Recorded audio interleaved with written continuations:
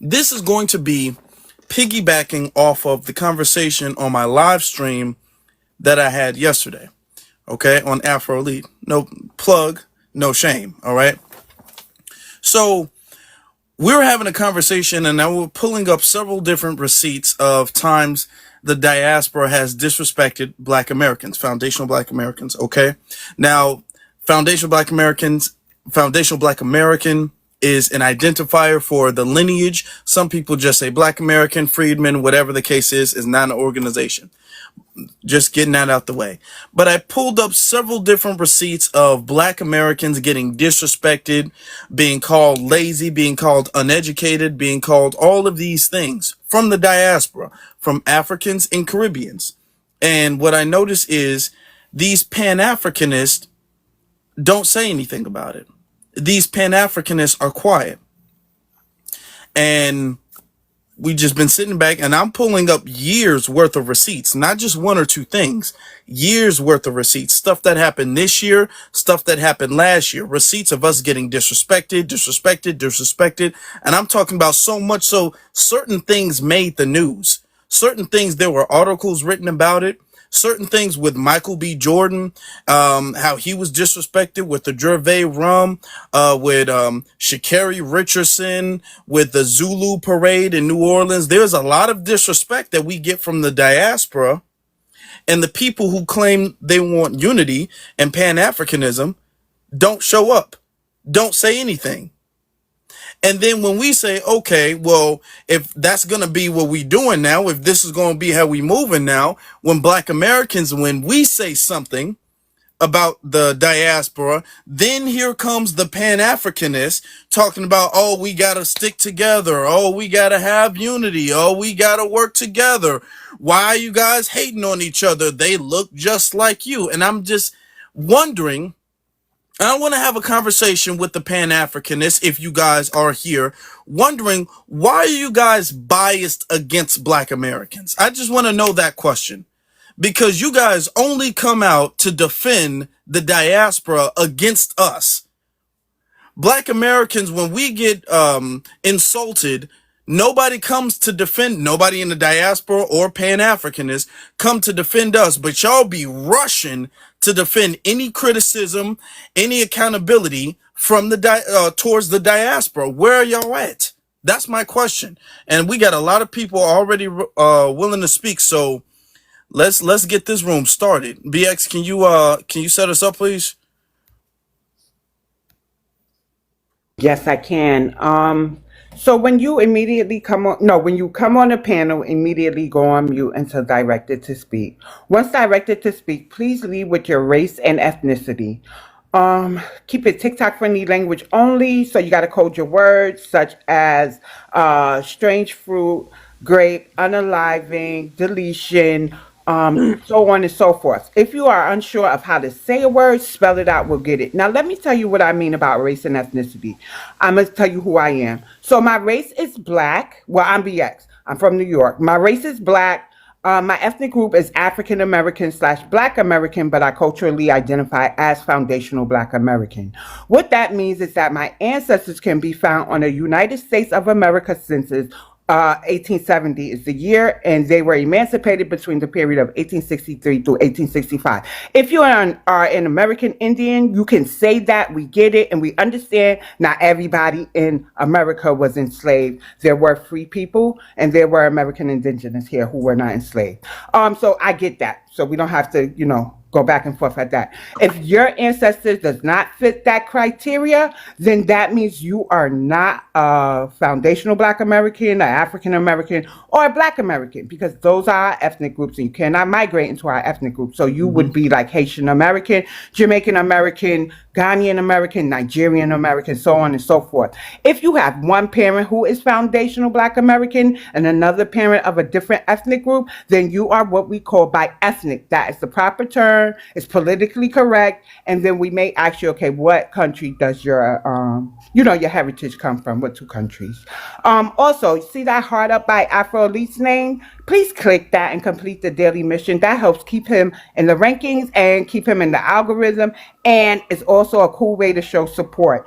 In the chat, Do not drop fruit emojis. Do not comment I love TikTok shop or F1. Do not do that. Just constantly tap the screen, share the live out, and I think that's about it. After, oh, there is an order. Please don't come off your mic. I will only stop you if I hear misinformation. Please don't get too disrespectful because we try to let everybody. Afro allows everybody to speak, but we don't like it's disrespect, and we'll be respectful to you too. Okay. All right then. All right then. So we got a lot of people willing to speak. Just be respectful whether you agree or disagree. Just be respectful to the host, to the mod. Oh, BX must she'll be back. She'll be back. And to the rest of the speakers. All right. So we're gonna get started with and you gotta mute yourself. I shared it to my story. I'm sorry, and that Yeah, kicked me off. you gotta mute yourself because then people can't hear. All right. So we're gonna get to VO. What's up? Hey, how you doing? I'm from the Bronx. Afro-Indigenous. My ethnicity is Garifuna. I agree with the topic. There is a bias. Even with my parents, they didn't want me to hang out with my fellow Black Americans. Even my mom was like, "Well, I don't get a woman that's Spanish." She didn't really like my Black American girlfriend. So, and even myself, like sometimes, like I be feeling bitter, and I have a bias against Black Americans. But I still love Black American culture, though. Okay. So and you say you're from where For again? clarity, right? He said Garifuna. Are you Honduran, Vio? Just born in Honduras. Thank you. Okay. Okay. They were born there. Were you born in the States? Hello, hello, can you hear me? Hold on, yeah, but hold on for a second. You got to wait for other people to speak. I I'm, appreciate your honesty, and we need to see. you're not Hold African, you're on, white. hold on, hold You're, on, hold on. I'm gonna let you go ahead, but you're gonna have to wait. Um, you're white. okay. Well, you're gonna have to leave. If y'all can't wait, then you need to go somewhere else because we're not gonna do that. We have an order here. All right. So, hey, I appreciate your honesty because the thing is that we know this, and a lot of people have already confessed this. A lot of people already say this, right? But then when we say that there's a disdain that is taught from the house, people will gaslight and act like that's not true. When we know that's the truth, we know that. So we appreciate your honesty. I do, because that's the first step into actually solving the problem. Okay, you can't fix a problem with people who are going to be dishonest. All right, so that's the first step. Let's get to the next hand. Let's get to. Okay, you gotta mute your mic as you're coming up. Okay, we're going to get to whose mic is unmuted. Okay, Be Halim. Halim, can you mute? Thank you. it keeps unmuting. Let's get to Skull Squad.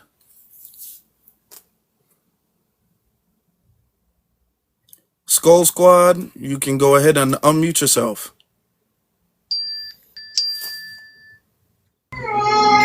How you doing, sir? I'm good. How you doing? I'm fine. I'm fine. Listen, I just got like a little question. Before you ask your question, I'm gonna answer it. But before you ask your question, can you please give us your race and ethnicity? Because I can't tell. We can't tell. Oh yeah, no problem, bro. I'm Puerto Rican. You're Puerto Rican. You're Afro Puerto Rican, or No, I was born in Puerto Rico, are and I you was black? Are you black? no, I'm just Latino, Puerto Rican. So okay, so you're a white Puerto Rican. Okay, because Puerto Rican is not a race, so that's why I'm asking. Oh, okay. I didn't know that. So, Okay. well, my question, I don't know if it's a stupid question or not, but I be having a lot of problem with somebody is on the platform. He said he from ABF. And every time a Puerto Rican or a Mexican they come to his platform to speak of something, when you tell him that you Puerto Rican or Mexican, he start putting people like Puerto Ricans and Mexican talking trash about our culture and everything, and that's disrespectful. And I told the guy, listen, I love American black people. I mean, we always play games. We always playing basketball Why you always hating people like that? And that's controversy, putting like black people and Mexican and everybody to fight, and that's not right. I'm waiting on the question. You said you had a question, so what was the question? That's the question. I mean, what is so bad to be a Puerto Rican or Latino? Okay. Well, let me mute you because Nah. you got a Okay. lot of children in the background. You know, and you need to get on that. BX, you want to answer that? Yeah. And I So think he you meant mentioned FBA, somebody not on the BAF. I think right. that's what he meant. Okay, I was kind of confused, but you mentioned somebody on the platform. Do you mean the app, or do you mean somebody here in this room at this moment? Skulls.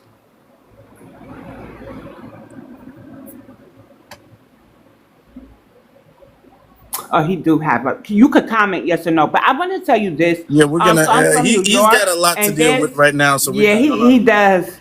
Oh, you dropped them. Okay. Here's the thing, Latinos, please do not forget the early when you first started migrating here to New York, and how we were called jungle bunnies this and jungle bunnies that, jungle music this, jungle music that. Y'all also used to wear your elders, maybe not you. And it's on Shavu's page. He put up a clip from Microphone Check where y'all had jackets, vests, back in the, I guess, the 70s or 80s with the SWASTIKAS symbol on them. So we cannot act like there is not anti-Black American hatred or sentiments within the Latino community. Personally, the Latinos are getting on my nerves. I'm from New York. I have beautiful Latinos that I love, so this may not pertain to them, but even them, there are some things that we do have to talk about. For me, though, I do have friends of other ethnic groups where we sit down and we talk about what's offensive to each other, what we set cultural boundaries. So we understand how to share culture. The N-word does not, they don't even want to say the N-word, right? And then I have Latinos that it's like their second language. They say more than we do. But when I come around, they try to limit that. They try not to say it around me because they know not every Black person is going for it. So you can't come up here and try to play the victim in a situation that you may have contributed to, if not started, right? Because we were here doing what we had to do, and here y'all came calling us jungle bunnies and jungle this and jungle that. And when you say we play basketball, sir, you sound about my age. Y'all were playing handball. We were the ones playing basketball. So you got somebody up here who is familiar with Latinos. Because of my experience, I can't say I could relate to y'all because I understand y'all had an issue with a flag. With your flag, you couldn't really wave it at one time. But now every block I walk down, there's a Puerto Rican flag right outside the door. My neighbors probably got a few. So I get it, right? But let's also remember, similar does not mean same. And because we may have played together does not mean that we're treated the same. So even if you're as melanated as me, my Afro-Latinos, you can never face what me or my people have faced and are still facing here today. Now, the protest about mass deportation and stuff doesn't necessarily pertain to Puerto Ricans because they are citizens. I get that. Right? So when it comes to y'all who are facing mass deportation and stuff, y'all have some anti-Black hatred about y'all too. But I can only speak for the demographic that I'm primarily around, and in New York, that's Puerto Ricans, and now the Dominicans are making a way. But I've never lived on a block without a Puerto Rican on it, and because I lived in the South Bronx. So I'm familiar. I have friends of all ethnic groups, but I gotta speak for my people because I think that we've extended ourselves enough and we're just being exploited. There was a lady, an expert at our reparations meeting, and all she said was Black and brown, Black and Latin, Black and this. Hello, it's a reparations meeting. Y'all got to talk to Spain. It's like we do the hard work, and here y'all come. Well, you know, we were going through things too. Nobody said you didn't, but that's your own claim. You shouldn't be latching on to us. You really shouldn't. Why? Because y'all took an assumed risk when y'all migrated here. We didn't have no choice but to build here. And then we're not getting respected. So we say, okay, the N-word ain't for y'all. Please don't say we get put. But I'm Black too. Not in the way that America racial construct is, right? So you're in America. That means you may be African descendant, but you're not Black American. And that's what we mean when we say black. The black community are black Americans on this land. Now, your race is black, but remember, race and ethnic were black American. That's double black. Mm-hmm. Yep.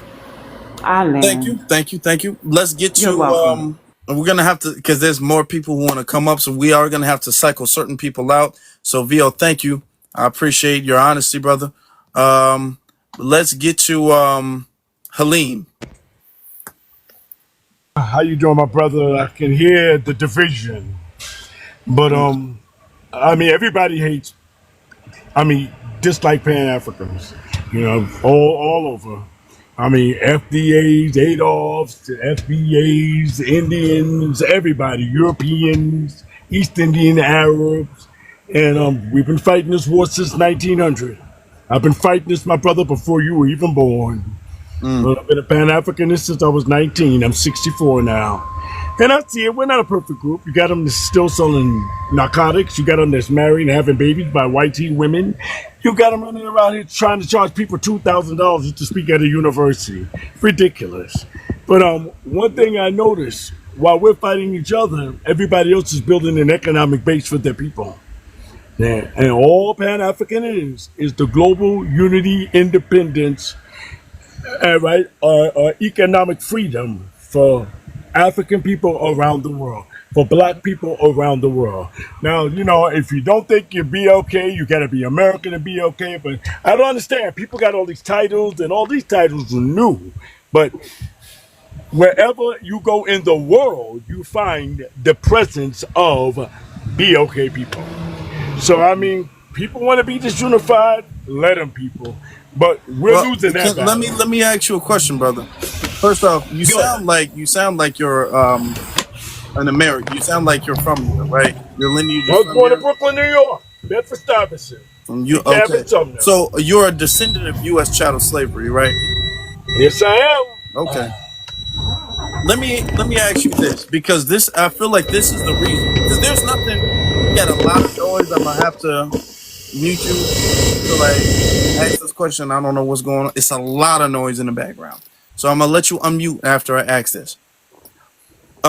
It's a lot of us who are former Pan-Africanists and believed in the global unity of everybody, every black person in the world fighting alongside each other against oppression. Okay, it's a lot of us who had that belief. The problem is that we noticed that the ideology of that started to become centered around uplifting and promoting the continent of Africa over everybody else.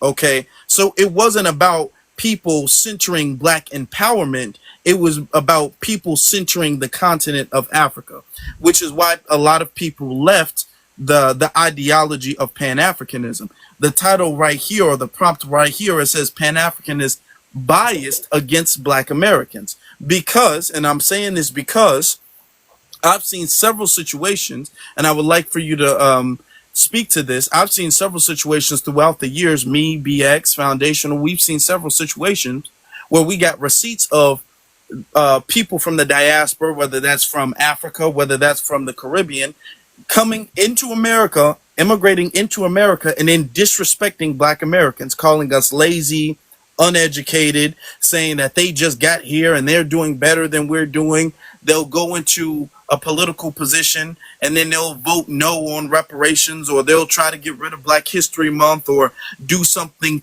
in particular for the immigrant community. And what we see is that Pan-Africanists don't have the same energy to address anybody from the diaspora. But when we do something that the Pan-Africanists don't like as black Americans, the Pan-Africanists are on the front lines trying to get us in check.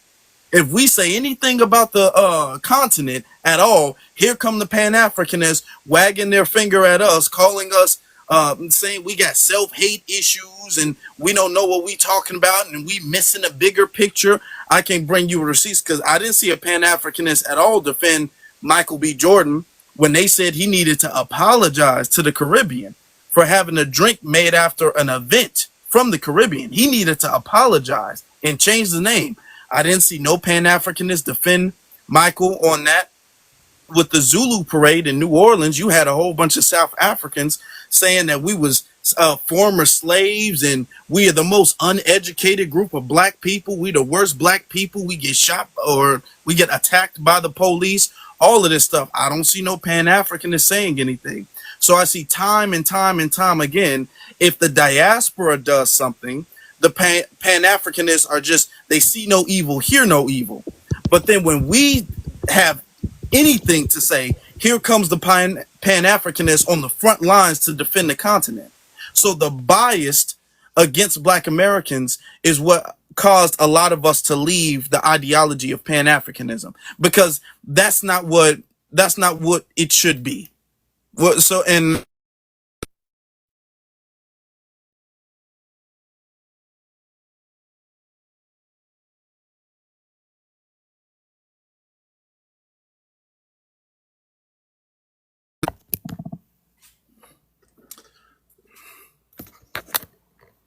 I'm sorry, I just got a call. Did he speak yet? No, I didn't. No, I Okay. didn't. Brother, I'm gonna have to get back with you. I'm at work. Okay. A lot of people don't want to be African anymore. So that's one problem. But I'll get back with you. Oh my God. You can't. Can you be? Oh, okay. He did a hit and run.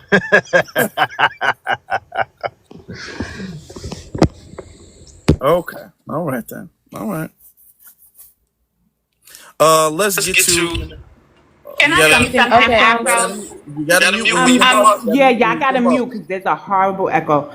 So there's a Trinidadian. He's our resident Trinidadian. He's in our lives a lot. It's Reggie. He said that Michael, as a Trinidadian, Michael B. Jordan needed to apologize. Also, he says every lie, New York is up in the house, right? So you got to tell your people to move faster because New Yorkers are used to moving fast, and their voice is welcome here. And trust me, Reggie, I don't like it either, depending on how they come up, because they think living in New York makes them authority on FBA culture or the history of New York, and it actually doesn't. So I am glad when I'm able to talk to those who are going to receive the information, but they're paying them out rear end too, Reggie. I get it, but they still have a right to come up here and voice whatever it is they're going to voice, and then I have a right to respond how I'm going to respond to as Can I make? Hold on. There's an order. There's an Yeah, order, sir. there's a lot of people I'm who have on to mute. spoke yet. I want to get Reggie to request up. Yeah. That's all. He should request up. delineationist. You got it. How's it going today, sir? Thank you for having this space. Salute to you, BX, as always. You sound familiar, brother. Yeah, it's night. It's Negro night, man. Oh, okay. What's you know up? who it is. How you feeling? Yeah, I'm doing good, player. I'm doing good. I like your space, man. I just wanted to pop up and show some love. But I want to read the title. You know, I kind of got that Xbox feel, so I like reading the title first to get myself centered in. Pan-Africanist, bias against Black Americans, all day. I see it in the world of academia, right? When other groups, when I'm in the classroom, they downplay Black American existence. They downplay what we might be going through and what we experience, especially in like criminal justice type of situation.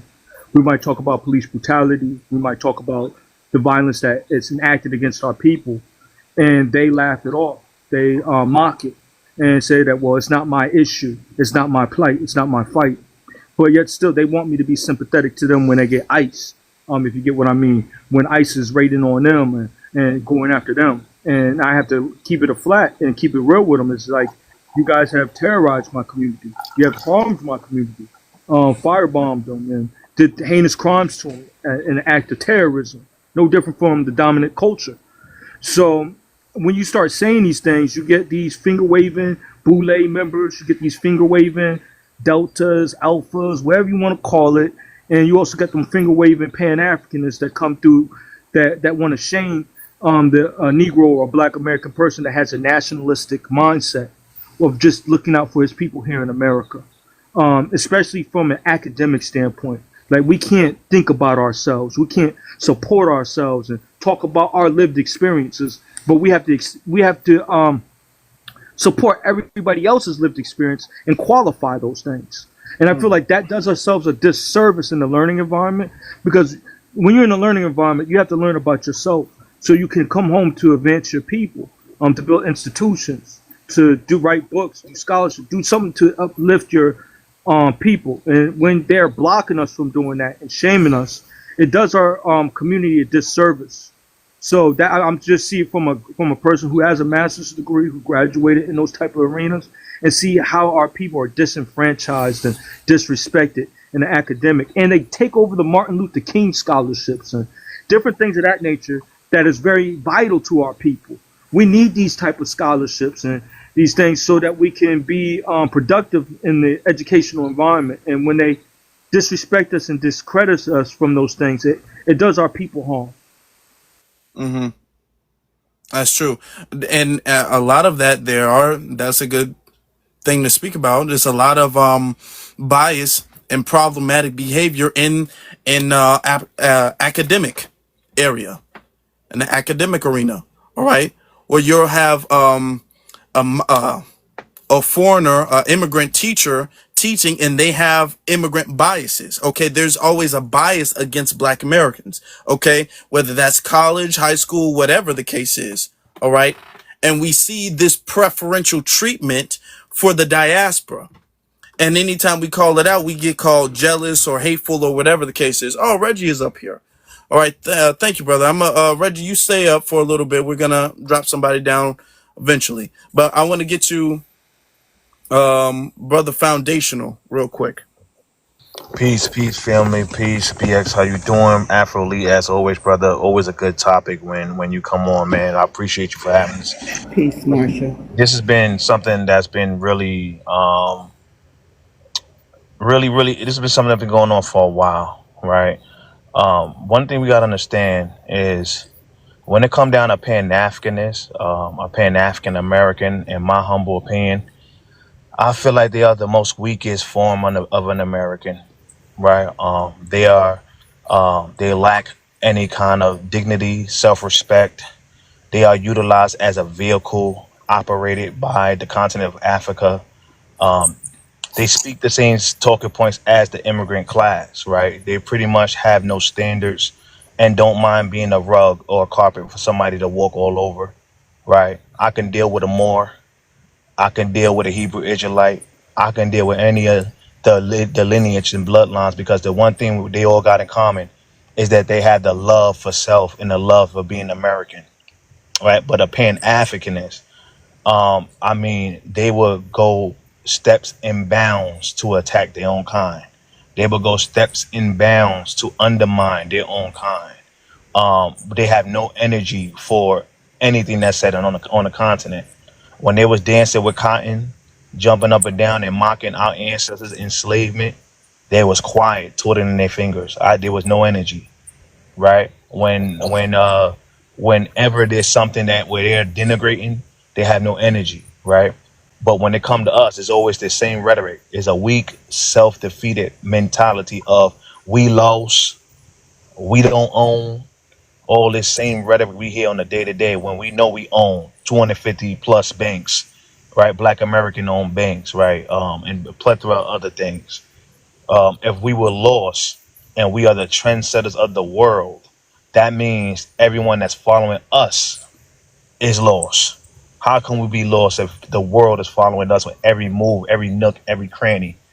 But this is the rhetoric that they have because they have no self-respect, no dignity, and no, and so when it come down to Pan-Africanism, we've been pouring our empty cup for the last 65 years into everyone else.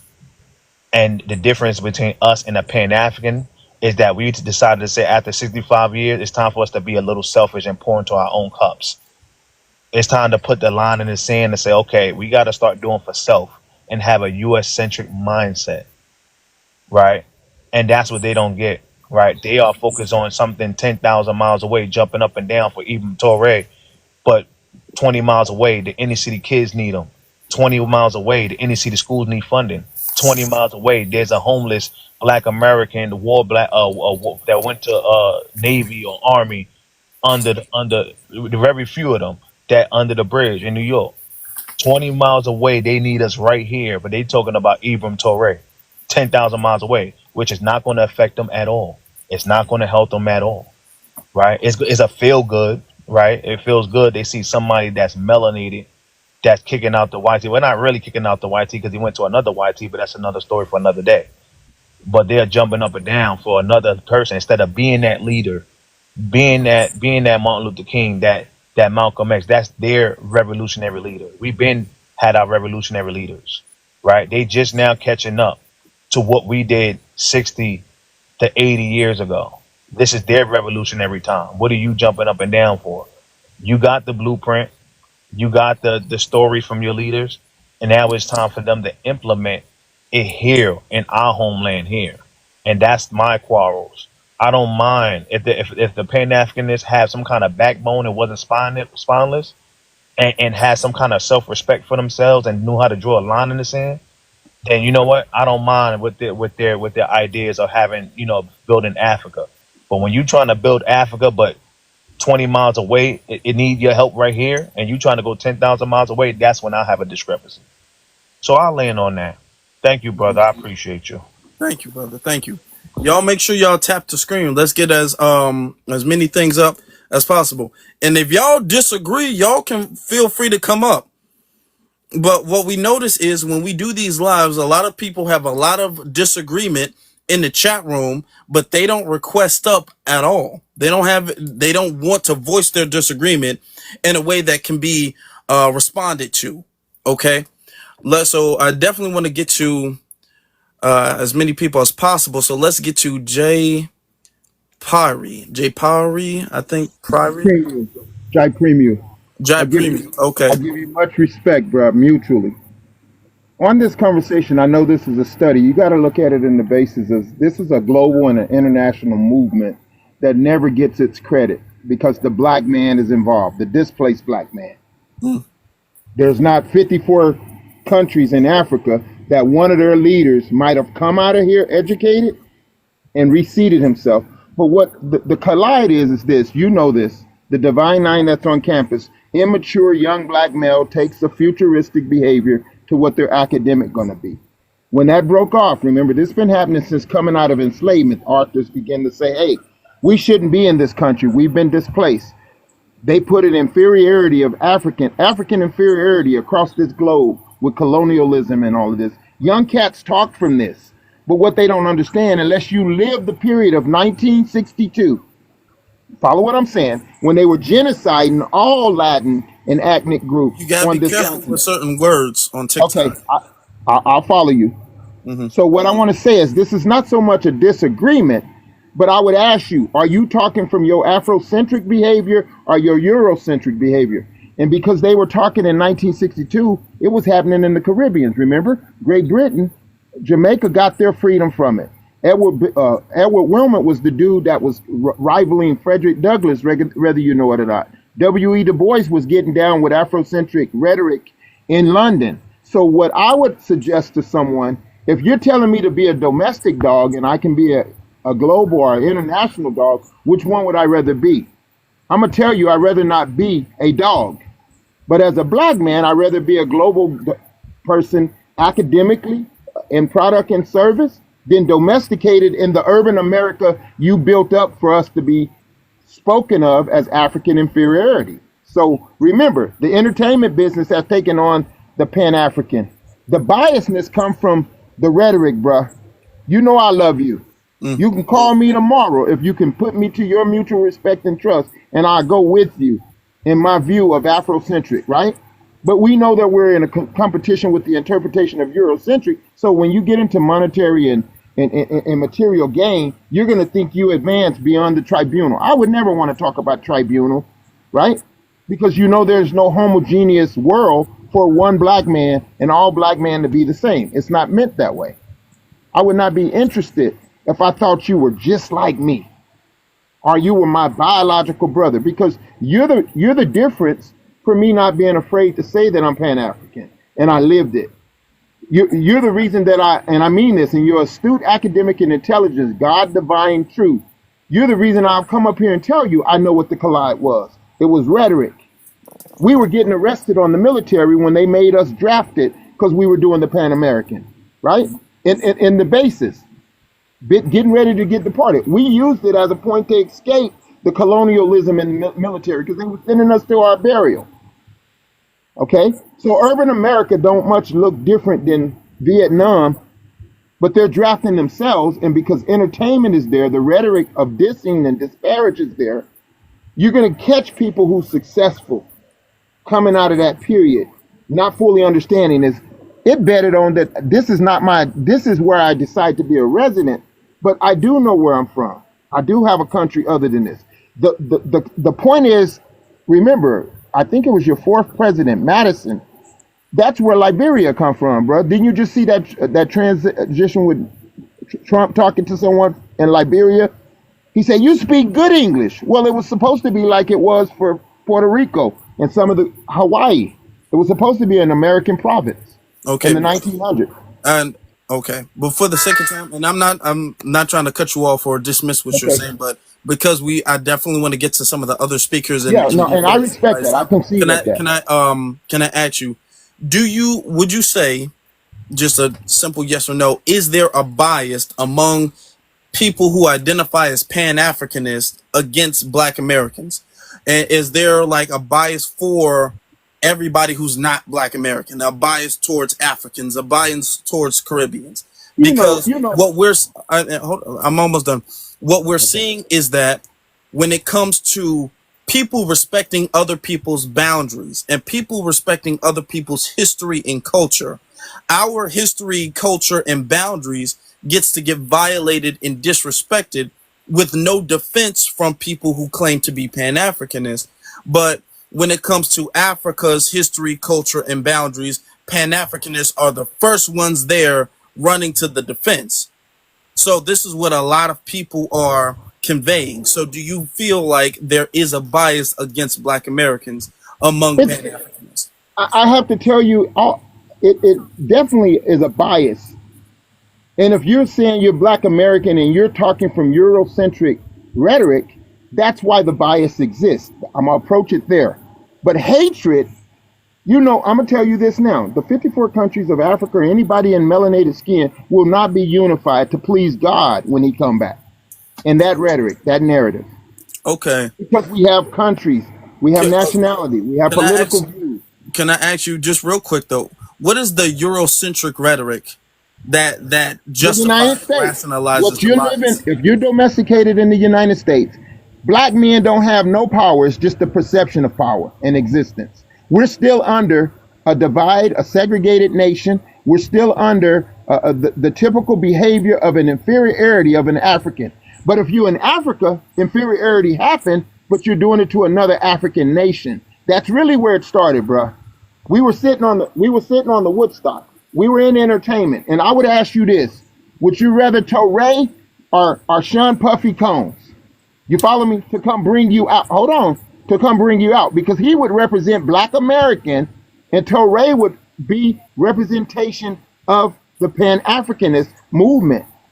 And that's what we have to be careful for. We can't just say we don't. I feel like we're off track a little bit. I feel like that's a little off track, because what I'm saying is that there's like, for instance, I got tons of different screenshots and receipts and things like that on social media, on Twitter, for example, of South Africans, Nigerians, people from the African continent talking about how Black Americans are lazy, are uneducated. We got baby mama issues, and just a lot of disrespectful things, mocking slavery, mocking Harriet Tubman, a lot of disrespectful things. And you don't see Pan-Africanists say, "Hey, y'all, we need to stop. We need to come together. We need to unify." And then when Black Americans say something about the diaspora, here comes Pan-Africanists saying, "Hey, y'all need to stop doing that to Africa. Y'all need to love Africa. Y'all need to leave Africa alone." So the only people that Pan-Africanists defend is the continent or the Caribbean. So there's a bias against Black Americans there, Black Americans. Well, but remember what I just said. I tried to position to you, I don't have a personal disparage or biasness against it. I'm saying to you the Eurocentric behavior of domesticating when the movement started. What's happening now? You know what's happening with the Great Divide today? You can't think in your academic way that Black men are homogeneous. I don't give a damn what nation you origin.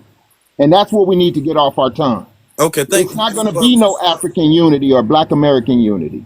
Okay, It's not. okay, thank you, thank you. I appreciate you.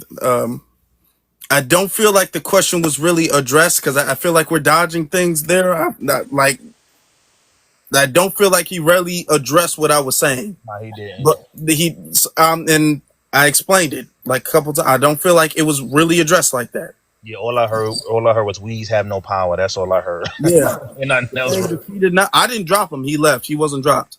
It shows you right up there if they were dropped or left. He left. Okay. Let's get. I don't know how to. To see that. And I don't even think we can see if the host does it, but I can see if another mod does that. Yeah, I didn't do it. Actually, I want to know what your time is looking like. I'm trying to get in touch with my instructor to see if class is at 6:30 or 7. I'm also trying to get 2 mods in here. Nobody in 1985. So I'm just waiting for a response. So I could be a little late, but I don't want to be too late.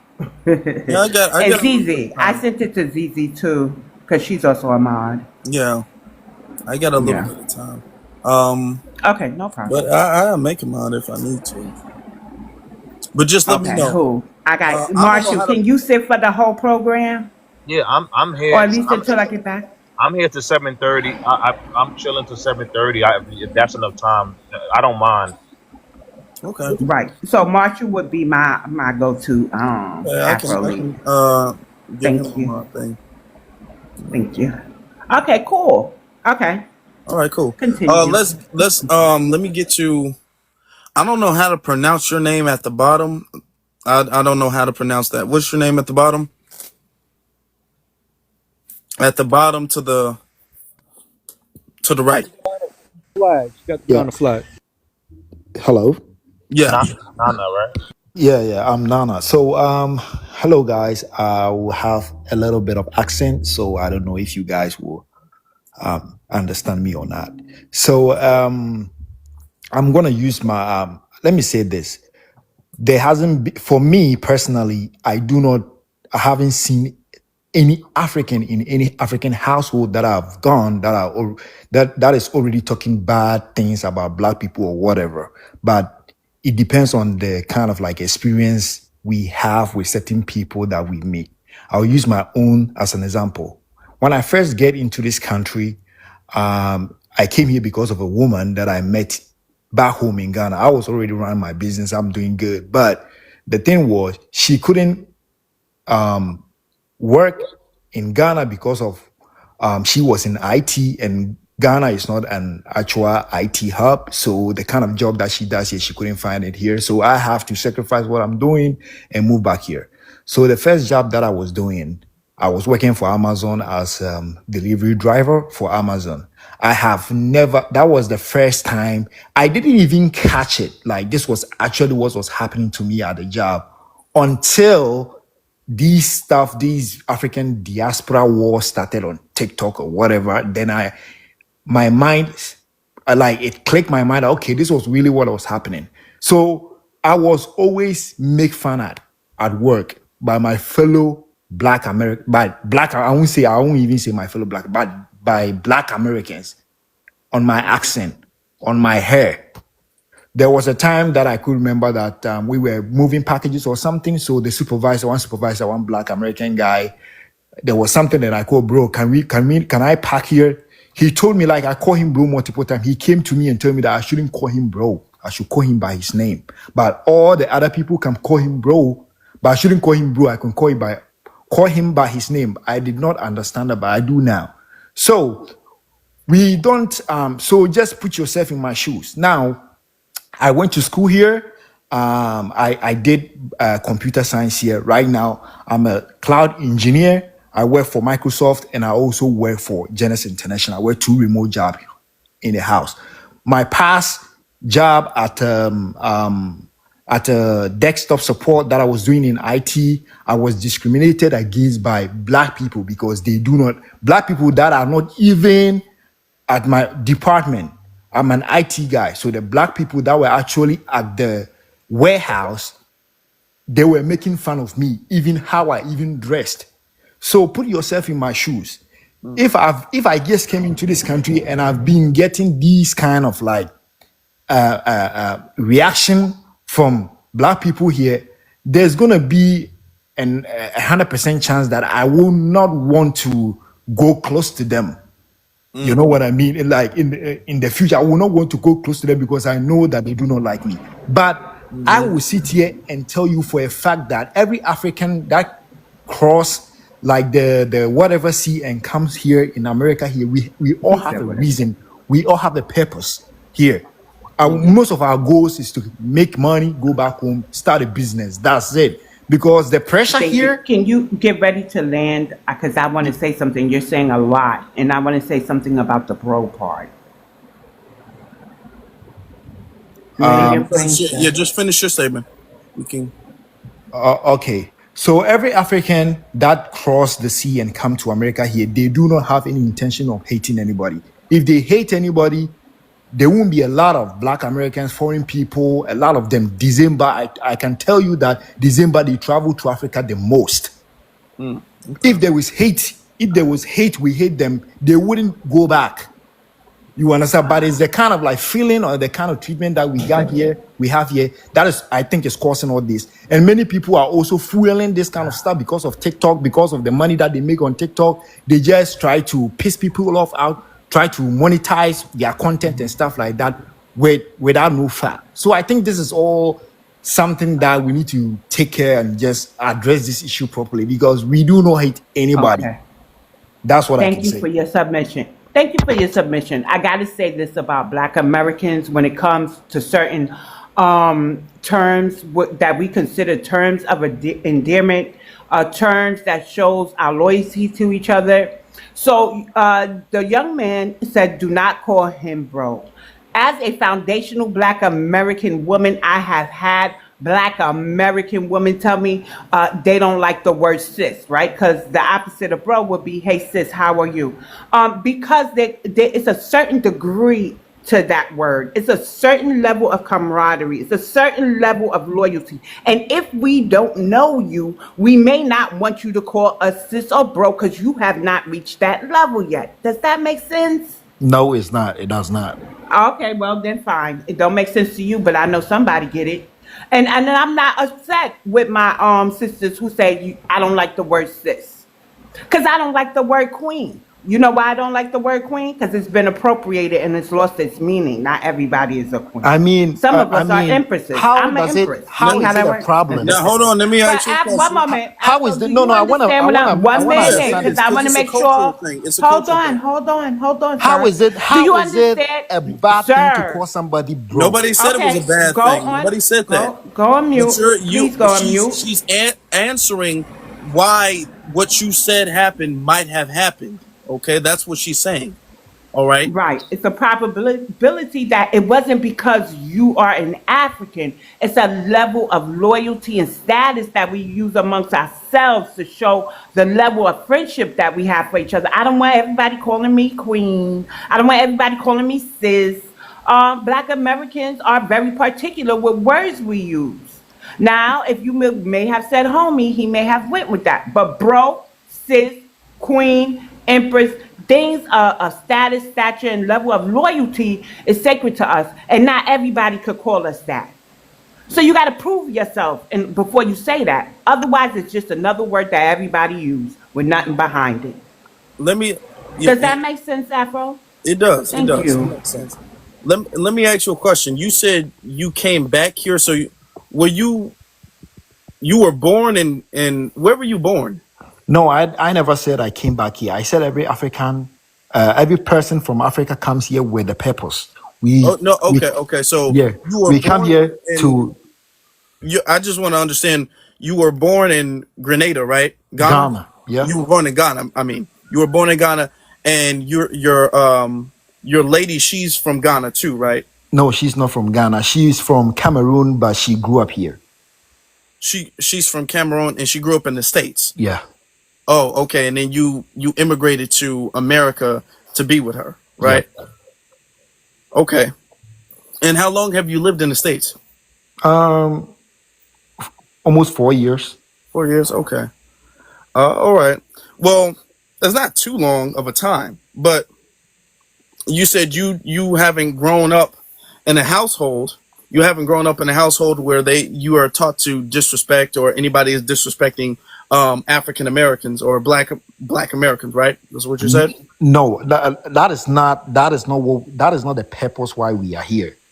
You know. Okay, I So don't think so it I is. have never, for me, my experience, I have never seen, unless that person has a particular Okay, experience but with. hold on. I'm somebody saying I'm reaching. I'm asking where he's from. That's it.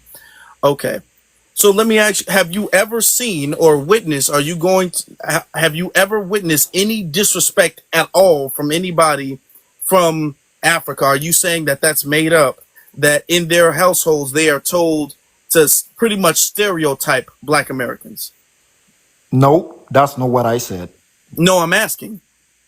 Are you saying, do you feel like I know I that don't is a feel problem? anything. We are not taught to do that. Okay. Because we've had multiple panels and we've had multiple lives where Africans do come up That's what I'm and telling you, that it's come up. TikTok. People try No, to, no, no, no. like, Okay. Well, here's one of the things you said that I really disagree with, because you're saying that it's TikTok and everything like that. And these problems didn't exist until TikTok. TikTok really opened the platform for a lot of people to express themselves on multiple issues. TikTok did not invent any issue. All of these issues pre-existed TikTok. TikTok is very easy for people to either go live or for people to make videos. So people from across the country can easily make videos with a few steps. It's very simple. Okay, so it's a lot easier than YouTube or other platforms. So people can speak on issues a lot easier now, and that can reach many people a lot faster than it ever used to.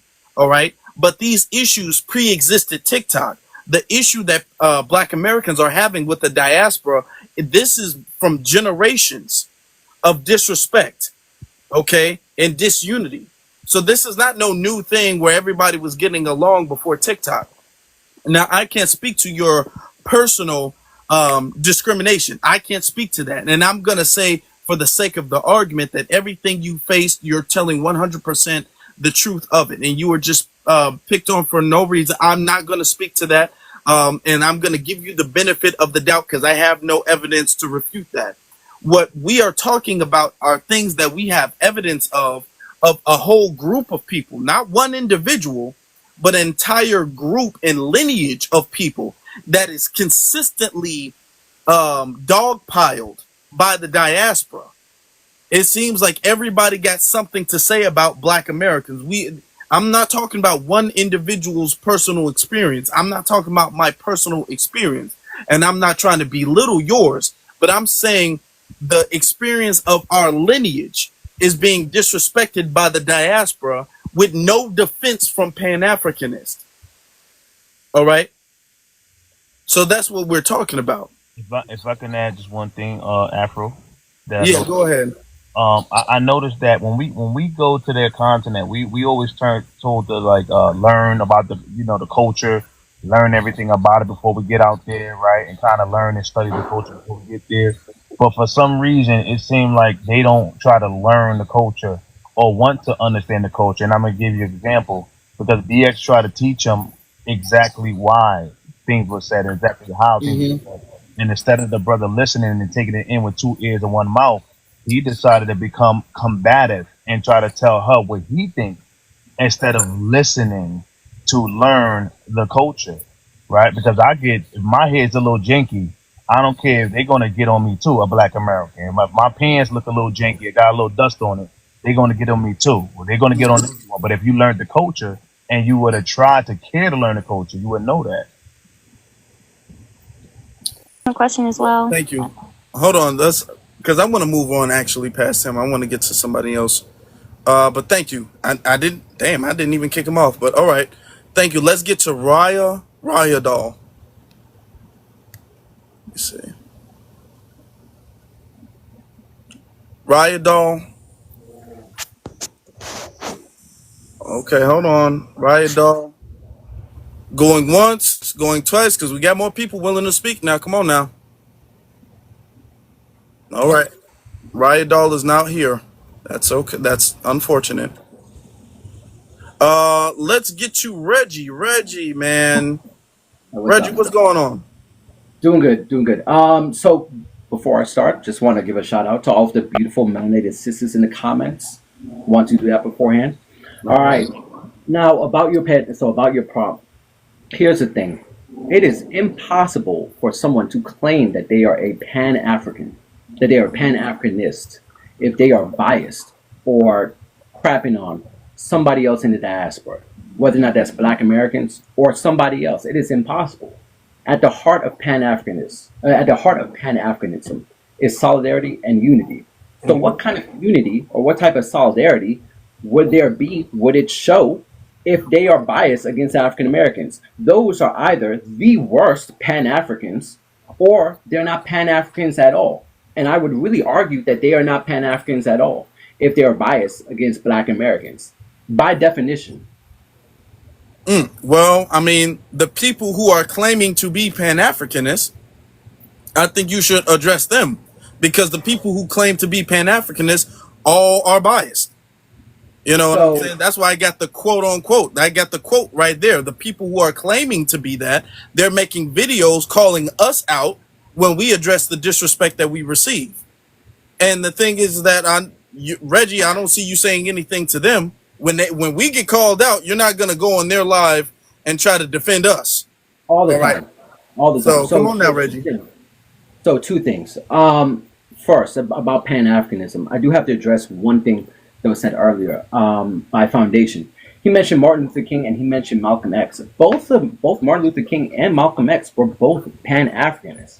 Now, about what you're saying about calling people out. Me personally, I call people out all the time because for me, you're talking shit. So excuse my language. You're talking crap about my loved ones. You're talking crap about people in my own family. So I can't Who have am I that. talking about? No, I'm not. Who am I talking No, no, about? no, not you. So you're saying, hey, go ahead and call out people who are talking shit about Black Americans. Excuse my language, right? I have to do that because for me, I have Black Americans in my own family. So it would be disingenuous of me to come up on here and say, well, blah, blah, blah. You all are, here's a criticism on your end and not criticize the other end, right? So that's what a true Pan-Africanist does. They address both sides. And they don't have bias because, again, it's about solidarity and unity. Now, I think what's going on, and you may have to address this with some other groups of people, right, is that Pan-Africanism really, and, this is a critique of Africans, and I actually would say Africans, not Caribbeans. So Pan-Africanism is mostly a Caribbean and an American thing, right? It's taught within our schools. It's taught within the colleges in the United States, right? So that is a Black American issue where you have Black Americans presenting themselves as Pan-Africans and not calling out other people within the diaspora, right? So I don't think, so first of all, if you're African and you're coming up on the panel, this doesn't really include you because most likely you didn't study it here. You're not really a Pan-African, right? Like you probably are Pan-African in jest, like in nature, but you're not really enthralled in it like if you were living in the United States, all right? But this is a conversation that should go on within Black Americans where you can say, hey, yo, why are you not calling out other people within the diaspora? Now, that's interesting. That's interesting, Reggie. And what's so telling is that I've seen you in our lives multiple times before, and you've spoken with us multiple times before. So I already kind of know where you be coming from. And the energy that you were having in the comment section is different from the energy that you have when you come up to speak. So right? in the comment section, which is why BX requested you to come up and speak. So because BX we've seen in the Reggie, come on now, we're familiar with you, and we've seen you in the comment section every time we sit up there and address the disrespect that we face. You are in there trying to downplay and belittle that and say and gaslight us about the disrespect that we face. And this has happened throughout the course of multiple different lives. So now you're saying I gotta say this. Bias, but if you're a Pan-Africanist, you are the perfect example of the bias we're speaking of. Go ahead, Right. BA. So I Okay. do. My instructor is waiting for me. So Reggie, yeah, I pulled you up for the Michael B. Jordan. You said Right. he Can I address needed to that? apologize. Right. Can I address that? Yeah, because I'm used to you. It's like Yeah. you're either or. You're iffy. Sometimes you're in support of foundational Black Americans. You get where we're coming from, and then other times I'm just thrown for a loop by you. But for the most part, I kind of get you. I kind of expect it, and it's not anything I can't deal with. We sort of banter back and forth, and I Right. encourage that between us. You understand? Because for sometimes you get it, and sometimes I do need your voice as a Caribbean to speak on certain issues. So So, I'm not saying so you're a writer, but I am right. saying your voice is needed sometimes. Yeah. So BX, are you about to leave? Yes, I am. Uh, Real quick, can you tell me about Michael B. Jordan? Why he needed to apologize, just so I can hear it for myself? Right. Right. No problem. So if I come out with a beer line, right, or whatever, and I were to call it like Juneteenth beer, right, that would be hella inappropriate. That would be crazy, right? And I would be, well deserved of any hate or any criticism that I would get. That would be stupid, right? Michael B. Jordan did the same exact thing. So he took a national holiday in Trinidad, Juve or whatever your pronunciation is, and he labeled his alcoholic beverage that. And so those people have a right to say the same thing because that holiday actually goes all the way back in Trinidad in our history. So yeah, that holiday goes all the way back even to like slavery and whatnot. So for him to label that beverage, off of a Trini holiday, yeah, I would be pissed. The same way how everyone was pissed off of the Juneteenth Caribbean flyer in New York, right? It's the same thing. no, oh, now here's the thing though. He was like bashed, drugged through the internet. People made several videos, YouTube, TikTok, all of that stuff. He was drugged, made a public apology, had to change the name and everything like that. But that is very interesting because y'all get it when it's y'all, but y'all don't get it when it's us. Because when we say Juneteenth is a foundational Black American holiday, we'll have the same Pan-Africanists who can understand that Michael B. Jordan was quote unquote in the wrong. They will understand that he was in the wrong for that. Then when it comes to Juneteenth, now y'all just don't get it. Now we all from Africa. Now we all Black. Now, why should we be American? It should be for everybody. I just don't understand how, if y'all get it for the Caribbean, why are we not receiving the same amount of respect in return?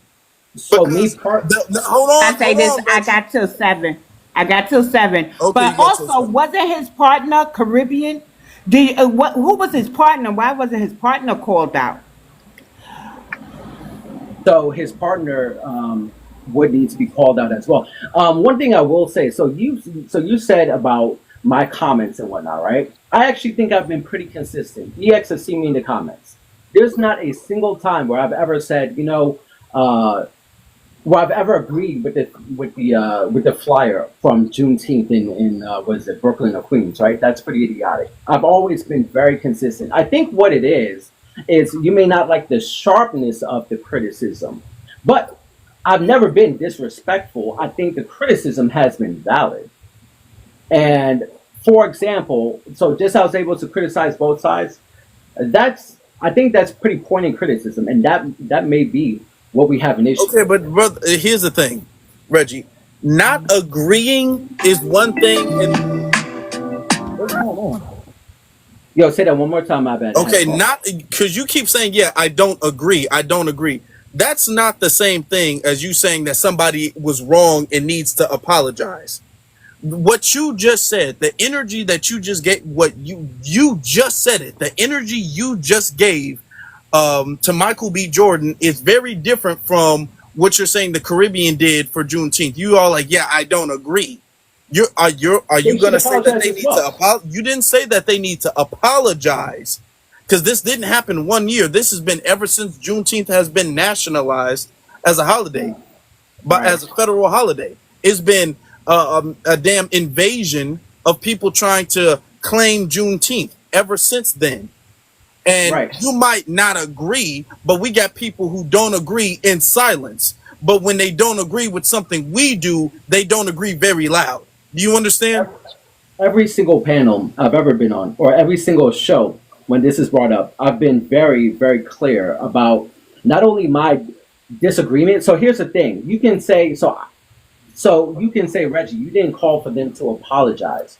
My bad. You're right. They should apologize for that. I've been very clear about my disagreement with that. Even when you had other speakers here just now, the guy who was speaking, who was doing the babble, when he said something like, there was a word that began with a D. He said that people were, I was criticizing him in the comments, him and the Ghanaian in the comments, very clearly. And also I'll do this. And other people have seen this as well.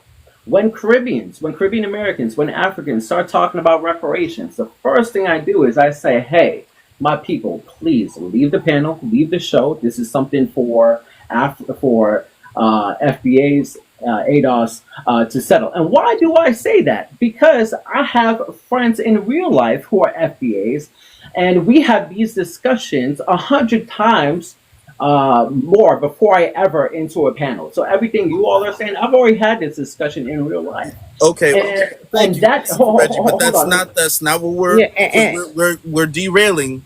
We're derailing at this point. I just wanted to get BX wanted you to come up to address that, and I just feel like what you just said, you just expressed a level of almost anger. You expressed a level of anger at Michael B. Jordan, or strong disapproval of Michael B. Jordan's actions, and you did not express that same level of disapproval of the Caribbeans trying to do that with Juneteenth. You did not. Let me just add one more thing. You were just up here and you did not do that. You're right. You said you disagreed with them, but Michael needs to apologize. That's exactly what you just said. All right. And this is why we're saying that there's a bias. Well, let me say this. Hold on.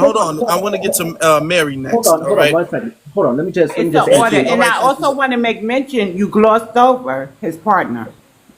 Let me just add. So let me just add one thing here. So let me just add one thing. I'm sorry, y'all. So because I'm Trini, of course I would have more anger to the person who disrespected Trinis. And you're absolutely right. It is anger toward him. Oh, thank you. So it's a bias then. Thank you. Right. So, but here's the thing, though, and I tell those people, hey, it's a bias. Hold on. I'll say, hey, I disagree. You're idiots. You're idiotic for your flyer and whatnot. The same way how you have more of an anger toward people who disrespect Juneteenth than people who disrespect the Trini culture, a Trini holiday. That's pretty much factual. But you just said nobody can be a Pan-Africanist if they're biased. That's the first thing you came up here and said, Reggie. That's the first thing you said.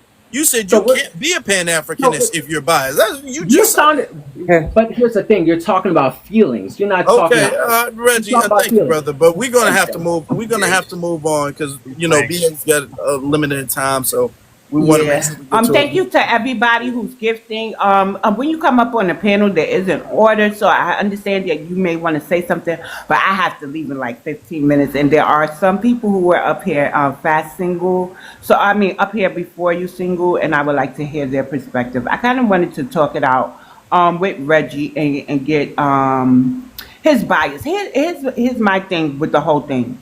Black Americans, when we see someone go against the grain, we call them out. No matter if you're Pan-African or just a regular person that's trying to live their day-to-day life, don't have a time to really sit down, but you want everybody to be treated fairly, and you don't want to be embarrassed by your people, because we got those too. Don't you embarrass me in front of those people, and I've been harping on that lately.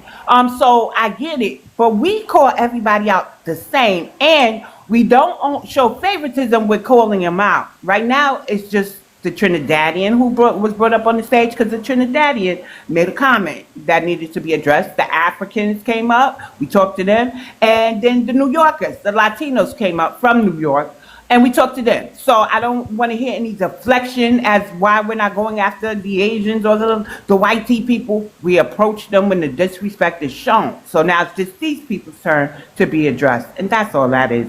But Reggie is biased. He has what Candace Owens calls a Caribbean bias. I think for me, he's a little more tolerable than the rest. Like the rest, like we could talk it out with him and kind of explain to him where he went wrong. And sometimes he does get it right. And sometimes he just doesn't. With Yeah, Michael he's B. not Jordan, I unbearable. think he Reggie's not doesn't. unbearable. Yeah. Yeah. Yeah. He's You know, laughing. Okay, I'll land there. he's one of the ones who's biased, but you can have a civilized conversation with Reggie. I can appreciate that, even though he's biased, but you can have a civilized conversation with him. What's the order, BX? Just in case you leave, just so I know the order, so I can make sure we get that order right before you leave, BX. Three is next, unwritten DH, and then late, and then single. Okay. Yeah. Mary, you got it. Okay, thank you. I appreciate you Yes, allowing me my to come up, Austin, hold on. because You I gotta have mute an yourself. issue. to come up and ask a question. But first, though, I notice a lot of people like to mention the whole Malcolm X thing. Malcolm X identified as a Black American. He fought for. Let me stop you. Let me stop you. Race and ethnic group first for the room. Your race and ethnic group. Oh, mine. I'm sorry. Yes, I'm a yes. Black So we ask American. everyone. Thank you. I identify as a foundational Black American. Mm-hmm. All my family is from Louisiana and Mississippi. Right. Okay, Okay. so I noticed like that's like a common talking point. He's Caribbean. He's Caribbean. He identified as a Black American. He fought for struggles in America. He supported fights around the world. So like it's always a talking point to try and say like what has been going on between Caribbeans in the past century, that they like the past since we got to 2000. What have Caribbeans contributed that's tangible that assisted Black Americans? I don't know anything. They always want to go back to him, but he lived and he grew up here. All right, so this is a question. To say this, he was also half FBA. His father was full FBA, and he was raised by his full FBA sister. So by ethnics, people don't care for by ethnics. Other people love by ethnics. So I pretty much let them identify as they wish, see who they resonate with, and if they're on code. There's no doubt about it. Malcolm was FBA. You get it? Because he has the lineage here on Yes. here. But when they bring him up, it is an aha moment, like, oh, the Caribbeans helped you and your leaders are actually Caribbean. They do have he has a whole nother heritage with him, and he was raised and cultured in that ethnic group. So when they bring up Malcolm X, they gotta understand some of us even sat with Malcolm X family. You get it? And so we do know some things. I'm not one of them, but I read. And I sit amongst those ones. So for the most part, he was raised by his foundational Black American sister because his parents, his father had transitioned. That's a respectful way to say unalive. And his mother, she had some health issues. And I'll leave it there. Okay, so my question is, and this is to get educated, is Black the new is Black the new like Pan-Africanist word, meaning like Black equals African? Because that's something that would be extremely new to me, right? It's always been since I grew up, I'm Black, and I've always heard from everyone else, I'm African, right? So now it's a new thing that everybody's Black, and they will speak to you as if they don't know what you're talking about. So I don't want them to insult my intelligence, and I accept it, right? Okay, you're Black now. That's fine. But recently I got on a live yesterday, and I had somebody where I was trying to get them to understand that there are Black indigenous people literally all around the world. Like it's not just specific to, the United States or anywhere. And they were telling me when I was trying to explain to them about the Manique people in Thailand that are Black, that those are not Black people, that Black is African. So I was shocked because now Black is African. When did Black become African, like solely African? So it seems as though now like they're attaching to that word, which is a little concerning. Yes. Yeah, they're incorrect. That's the short way to answer that. They're incorrect. African, they keep trying to make African like a racial category. It is not a racial category. There are black people who have been off Africa longer than like are indigenous to other places. That's how long they've been off of Africa. So much so that they are the indigenous of other places.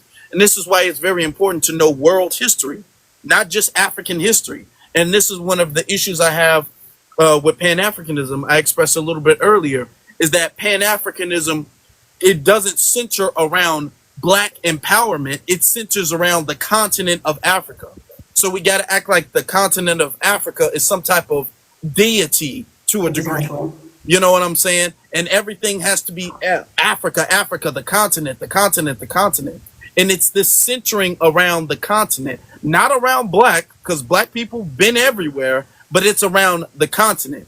And we should dismiss anything that doesn't come from the continent. And that's not Hey, truthful, that's not honest, it's ahistorical. but when you're trying to explain, like, they don't get the whole black pride thing. They think you're self-hating on African. They don't understand we spent all this time here. We're the most prideful people, or some of the most. I'm not trying to say it like that. Some of the most prideful people in the world. Like, we literally, that's black pride. That's something that became popular in the United States. So it's like they see that as that self-hating, but you don't understand we're very prideful. That's part of the reason. But I just have one more thing. I just want to make one more comment because I've been listening to these lives for the past couple of days. For all the people who want to get gaslighted and, every time you try to say you want to have a conversation and just discuss with them like what your issues are because we were raised that these are our family, right? Mm-hmm. Go hop in one of these Congo lives, one of the South African lives, or one of the Ghana lives. They're all getting in there and saying the same thing they're saying to us. The same exact thing. You're jealous. You're just upset because we came here and we're doing things and you're not working hard enough. All of that stuff. They say all of that. So that's not something that they're just doing to us. That is a strategy that they use amongst themselves that they're trying to bring to the United States. And another thing is that I'm also just one more thing. I'm sorry. I'm a little concerned that Africans in Africa think that we have an issue with them because we don't. We're talking about the behavior of people in the United States. But I think that they're attaching the whole African, thing to everyone, basically. But that's it, Alan. Can I say this? I'm sorry. The mindset comes from somewhere. So when I hear things like, "Oh, that's just TikTok," TikTok allows a level of anonymity, right? So they could get on here and however they were raised or cultured or whatever biases and stereotypes they have about foundational Black Americans or other people, they can get up here and spew that rhetoric. But with the continent, I got to tell you, the mindset starts from there. Right? Because they migrate here with those thoughts and they want to.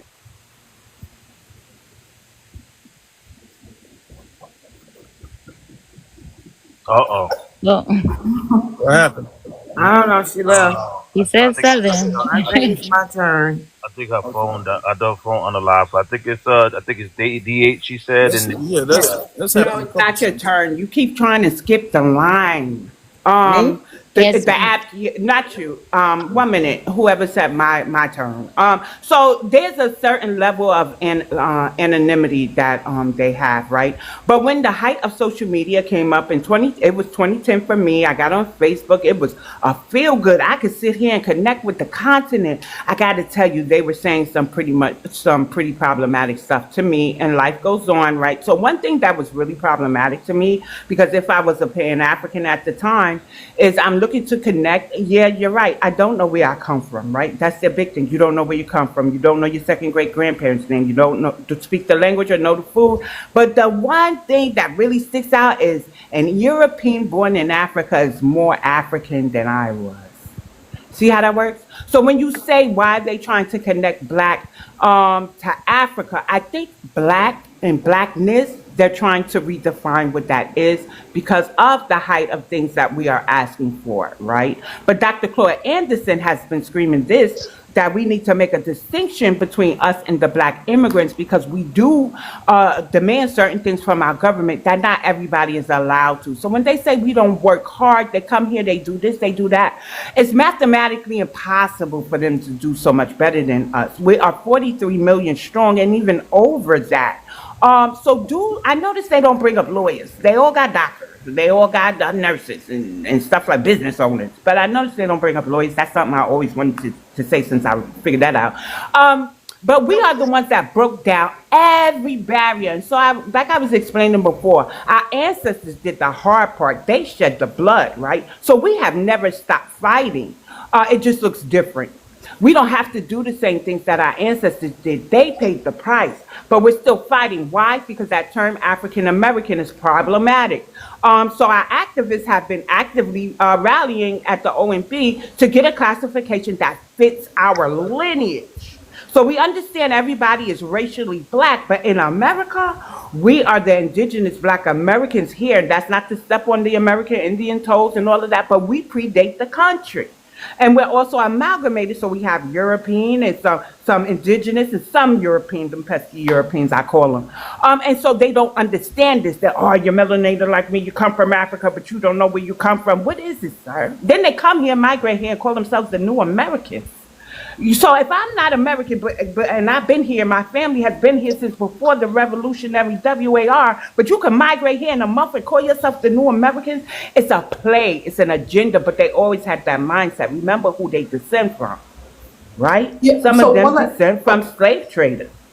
I wanted to just also say, anybody that's doing something related to getting our distinction, I mean action items outside of online, please message me. I'm ready. All right. I take care of business. Thank you. Let's get to unwritten. Hey everyone. Yeah, I echo what BX was saying. They basically are trying to co-opt blackness because it's just another way to try and connect themselves to us in order to exploit us for their benefit. If we look at, the different terminologies that we've adopted, African American, even Black American now, it has been a ploy to try and center Africa in our identity. And for a while, several decades now, we have accepted, this level of connection. We didn't really see how nefarious it actually is, and how it, causes the premature erasure of our ethnicity by them doing this. But to the point of your prompt, I 100% agree with that. You can clearly see the bias, and I think the bias exists because there's an allegiance to Africa. There's not an allegiance to Black American as other Black Americans. They don't. People who adopt this ideology and subscribe to the propaganda, they center Africa as almost like, the Mecca that everyone needs to either go back to, prioritize, and it's kind of cultish. And therefore, when you are prioritizing Africa in that sense, you are prioritizing what's best for Africa, right? And what's best for Africa the people can argue is the extraction of resources from Black Americans to Africa. And you've seen them attempt to do this in a variety of ways through the extending your citizenship in these countries and offering these certain things, and just them being able to try and connect in a way that is for their benefit only. And I could see if it was, say, what do Black Americans need when you're bringing up these conversations around Pan-Africanism? What are the, agendas that Pan-African have for Black Americans specifically, not for Africa? And they don't, because it's in the name, they don't prioritize what's best for Black Americans because it's for Africa. So the whole push there is, how can we get Black American resources to go to Africa? That's the primary objective, in my opinion. And they are failing. I think that's why they have such a big issue with FBA and ADOS and people delineating from these certain terminologies that try to drive this connection, because that disrupts their objective. Like, how can we extract resources if we can't convince them that they're us? Because that's what it is, like trying to belittle Black American identity, Black American culture, Black American contributions. It's to belittle and they're doing the same exact thing that we see white Americans do. Like we've experienced this time and time again, but we just haven't been privy to Black people doing it or Africans doing it to us. It's new for us for them to be doing it, where you diminish first, right? What do they do? They diminish anything that we do. They call it ghetto. They call it this. And then what do? They adopt it. And it's like, wait a minute, that was just ghetto a week ago. But now you wearing the same thing. Now you saying the same thing. How are you Black when y'all were rejecting Blackness? But now you're adopting it, saying that Blackness was beneath you. So You're African. let me interject here. I gotta go. So I just want to kind of give my final thoughts. I want to say thank you to everybody who joined the panel while I was sitting here. I really kind of wanted to hear Single, but I have to run because I believe I remember you from a previous panel, and you had some type of Pan-Africanist beliefs. So yeah. But we still had an order here. So I want to say thank you to everybody in the chat and to the mods who are here to assist while I'm going. Afro, great live, and I'm going to have to catch the replay if I don't make it back in time. Are you going live on YouTube tonight? No. Okay, so when are you going live again on TikTok? I don't know. I'm not sure. Maybe Sunday afternoon. I'm not sure though. Cool, I'll be free. And also, can we put a pin in this topic? I like the vibe of the room, but the conversation is flowing, Yeah, and I for the think most this part, is it's not out of hand. yeah, this is the next step to the conversation that we need to have. I feel like Okay. because So to this my is not just foundation. addressing the Africans. This is addressing the Africans, the FBAs who are Pan-Africanists, the Caribbean. So this is really addressing one of the core issues of the problem. I feel. Right. So to my foundational Black Americans, peace, love, light, and reparations. To everybody else, tread lightly, be easy, no harm. But the boycotts continue. Because I've been boycotting since 2023. See how that works? Go ahead and drop me, Afro. Let's do it. All right. Love y'all Come for on, BX. real. All right. Yup. Much love, BX. All right. If I could just say something real quick before, I'm next. it's DH and then it's you. I'm next. You're So if gonna I go. You're gonna You're go. gonna But go. he's a mod, so he just wants to say something real quick, and then we're gonna. So both unwritten and Mary made great points. I'm just gonna hit on the brother earlier. He said something about Malcolm X being Pan-Africanist. Malcolm X indeed was Pan-African, and in the '60s he reached out to African leaders at the African Union meeting, letting them know, hey, we going through things systematically. I need your help. Please come and help me. And the African leaders said, your problems are your problems. We can't do nothing. There's nothing that we can do about it. We have our own problems. So again, like I said, Pan-Africanism haven't benefited us at all. So he thought that was an aha moment by saying Malcolm as a Pan-African. Yes, you're right. And it hasn't benefited us because they turned them around, them African leaders. So and in regards to them now trying to branch on to the black word now all of a sudden and African American, that's because a lot of them don't have ethnic and cultural currency. And they know we have the ethnic and cultural currency. We have the global acceptance, we have the global acknowledgement, and we have the global voice. And so, if I can latch on to what's cool, if I can latch on to what's respected globally, then I can wield that voice and that power for my will to take the resources and benefits to my continent, and that's the goal. So anyone with a backbone like ADOS, FBA, American Indian, that's a threat to what they're trying to do. Like Sister Unwritten said, she's 100% right. So they don't like no one with a black backbone. They love the soft and sweet kumbaya. We are the world black Americans that's just going to open their arms and be a walking carpet. They love those types, the self-defeated black Americans. They don't like the ones with self-respect. In our land, DH brother, I think it's your turn, and then single you. Well, I don't know if unfinished was finished yet. If Okay. unwritten was finished. Yeah, unwritten. All right. Yeah, no, like I said, I just reiterate, it's all about exploitation. Like, I mean, the fact that they say the reason why they're in this country is to go to school, get a job, and then send that money back where? Back to Africa. They set up in our neighborhoods to extract resource and send that money back where? Back to Africa. So they've convinced their children to come here to send money back to Africa. They want us to think that we're their children too, to send money to Africa. And we're like, no, we know y'all are not our parents. There is no connection there. There are people who, try to attempt to make that connection, but we already see what they're attempting to do. Our resources is for our community.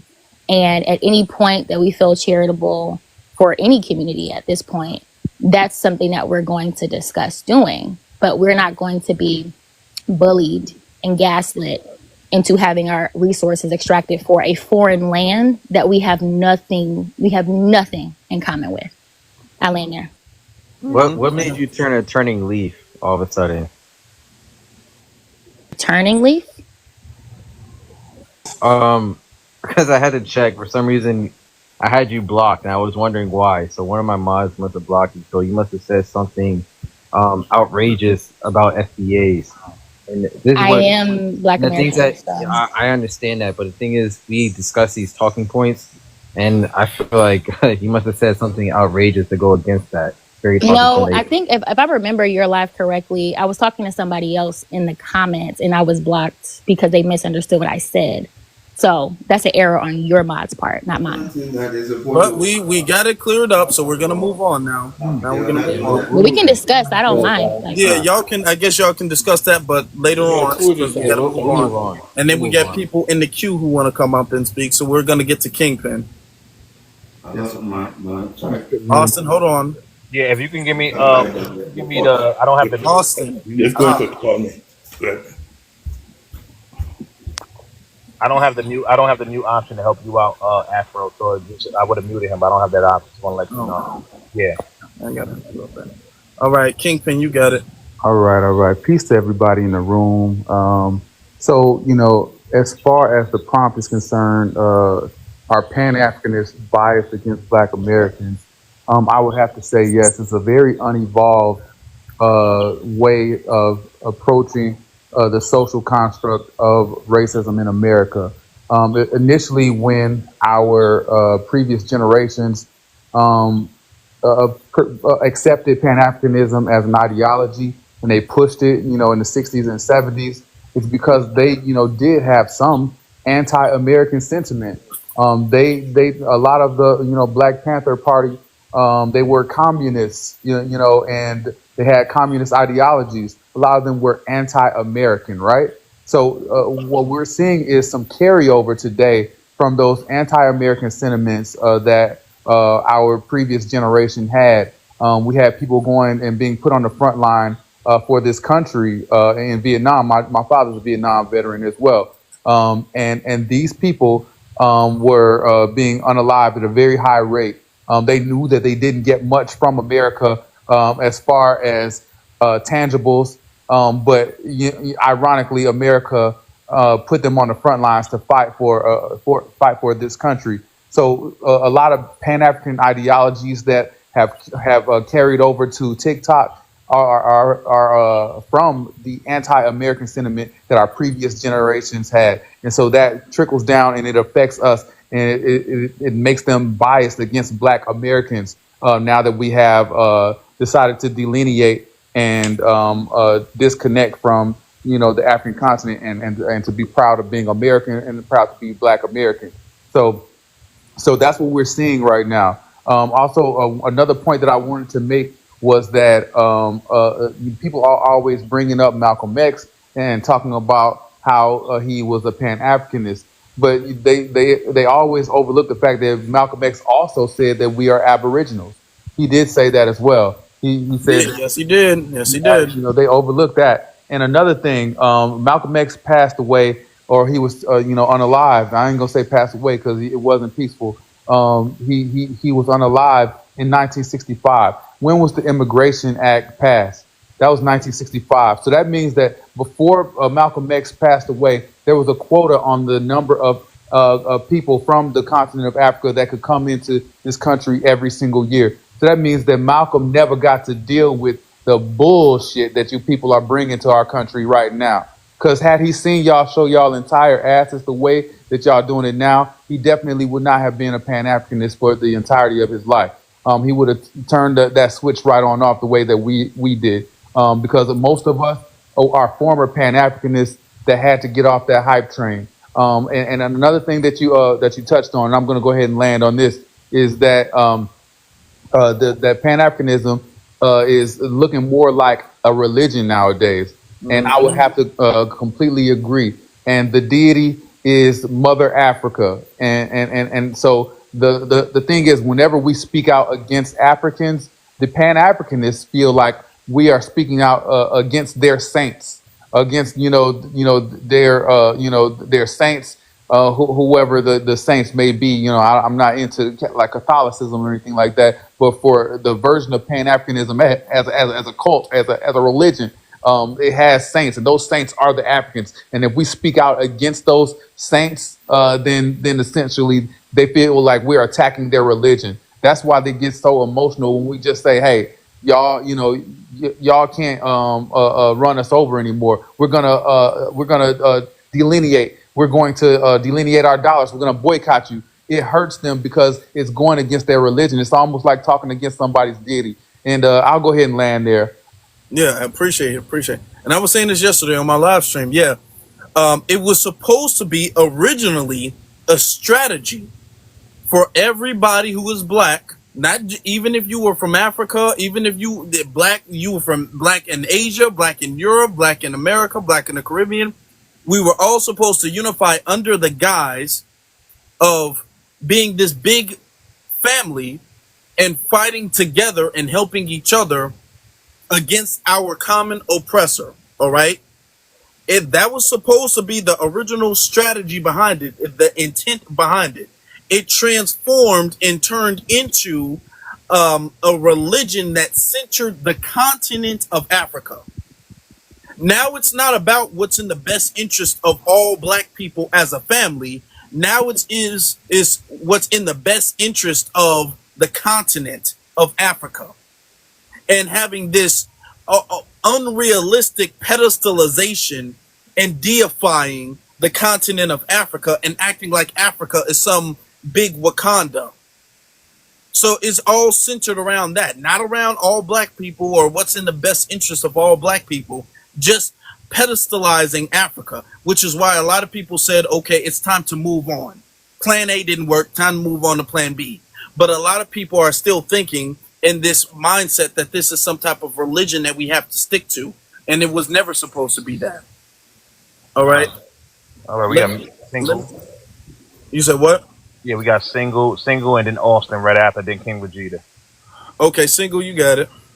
Hello, everybody. I'm African American. Truthfully, my father's African. My mom is here. I was raised both places. Oh, And so yes, there okay, is wait. Oh, you said your mom is here, so your mom is a descendant American. of U.S. chattel slavery. Yeah, my mom is here. My Okay. father is African. Same thing with my husband, my kids. Okay. And I'm one of the people who go back there not 20 years ago. I go every year, twice a year. So yes, there are biases. And it's biases on both sides of the fence. And I'm tired of people trying to act like there are not any biases. There really is. But I don't think, for me, and some people say you giving things a pass. I think a lot of the biases when I'm over there is the political spectrum over here and the propaganda. Okay. Now, what I don't understand is why a lot of African Americans don't understand. When my husband, my father got here, they had their doctrines degree. When they got here, it's script of them. The government didn't help them do anything. Plus, you got to be able to get over here on your own. Now, for my Haitian, my husband and his family, it's different. You can sneak over here. For the Africans, you're script of all of that. You're script of your education. You're script of all of that. And you don't get this government assistance that a lot of black Americans think you get. We didn't get none of that. We dug. We had to figure that out on our own, by ourselves, and build ourselves back up. But there's still a bias on both sides of the spectrum. Even people are biased with me when they know my history and that, they'll say, oh, well, you know what, you're not American. But it's biases because I think our government is doing stuff to pull us apart. That's what I think it is. Because I listen from both points of view when I'm over there, and I don't hear people over there saying these vile things. It's the Africans that get over here, and when they get over here, y'all don't understand it. They tell these people over there, when you get here, you're rich. You got to remember, our $1 right now over there is $800. Our $1. So therefore, when they get here and they find out how hard it is to make that $1, they get bitter. They get very bitter because now they figure out they're being lied to. So I think that that's where the bias come in. It's a lot of biases against Black people on both sides of the spectrum. And I do think it's these conversations where we can sit down and understand that, listen, all of us has been lied to. On both sides of the spectrum, we've been lied to. And yes, I do hear you when someone said that they look down at the Americans because they come over here and they do this, they got that. It's not that.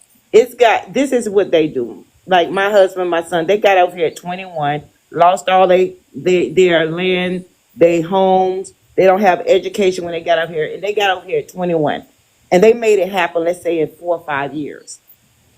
They wouldn't have had that opportunity over there. So what they see is, if we can do it over here, we start with 0 too. What's wrong with the Americans over here and why can't they do it? But it's more complex than they understand. And it's a lot of people just don't have the knowledge to know how it goes. When you come from another country and you're trying to dig, they do know the culture. I heard somebody say they come over here don't know the culture. Not only do my family know the culture, they know the business and the financial ways for us to make it, even though we had nothing. See, the American people do not explain that to the Black Americans over here. When you go to school, it's about you remember shit, you take that test, and you flush it, and you keep moving. They're not teaching you stuff, how to own land, how to build a foundation. They're not doing that. What they're doing here to the Americans is they're teaching us to self-destruct. And we keep going with that narrative. That's what we're doing. We keep going with that narrative. And then they teach us that, okay, it ain't y'all. Y'all got to blame these other immigrants that's coming in this town. But it's not the immigrants. It's the system that's been constructed itself. Okay. And people who don't get to see both sides of the spectrum, you're just going by what you hear and what you see. And I can't tell y'all, it's wonderful in Africa. It can be as bad as Africa is here, if you think about it, because I have no rights there. When I'm there, I can't drive a car by myself. I can't rent a car. I can't rent a hotel room, because still we have some of our foundations over there. The family is first. We don't have that over here. We have none of that over here. But then we know how to fight against each other instead of we talking about it. So everybody's pulling everybody apart. That's how I see it. And nobody's going to see what's right and what's wrong. Okay. All Well, right. let me ask you a question real quick. Let me ask, you said you see biases. Now, aside from the America, the government, and how you say when your family got here, they were stripped of, I guess, their education or their degrees, technically, Yeah. their certifications and their degrees, you know. So aside from that, I'm talking about the ethnic group, okay, of Black Americans, foundational Black Americans, right? The ethnic group. What bias do you see from our ethnic group towards the diaspora, towards people from the diaspora? Well, some of the bias that is told that I had to correct on a lot of people is, with some of it's true, we don't have true friends here. Like over there, if we got a problem, it's going to be handled within us. Like we're not shared community no more. We're not a village no more. We're told, and my father told me straight up, like, something happened. I think I want you to stay in the culture, because we don't have the leadership anymore. It's just too easy over here for you to walk away. And it's okay with the government for you to walk away over here. Okay.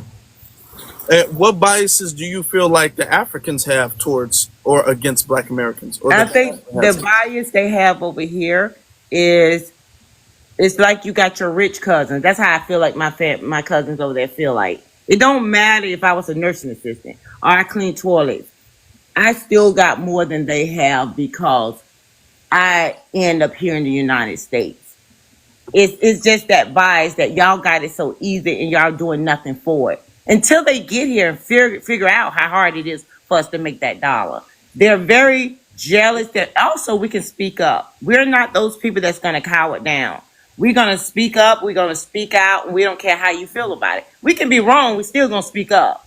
They don't have those abilities.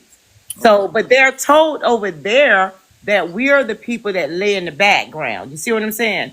But when they get over here, they be like, oh God, Jesus, they really don't, they stand their ground. You know what I mean? They stand their ground. Okay. All right. If I could Well, bring here's the thing. oh, I'm my gonna bad. say this, and then I know Foundation wants to say something. Here's the thing about that. And I asked you about the biases on both sides. Maybe I missed it, but I didn't really pick up when you said a bias against them towards from Black Americans. I Oh, didn't really for pick that the up. Black Americans, is they're just, I hate to say this, and please, my families, y'all hear me. They're jealous. We are jealous. No, they're jealous of us Americans. Okay, but They now, think that we have too much. We are given too much. okay. So what do we do to them? What is our bias against them? Our bias against them is you don't know your culture, so therefore we can't really be a community. We can't be what we see that communities should be, and we can't really trust each other because over there you can trust your neighbor. You can trust that person down the street for real. Over here it's about, do you wear those shoes? Do you have that type of car? Where you work? Most people when you go out to date, the first thing they ask you, what type of job do you have? That's what they ask you. How many kids do you have? How many baby daddies you got? Okay, well, here's the thing. That's not a bias towards Africa, even though I disagree with that in and of itself. But I wouldn't even say that's a bias against Africa. That's not what you expressed a bias against Black America. But when it comes to Black America, you can't really express the equivalent bias. But when you first came up here, you said that it's 50-50. And I feel like that's a part of the problem because when we have these issues and we're addressing the diaspora, people want to make it seem like this is a 50-50 issue. And then when we ask, okay, well, what are we doing to them? Nobody can really express what we are doing to Well, them. I can tell you one thing. You always treat, because I've seen my father, because his English wasn't like mine, like comfortable, it's comfortable. Okay. You always treat them like they're stupid.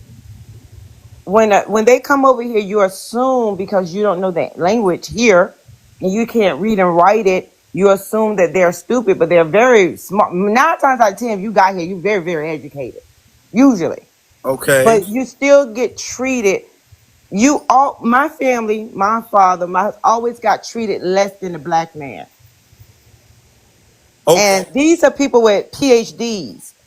You know what I'm saying? They still got treated lesser than because there was By immigrant. Black Americans, right? They still would treat less than, and because they didn't have the English that I had, they still had their accent. So we do a lot to get rid of that accent because of those reasons. Okay. So Okay. Well, let me say something. Let me say something with the accent thing. And I don't mean to disrespect your family. I don't know your story and your family story or whatever. But Black Americans, we have had to deal with everybody, a bunch of different immigrants. And a lot of these immigrants speak very poor English, very poor English. And we have had to grow an incredible tolerance for people who speak very little English whatsoever. You know, so if we're and we do it with as much respect as possible. Okay, But you you know what I'm saying. understand that when they I when they don't get think over that. here, Hold on. I don't think that your experience or your father's experience reflects the majority of us because we already know that you all will come in with accents or whatever. So what may have happened is that there may have been a little bit of frustration if your dad isn't speaking English and you're having a conversation with someone in America and you speak English and they don't speak English. There might be some frustration there because trust me, I know there is frustration when you're trying to do business with someone and they don't speak English that well, it can be very frustrating. But do we have a bias against Africans in that sense? I wouldn't say because they don't speak English. That's not really. Yes, you have to That may remember be when we anecdotal. But here's my thing. Here's my thing because other people want to respond to what you said. My thing is that when we have these conversations, I can bring up multiple situations, not my situation, but multiple situations of the diaspora dogpiling Black America. Okay, I'm talking about multiple different countries in the diaspora online and making videos and stuff like that, saying very disrespectful, stereotypical things about Black Americans. Okay, and I'm not just talking about from the diaspora. I'm talking about from Black people from the UK, Black people from the Caribbean, Black people from Africa. It's a lot of this. Well, they don't know where they come from, and that's another thing you said, that they don't know where they come from. They are not unified. They don't have a community like that. It's a lot of that stuff going on, and then and with Pan-Africanists not saying anything to them. And then when we say, well, if we want to look at Africa, y'all got this going on and this going on and this going on. And then here comes Pan-Africanists coming up and playing defense. When you say we don't know where we come from, that's because you guys have centered Africa and you guys don't want to recognize anybody who's not from Africa. If you guys have centered Africa and made Africa the world, we don't know where we come from because we're from here. Everybody's not from Africa, and that's okay. That is fine. And there's no disrespect. But when you pedestalize Africa and then be all like, well, where do you come from? Oh, it don't count unless it's from Africa. Okay, well, damn. When you move the goalposts like that, then yeah. Yeah, that part I do not understand because I'm in Africa. I know how it moves over there. And the good part is I know why we got a lot of our behaviors over here. So that's why I don't understand how we don't get it right here. I can agree 100% with that. And there's a lot of biases and on both sides of the spectrum. And I'm like, Okay, well, I said what I have to say about I just that want to jump. because I want to Yeah, move on. So let me let some other people yeah. respond to what you I just had to wanted say. to. Foundational. Yeah, I just want to kind of because she had all What's the up? energy. She had all the energy for us. We we lost and we don't have we're not together, no unity. But then when it came to you asked about Africans, she tiptoed with the well, sorry family, excuse me. You were a little jealous. She said one thing, right? So that's unconscious biases that even that she may not know she had, right? Due to being half African, right? So she said one thing. I'm going to bring some education to the table, because she said that they don't get nothing, right? They were restricted. They don't get nothing. There's a plethora of programs for Africans and specifically for Black immigrants in general, that they can sign up for and they can get, right? And so they can get, and I'm gonna just kind of scroll through and go through so you can see the programs that they can get. These are the different African Services Committee, African Committee, Communities Together, Haitian Bridge Alliances. Let me keep going. Right. The Black Immigrant Bail Fund, the Opportunity Fund, and it's the education and training, the African Communities Together Workforce. Uh, I think it's Upward Global. I think. Yep. Global. Legal aid and immigration help. Right. So they got legal and immigration help. Let me continue. I'm just going to try to make this quick as possible. I know we got a full panel. And just a plethora of different resources. So not only are they getting resources specific for them, they can double dip and sign up for the Black American, the Martin Luther King grant, or the Black American, African American grant, and so they can double dip. That's the difference, right? So when they come in, oh, we do better, nigga, I'm better. No, you guys are getting a catapult forward thanks to these different resources and things you're getting from both sides. So you guys can kind of double dip on both of them. And then so she said something about we don't have no community. We are the most united people in the world. We don't have tribal wars and unaliving our people. We can look at how we had a civil conversation with Pan African brothers and sisters, even though we don't agree with them. We're not unaliving Pan African brothers and sisters because we don't agree with them. They got M23 unaliving woman over there in Congo. We got Sudan over there. We got, I can name all everything on the continent that's going on. If something happened to me, the whole world gonna stand up. If something happened to anybody in this panel as an American, we're gonna all stand up. There's no I'm from New York and he's over there in California, so that's not my tribe. We don't do that. We are the most united people. Carmelo Anthony is a prime example. We were not Hold on, man. we Hold do on, ma'am. renounce. Hold on, ma'am. Ma'am, I was very quiet. Do not interrupt me, please. Thank you very much. When Carmelo Anthony, that happened, we spent 500 plus $1,000 together as a community.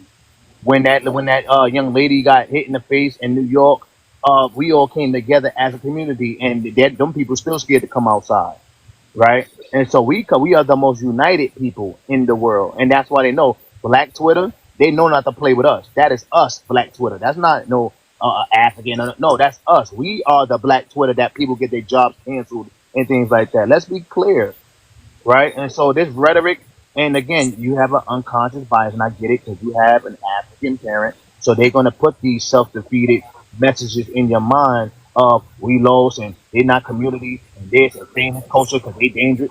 That's the mentality of the immigrant class, and it's okay. I get it, but I just don't want you to understand you have an unconscious bias. Is what I'm trying to say, and I'll land. Can Thank I you. add one more thing to that? Wait, let me answer him real quick. Oh yeah, It no, yeah, I might just want be to add in the BLM. I, Like we got the globe yes, to but say what BLM. I just want to answer him real quick. We do come together, but we only come together when there's a travesty. When there's good times, we're so far apart. It's not even funny.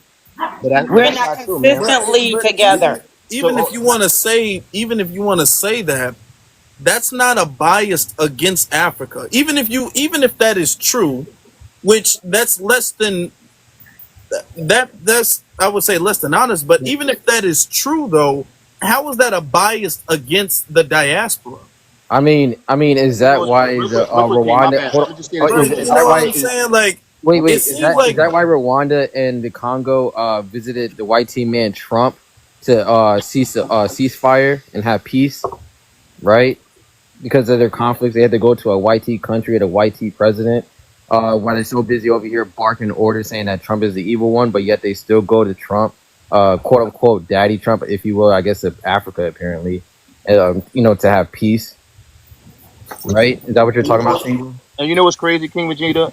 I just came from something called For Your Leisure, and Earn Your Leisure. Sorry, it was called Invest Fest, where 40,000 plus Black Americans came together in regards to investments. It was called Invest Fest. let me, So I don't know. I guess you got to get out your bubble, ma'am, and come around some actual Black Americans when you leave Africa, and come around us and see not just like the hood. I think you're projecting hood experiences, and I just No, I live here. I own my stuff here. yeah, I'm in that's the what I'm. United okay, States. hold on. Yeah, go ahead, brother. Because I do want to get to some other people who haven't spoken. But I will say, I think that, like he said, the inherent bias, right? And we're not trying to we're not being disrespectful to you or your family, all right? We haven't brought your husband, your dad up one time in a disrespectful manner. But you have to understand that you will have, because of your upbringing and because of, the fact that you are married to somebody who's African, and there's nothing wrong with that. We're not trying to shame you, or we're not the bedroom police. We're not trying to do none of that. But there is going to be a little bit of biasty that you may have and that you're expressing right now, which is when you said it, and I was like, okay, she probably is a little biased. And you're expressing right now because you're insisting that this is a 50-50 issue, yet you cannot express what we are doing that is equivalent to what they are doing. What they are doing and their bias against us, you can't express the same thing that we do to them against them. You're trying to say that we have issues, and nobody is saying that we're perfect, but is that a bias against the diaspora? Because we can point out things in instances, multiple instances of recent date of biasty against Black America, but you can't point out bias or situations of bias from Black America towards the diaspora. But it's a thing that you're it's like you're reaching to try to find something to make this false equivalency. You know what I'm saying? That's what we're picking up, because that's why I keep asking you. Now, if you're saying you can, okay, well, request up, and I'll listen. I'll listen to you if you feel like you can do that. But thank you, Mary. I know you wanted to say something about it. You said you wanted to say something.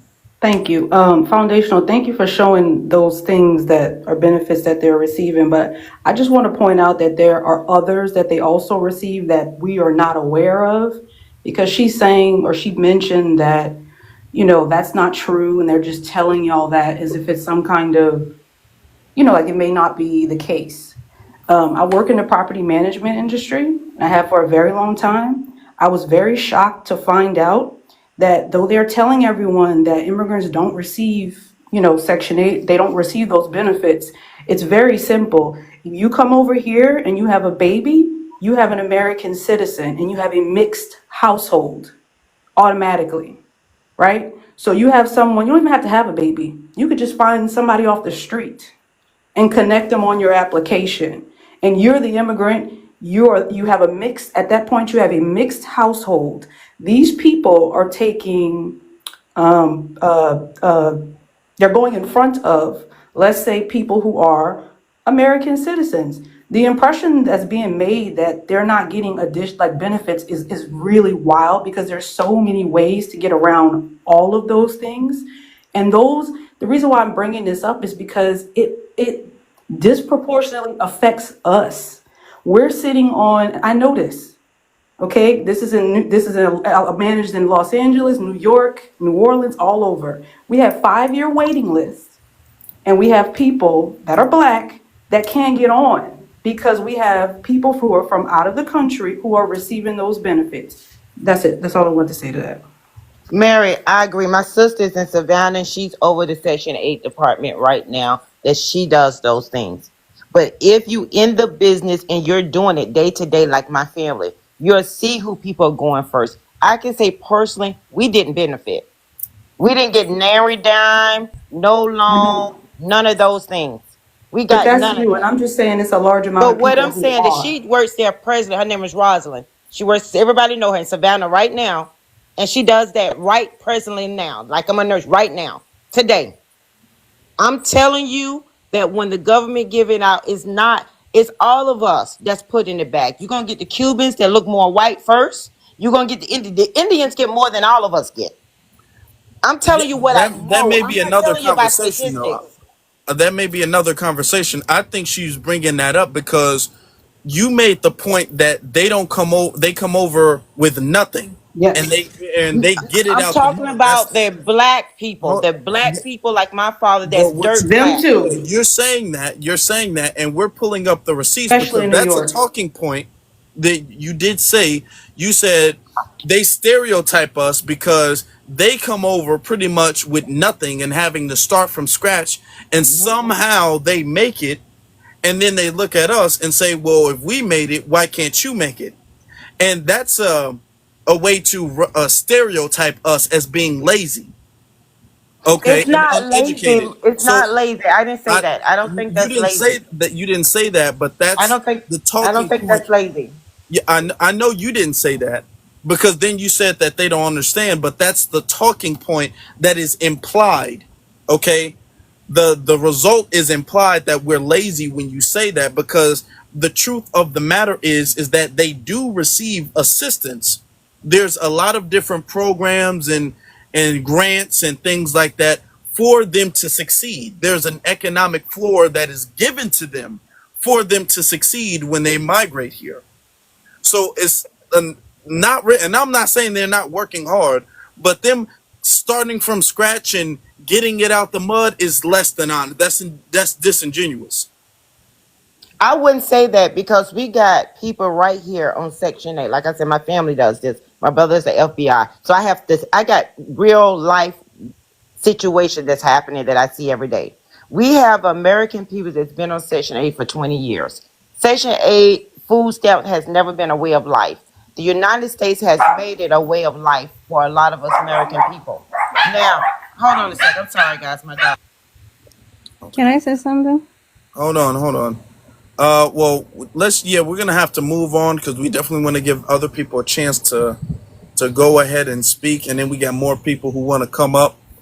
But let's be honest. Let's be honest. We're not talking. That's deflecting because now we're on to a different subject.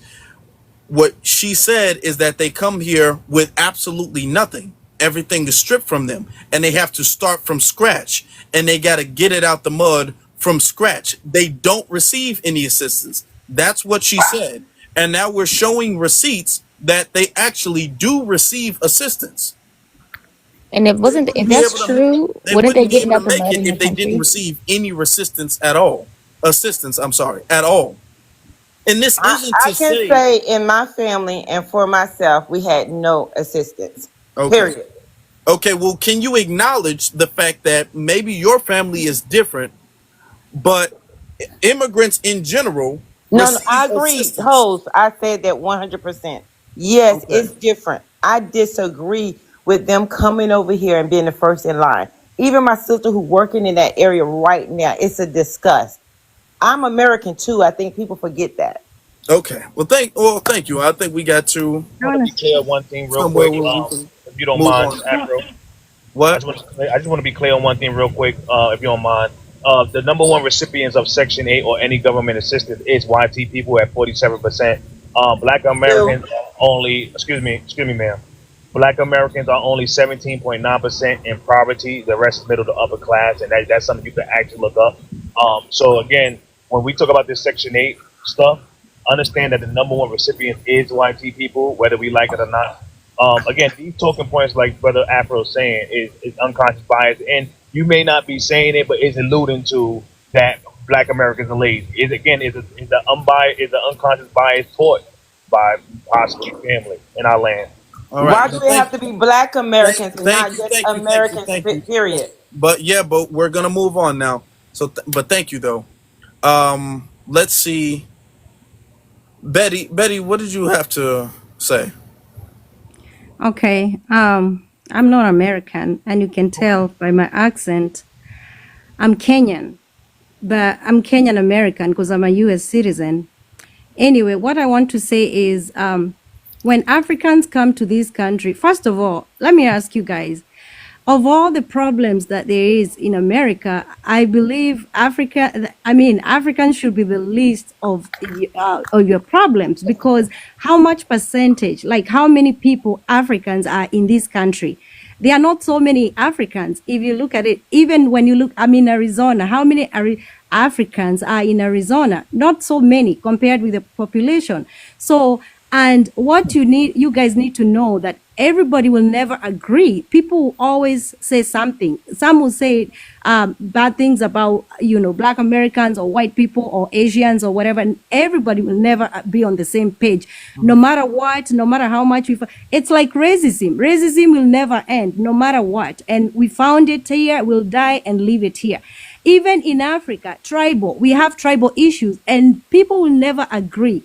Even when people say, oh, well, Black Americans don't look like Africans or Africans, is the same everywhere. No one will ever look like the other person. We have different features and everything.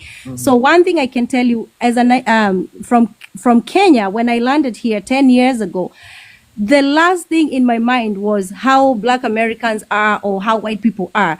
My mind was focused. I am going to that country and I'm going to get to put my life together and start from somewhere. When Africans come here, when they get help, because everybody's different. They get help depending on where they came from, and how they landed here.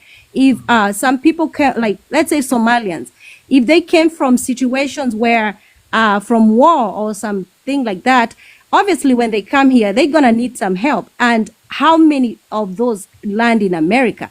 So you have to look at different visas. Like now, a lot of Kenyans, they come here as nurses, RN, they have degrees. Do you know how much that process will cost you to get to America as a nurse? There are so many different programs. So even if Africans come here and they get anything from the government, we still contribute. We pay taxes, we work. And most of Americans, and I don't want to just say Black, because even other Americans, they feel like if they've never traveled, they always assume all Africans come here and they're poor.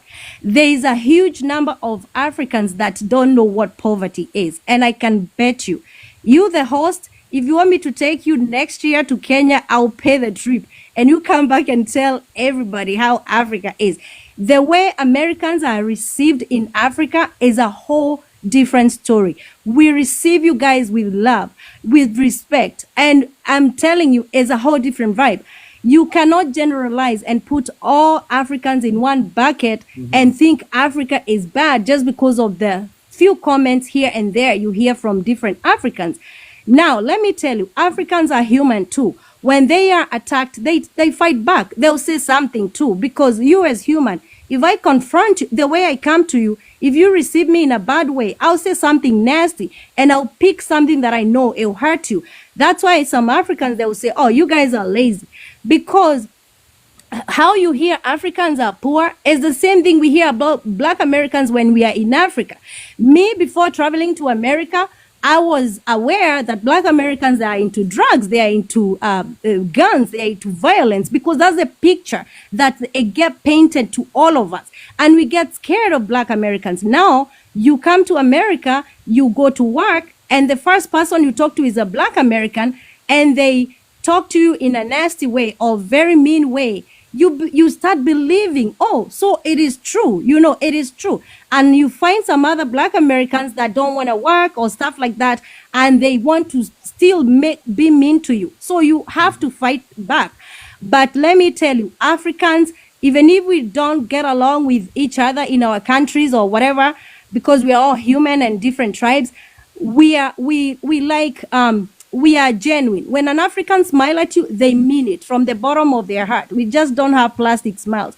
An African can stand with you. We believe in brotherhood and sisterhood, no matter what. So you guys, go ahead. I'm gonna have to drop certain people because there's a lot of people who want to come up. So if anybody wants to drop down voluntarily, that'd be great. But if you don't, I will have to drop some people if you've spoken already. But let me respond to what you said. First off, you said Africans should be the least of our problems. Let me ask you this.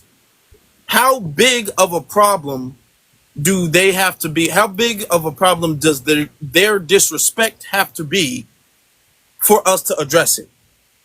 Because how much percentage of Africans disrespect you? Let me finish the question. Because every time we address the disrespect that we are receiving, we have somebody coming in gaslighting us and trying to belittle the issue, saying it's not that big of a deal, let it go, ignore it, turn the other cheek. That's literally the very first thing that you came out here and said. And it seems like every time we address any disrespect we receive, it's always, well, y'all should be focused on something else. Y'all need to pay attention to something else. So I'm asking, how big of a problem does it have to be for you to say we should address it? Because if it's not big enough now where it needs to be addressed, how big does it have to be? So when you talk about disrespect, you mean every African in America disrespect Black Americans? No, and nobody is making that argument. But that's a straw man argument. Because you yourself, how many Africans have disrespected you? I'm saying you're attacking an argument that nobody is making. Nobody is making the argument that every single African is disrespectful. Nobody's making that. But we are saying is that there is a lot of disrespect from the diaspora, which is African, the UK even, and in the Caribbean. There is a lot of disrespect. And it's a lot of dogpiling on Black Americans, and we're addressing that. And every time we try to address that, it's always belittled. Now, y'all don't belittle none of the things that y'all claim y'all go through. Now, when y'all claim y'all go through disrespect, y'all don't try to belittle that or sweep that under the rug. Oh, that comes out in the forefront, and that's an issue. When y'all feel disrespected, that's an issue that needs to be addressed. Now, when we feel disrespected, what we need to do is we need to turn the other cheek because there's barely any Africans here and we got other fish to fry and there's other important issues. Do you see what I'm saying? But what kind of disrespect exactly? Like, what do they do to make you guys feel like you're so disrespected? If your own, let me tell you, if your own brother or sister, your sibling or relative can disrespect you, you don't expect you don't expect any other person can disrespect. That's why I said some problems will never end. You don't expect everybody to treat you with Oh, respect. okay. Well, if some problems will never end, that doesn't mean a problem should be addressed, don't you think? Well, it's not just Africans that disrespect black people, and there are so many. But we're not talking about other people right now. We're talking Africans, we about get the disrespected, diaspora. but we let it slide because you know No, what? no, you. Well, We we let it not. slide a Man, lot. stop. Okay, let me set the playing field here. Let me set the playing field. You came to America. That's a very different situation. You came to America to seek some type of benefit that America provides. That right that you have in America, as well as the civil rights that you enjoy in America, that is because of the sacrifices of our ancestors. All right, we're not going over to where you said you're from Kenya, right? We're not going over to Kenya and then acting however we want to act and then saying y'all need to just ignore our disrespect. We're not going over Because anywhere. when you come to Kenya, Hold on. We're not going anywhere in the diaspora and saying we can act how we want to act and y'all need to just let it go. We're not doing that. So the playing field is different because you guys are coming to our home and doing this. All right. That's number one. Foundational. I don't know what happened. He's back now. That's number one. Number two, and I'm not saying that that you haven't been picked. I'm not even trying to belittle what you've been through, but I'm trying to say this. The whole narrative that y'all watch bad media and you guys got stereotypes from media and stuff like that. That is a very disingenuous talking point. That is a very disingenuous talking point. You know why? Because it's not just the Africans that grew up in Africa who think this way. We have African immigrants, first generation and even second generation Africans and Caribbeans who repeat the same talking points and who think the exact same thing. You have not just somebody who grew up in Kenya. I'm talking about people who grew up in Atlanta and will say that immigrants are doing better and are more educated and have better culture. And they're listening and watching the same media we're watching in the States. So it's not just media manipulation. You guys try to deflect and pivot it all to, well, the only reason there's disrespect is because some of us have media manipulation. No. This is an in-house issue. It's, and I'm not saying that that's not a part, but it's a deeper issue than y'all saw a movie that stereotyped us. Afro. I say Let me say this. Let me say this, Betty. Uh-huh. Afro. For us in the United States, Africans, Americans, Chinese, Indians, our oppressor goes by the same name. Till we understand and we cut the head off that snake, we're never going to get to understanding how to fix what is in our circle. And that's what Africans are saying. But the thing is that we're not all on the same page. Even if we all have the same enemy, we're not all on the same page, because you can't unite with an army who doesn't think that the enemy is the enemy.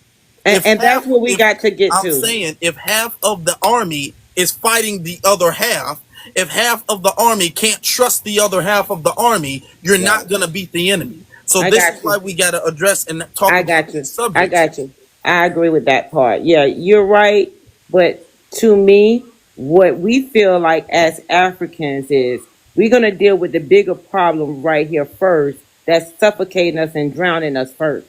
Then we're going to go to the next issue. Single, y'all guys don't even know. No. That's not how you do anything. That's why y'all not doing nothing. And I mean this in no disrespectful way, but no, you can't say if my fellow soldier is a backstabber, I'm gonna deal with him after we complete the mission. Absolutely not. If I feel like my fellow soldier is a backstabber, that needs to happen before we leave the station. We need to get that clear before we handle any mission. Before we go on any assignment, we need to make sure home is straight first. Because what we have, man, hold on. Because what we have is a bunch of backstabbers and turncoats in the mix. And we keep trying to say, you know what, we need to look past that and look at the bigger issue. And we can never get to the bigger issue because you got backstabbers in the group. So you got to get the backstabbers out the group. Afro, if you're drowning, the first thing you're going to do is save that person from drowning. Then we're going to deal with why that person drowned. That's how we see it. That's a bad analogy because that ain't got nothing to do with what we're talking about. That's the analogy, though. That's a bad one. Can I ask Betty a question? Betty, what's the top reasons why African immigrants come to America? Usually they want to get a better life than they have in their country. Betty, can you answer that, please? Okay, I'll tell you this. A lot of people come here not because they don't like Africa. We love our country so much. But one thing I'll tell you is, like Africa, there are jobs, yes, but there are not as many jobs as the ones in America. The same thing as Asia, India, and so many other places. You know, people always travel. If you go to America, there are so many Americans. I'm telling you, Africa, there are so many Americans there and people from Europe. And you can ask them the same question. Why did you come to Africa? Because people will always travel, you know? People travel all the time to different countries, relocate to different continents. And that's how it's always been. So for me, I came here for greener pastures. And you know what? I mind my business. But because we gotta let other people speak, because we have to let other people speak. And I just I'll wrap up. I guess I'll wrap up my question. So Betty, the reason why I asked that is because not once did you mention y'all come here to enhance the Black American community, or y'all come here to combat white supremacy, or y'all come here to align with the people of this nation. Y'all don't come here. We come for the us. dollar, my dear. So, but so I just say all that to say, when we're talking about the common enemy, y'all don't see y'all have a common enemy, because not once would I ever move to the enemy's country if I ever thought that they were an enemy. Y'all don't see white supremacy as an enemy. Y'all don't. Y'all see white supremacy as an ally to you because it's going to provide you with opportunities you don't have in your home country. So you're willing. You are willing to subject yourself to being a tool of white supremacy because y'all know the game, because y'all mirror exactly what every other immigrant group has come here to do. It is no coincidence why y'all have the same exact talking points that y'all never made up, that y'all are regurgitating specifically from white supremacists. That y'all quote unquote got. Y'all are not original in what y'all are doing. Y'all are following a blueprint. White supremacy. White tea supremacy. Y'all are following a blueprint that has existed prior to y'all ever being allowed to be here. Let's just be very clear. So stop with this kumbaya whenever we're addressing the actual issues. You're not going to minimize it. And we know y'all don't see white tea supremacy as an issue because y'all come here voluntarily and never say that your interest is in addressing it. So no, we don't have a common enemy. Your enemy is probably poverty. That's not our common enemy. So we have literally what poverty are you talking about? Poverty you're escaping. Poverty you're escaping, Betty. We're not escaping poverty. Y'all are. We don't need America is poor. America has poverty. But yet you're here for greener pastures. It can't be both, Betty. Hold on. Here's what we got to do. The ignorance. It can't be both. Betty, stop. Everybody stop. Yeah, we got to stop. We're going to have to move on. Everybody can't hear at the same time. All right? Listen to what I'm saying here. Okay, we've had multiple people who are African come up on this live and multiple other lives and say they're here for education, they're here for a job opportunity. None of them have expressed that they moved to America to fight in the revolution. All right? None of them came here and said, I came here because I want to help Black Americans. None of them said that. They all said they came here for their own personal benefit. All right? And this is something multiple people who have come on several lives and expressed. None of them came here. None of them are saying, I came here to help. All of them are saying, I came here to make money and send it back. On this live and several other lives. You just said that, Betty. You said you came here for opportunities.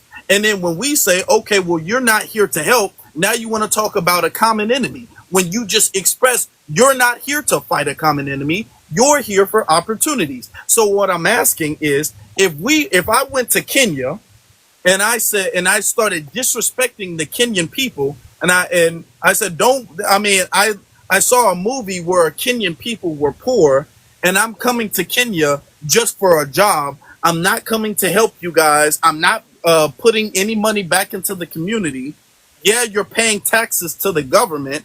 You're not really giving back to the community, because it's not like you can avoid paying taxes, because you go to jail. So it's not something you're willfully doing. That's let just me how the ask you. government works. But I'm saying is that you will admit that you're coming here for personal benefit. That's what I'm saying.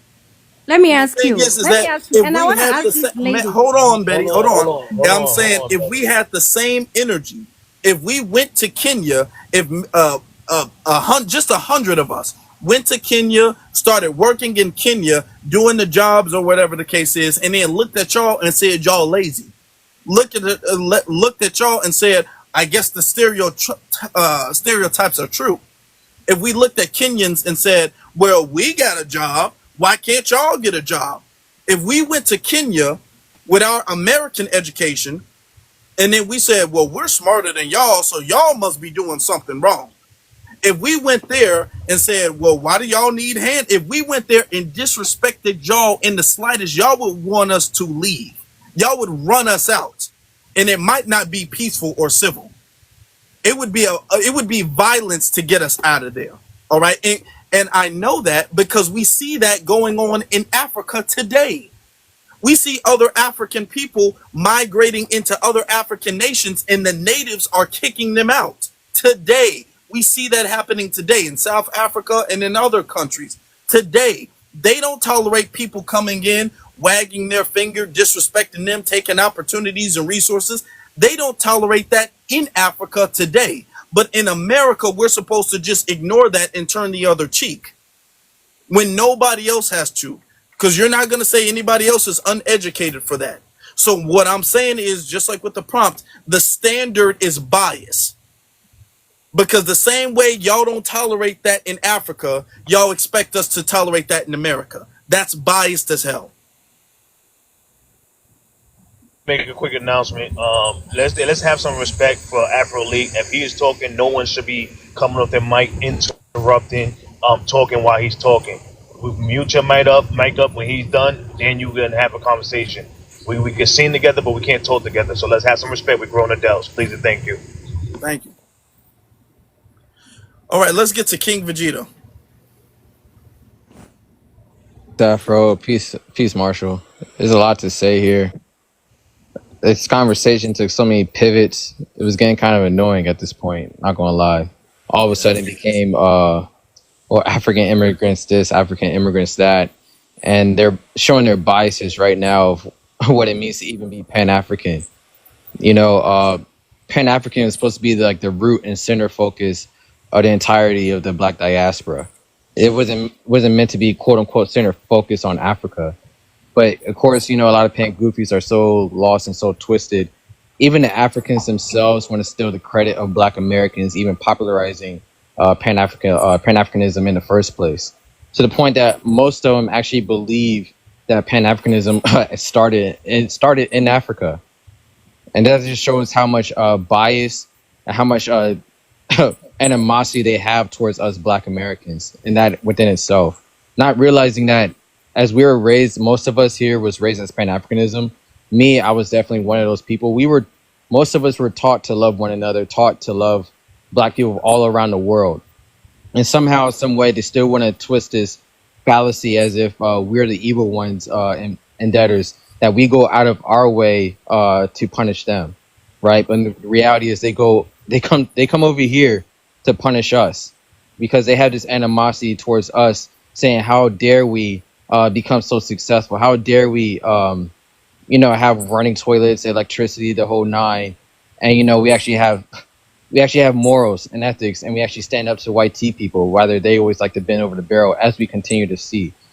And not only that, again, they don't even understand white tea supremacy to its fullest. And they got the nerve to come over here and try to tell us about white tea supremacy. I would like again foundational knows. I tell them, y'all guys tell me who your black scholars are, or excuse me, who your African scholars are in your country. At least name me 5 of them. You know, and most of the Nigerians or Cameroonians, it doesn't matter where they're from.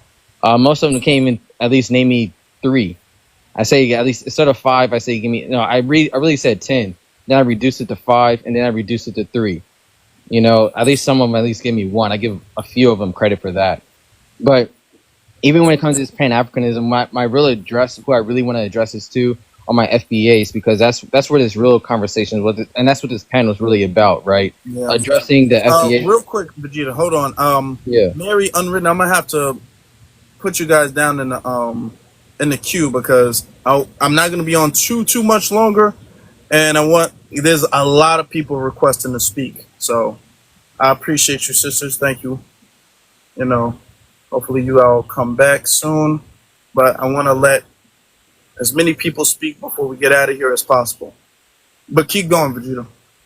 Appreciate it. So, like I said, there's a lot to say here. Even when it comes to this Pan-Africanism, the real issue is where Black Americans who want to call themselves African Americans, at the same time, they want to discredit and disapprove and pretty much, let's just call it what it is, disown FBAs, other FBAs who actually have morals and want to stand 10 toes down on their own ethnic group and make sure that we're not going to be erased. You know, because again, a lot of them don't even understand politics from what I'm starting to understand. And of course, you know, a lot of them want to push this whole Democratic side when we realize time and time again, the Democrats always push other agendas and other groups of people above our own and want to tell us that they can't do nothing about it. So, yeah, we turn in a new leaf. And not only that, is exactly what Foundational said, is that we're the only ones pouring into everybody's cups and we're not receiving in ours. Just as you said, Afro and Betty was one of them, because I had plenty on my lives as well. They always show us their hand.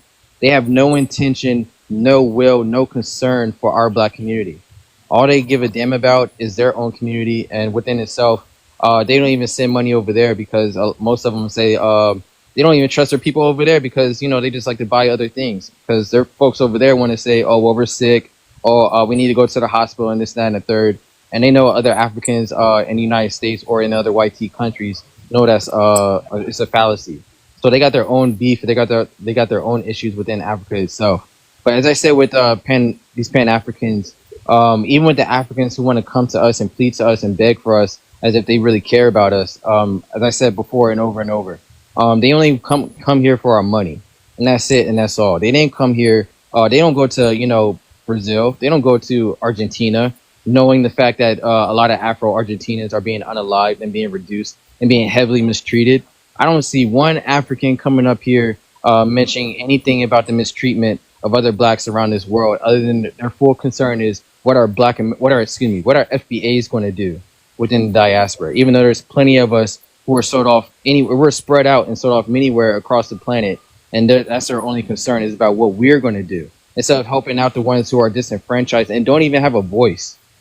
You know, they don't even, that's what I'm saying. They don't even know what Pan-Africanism truly means and what it truly means to uphold themselves with power. So we have to reintroduce that shit to them. We have to reintroduce that to them in order to understand that. But they will never get it because at the end of the day, we see what they really want to do. And what they really want to do is align themselves with white tea supremacy.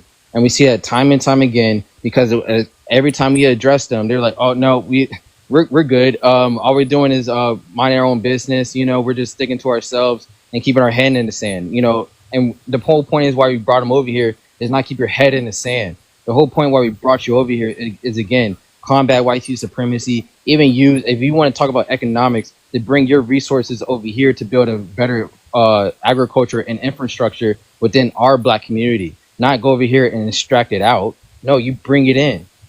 And that's I can go further, but I don't want to be long winded. I'm gonna land it right there. Hello, host. Hey, how you doing? I'm doing great.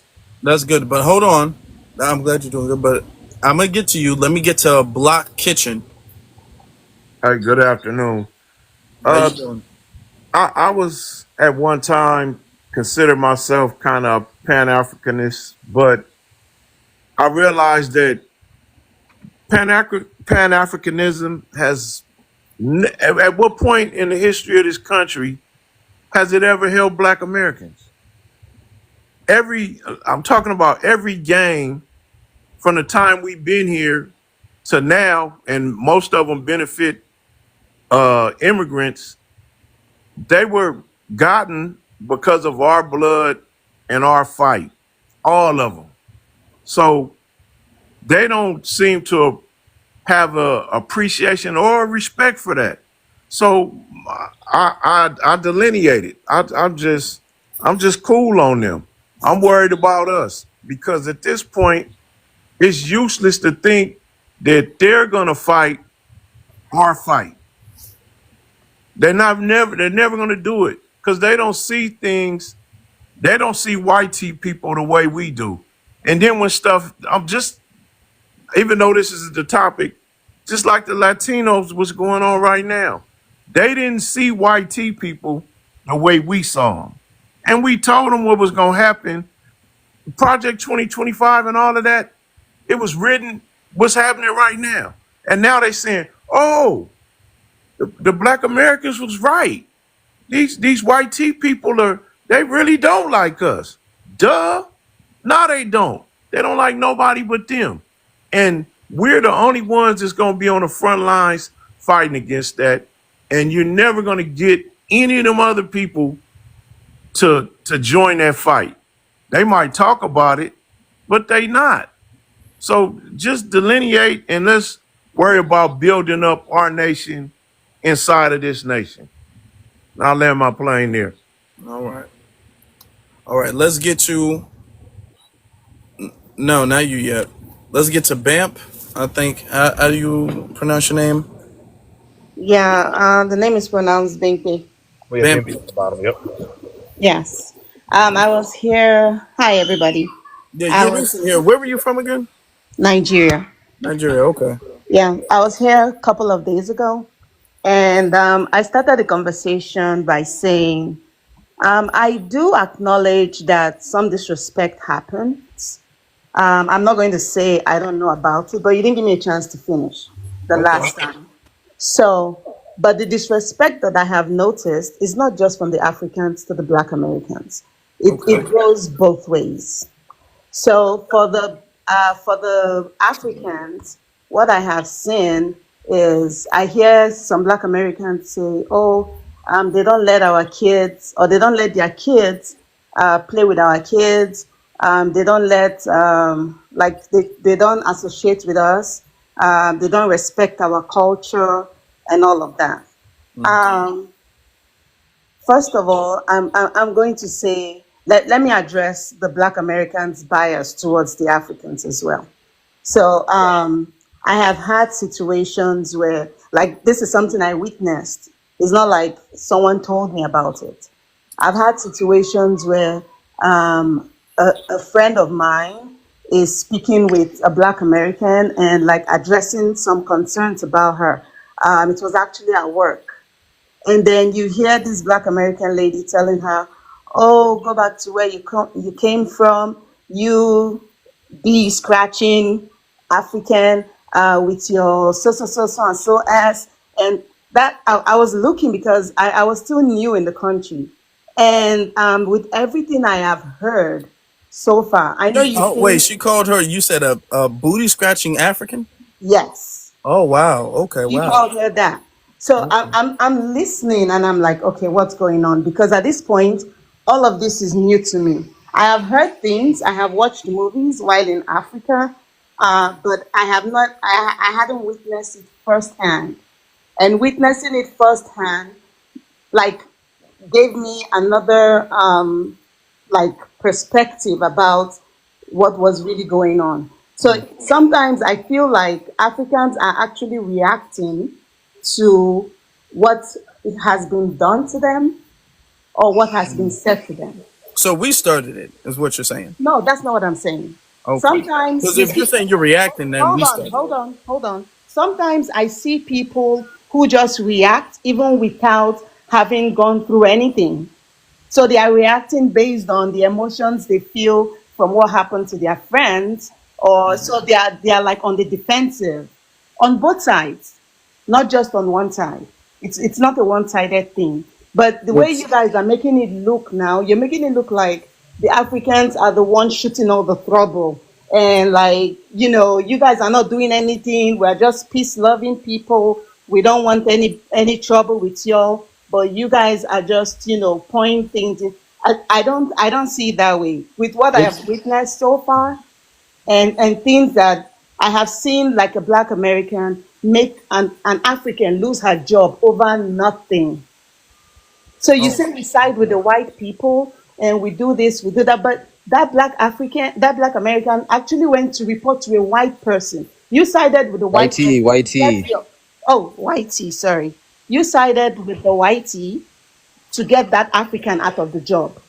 And when you take somebody out of their source of livelihood, as far as I'm concerned, you can as well kill the person, because at this point, Unalive, unalive. I'm sorry, Live, I'm not unalive. used to this. Hold on. Let me say this real quick. You can Let me as say this well real quick. Hold on, unalive the man. person. Hold on. I'm making an announcement. We got to understand that TikTok Live has been around for 4 to 5 years. There's certain words we can't utilize. So, Okay, okay, I understand. Okay, so if you're taking like a source of livelihood from someone, just ma'am, because, are you huh? listening, ma'am? You're being very disrespectful. I'm trying to make an announcement. There's Oh, I certain thought you words. were done. No, I'm not done because I have to say it and make it clear because this is like the third time you said this. When I you say said the livelihood. when you say the KILL, terminated, unalive, be creative. When you say YT, you say YT. You don't call them that Okay, word. Be okay for us, right? We got to be creative with our words. It's been around for 4 years. Thank you very much. Appreciate it. okay. So when that happens, you can blame an African for like feeling a sort of way towards a Black American. But even at that, I'm still like, I'm still wondering why we waited till now to talk about this. Why is it now? This The, thing has been the going on for reason years. I want to Like, answer that question for you. The reason hold why it's on, happening now. I I want to, understand. Hold on. or is it rhetorical? Let her finish. Let's let her finish. All right, Let's let her all right, finish. all right. But you are gonna have to wrap it. You are gonna have to, land Yes. Okay. shortly. So I'm gonna let you So finish, though. I'm wondering why it's happening now, because of all times. I know you don't feel like we are like the kumbaya effect is not happening between us. That's true. But at the end of the day, when I look at you and I look at myself, I see the same thing, and I would choose that any day over any other thing. That's how we feel as Africans. I don't know how you all feel about us, because I personally, let me talk for myself. I personally will choose my Black American brother or sister. You guys don't like to be called that either, but it's a thing that we do. So I would choose a Black American any day over any other race, because I feel like we're together in this. We might have our own differences. We don't reason the same way. We have different backgrounds, different morals, different ethnic groups, and all of that. But at the end of the day, when I look at you and I look at somebody else, I will choose you over anybody else. Okay. Well, we're gonna. Okay. Thank you, Vegeta. Real quick, because then I want to say something. Then we're gonna move on. Yeah. The real reason why is because again, Pan Africanism was not a short thing. It was actually lasted over 60 years plus, right? So we were conditioned and we were taught to again respect everyone, especially those from Africa. And matter of fact, those of us, especially I would say, including myself, especially myself, in the South, Tallahassee, Florida, next to FAMU. Shout out to Tallahassee. We were definitely taught heavily about Pan Africanism. The fact that with Dr. Denard, now I'm throwing sources out, who again taught us about African dances, African languages, the whole nine. Again, we were understood who Imhotep was before who Jesus was, and we knew the expulsion of what of YT Jesus and how it again brainwashed people.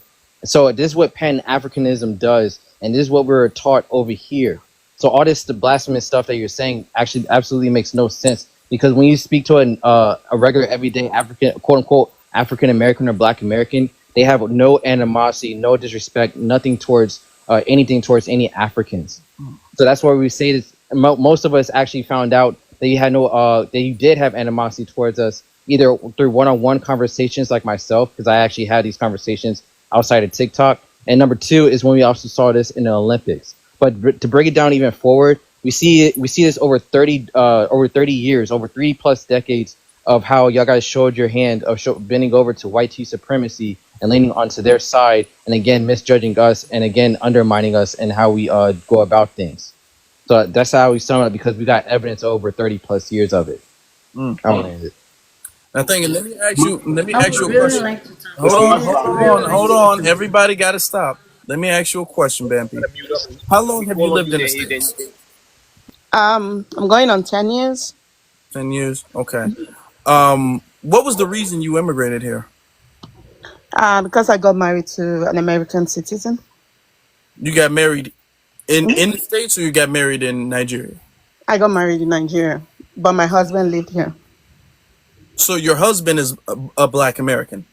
No, my husband is Nigerian.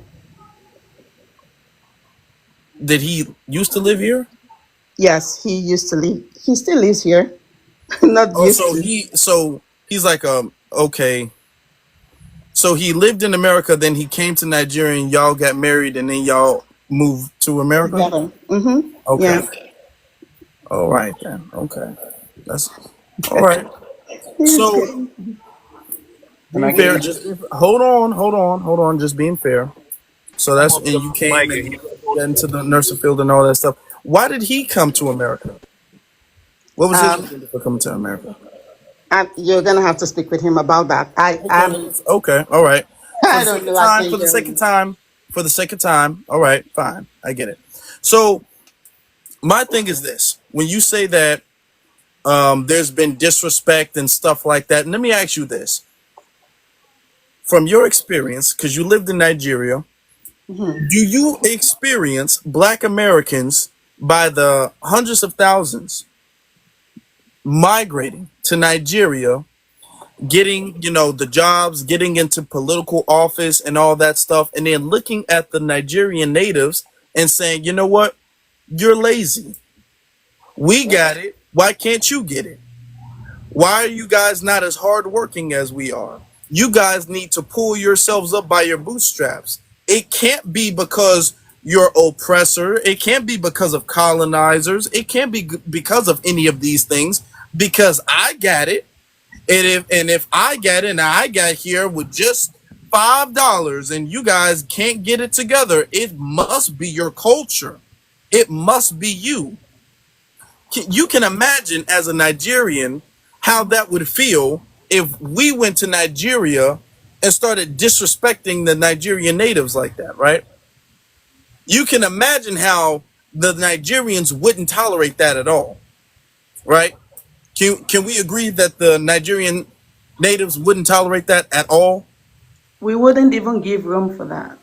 Hold on. Let me explain that. What I mean by we wouldn't give room for that is, like I said, the disrespect that was given to Africans when they came here. We won't treat you like that, right? No, ma'am. Stop. Hold on, ma'am. We show like the lady, I think it's Betty, that spoke. When we show love, trust me, it's genuine. Like if I'm like speaking with you and I'm telling you things about myself, or telling you you're things, deflecting. You're deflecting, ma'am. You're deflecting, because that's not that we're not talking about that. And I'm not saying that all Africans are all bad and they all hate us and nobody is saying every single last one of them. But what I'm saying is, anytime we address this issue, we have Africans coming up and saying, actually, you guys are the problem for us. So I'm saying, let's flip the situation. Let's flip the position. And let's say we are migrating to Nigeria and doing the same things. What would you guys be saying? Okay? Afro. Because you guys like to come here and victimize yourselves, or you guys like to play the victim role and say we can't we came here and the second we got here we were disrespected and we were beat up and called a booty scratcher and all of this, and we were snitched on and everybody hates on us. You guys like to say that. So I'm saying, The things that we are saying that you guys are doing that you really can't deny because we have the receipts of you doing it. All right. Y'all do it boastfully. Y'all got songs calling us Akata.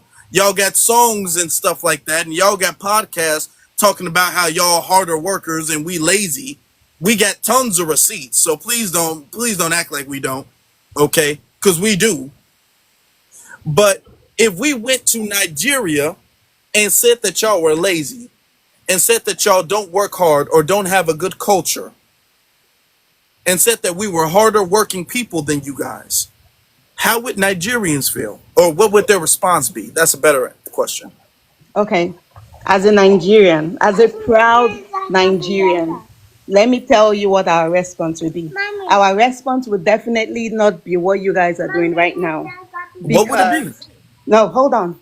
Nigerians, if you really know Nigerians, Nigerians are people who are very prideful. Nigerians are outspoken people, and they don't take words like this to heart. Nigerians will go, I don't, maybe that's why they actually do well for themselves anywhere they go. There are things people say that don't mean nothing. Then why is there so much Nigerian conflict among the tribes in Nigeria? Why is there so much conflict among the tribes in Nigeria then? The same way that there's Tribes in conflict among Nigeria is not a matter of No, be words. quiet, dude. Be quiet. Let her answer. Let her answer. The matter that is happening in Nigeria is not about words. It's not about you disrespecting me. We're not talking about. Hold on. No, you We're said not just why is talking there about. conflict? We're not I'm talking telling you just now. about words, ma'am. We're not just Okay. talking about words. We're Okay, so talking about. what are Africans or what are We're diasporans doing to you guys? okay. Because so far all I've heard Stop, ma'am. is Stop. And okay. y'all wouldn't ignore it. If I swear to God, because y'all let the whole African booty scratcher thing from middle school traumatize Not y'all middle up school. until adulthood. Not middle Y'all school. still bringing I was up an adult when I people came being here. called the African booty scratcher while y'all Not claiming middle words don't school. bother you. So clearly, either words bother you or they don't. If you bringing up somebody from 2-3 decades ago who said an African booty scratcher, and you bringing that up in a situation today that doesn't have anything to do with that, then clearly words bother you.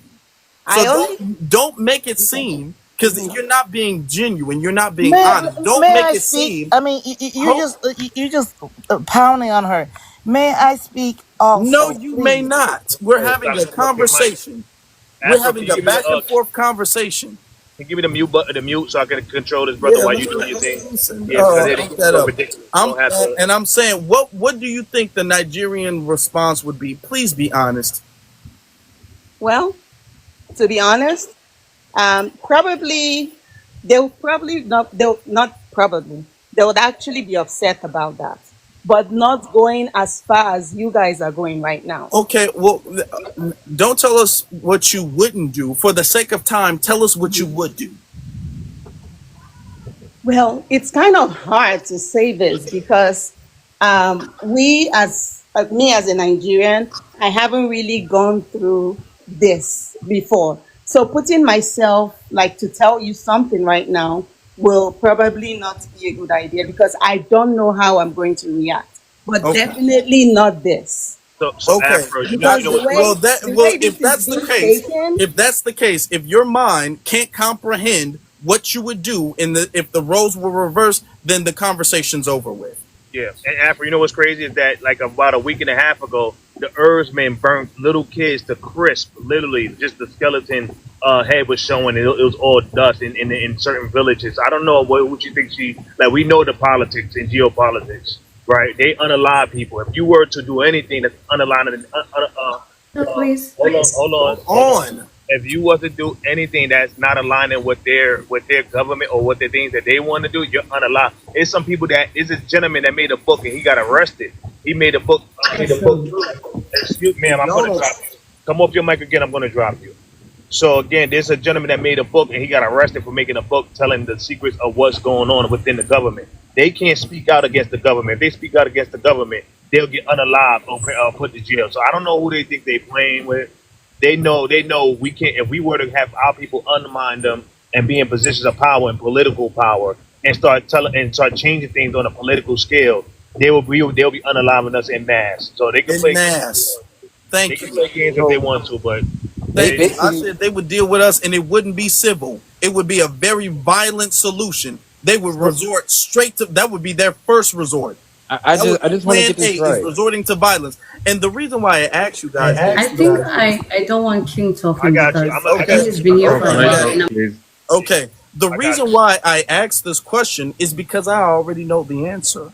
Because as you guys might not know, we're not nearly as ignorant about what happens around the world as you guys think we are. You guys think we live in this bubble. We actually don't. We know how what different tribes in Africa, sorry, and we know how they treat each other. We know the different conflicts in Africa. We know what's going on there. We know what's going on in the Caribbean. We know what's going on we have people who watch news in America and then they watch like the global news stations and have conversations with people across the globe. All right? So when we ask you guys, how would you guys respond if it was you? You trying to play like, oh, well, we would just ignore it and we would turn the other cheek. We might be a little offended. We might be kind of upset, but mostly we're a civilized, peaceful people. Ma'am, we already know that's not true. Y'all be trying to play like this is some big Wakanda and we the ones who flipping on y'all. We have been the nicest people. We are far nicer in our response than how you guys would be. Because if we were doing half the stuff to you all in your homeland, we wouldn't make it out alive. And we know that because we see it. All right. You're not talking to people who are ignorant of what goes on across the world. We are very educated about what goes on across the world. So when you guys come over here and tell us we need to tolerate things that you guys don't tolerate, you're not going to your homeland and telling them they need to tolerate things. You're not telling them they need to tolerate any disrespect from foreigners because they don't and they won't. But you're telling us we need to turn the other cheek and then we need to be nicer to the people immigrating here. So that's why we can't get along because you're not going to treat us like we're the ugly foster child of the diaspora and everybody gets to kind of pick on us. And if we say something back, then we're doing something wrong. No, we're not going to have this moral standard that goes up and down depending on where you're from. We're not doing that. May I speak next? What do you have to say? Ma'am, you Awesome. gotta. What I'm gonna say is this: don't come off your mic until he tell you he's gonna come to you. We got 10 people in request right now. Next person that do that will get dropped, and I'm bringing Yeah. somebody. Thank you. He said I could speak. Go ahead. Where are you from, first off? Huh? And go, okay. Yeah. Here's the thing. We ain't trying to fight. We really ain't. Even with the whole protest, whatever, we ain't trying to fight. I'll tell you this. I came in 81 and my family was in a war. We came as refugees. My parents were shocked. They were shot at. They were in a war. Pew pew. Yeah, you can't. Do I have to make an announcement again? Come on, y'all. We are grown adults. We can't utilize certain words. It's TikTok for entertainment purposes only. TikTok Live been around for almost 5 years. No way we still making these mistakes. Come on. So again, if you're gonna use say And if pew you pew, don't know, not then we're gonna S have E to move double. on because we can't have the Yeah, live because shit get that's cut come down. on. Yeah, next time somebody do that, they getting dropped. We bringing up so somebody out of the 10. That's it. So, okay, your parents were refugees. They went through a struggle. They came here in the 80s. Okay, so what were you saying? I'm trying to give you a shot.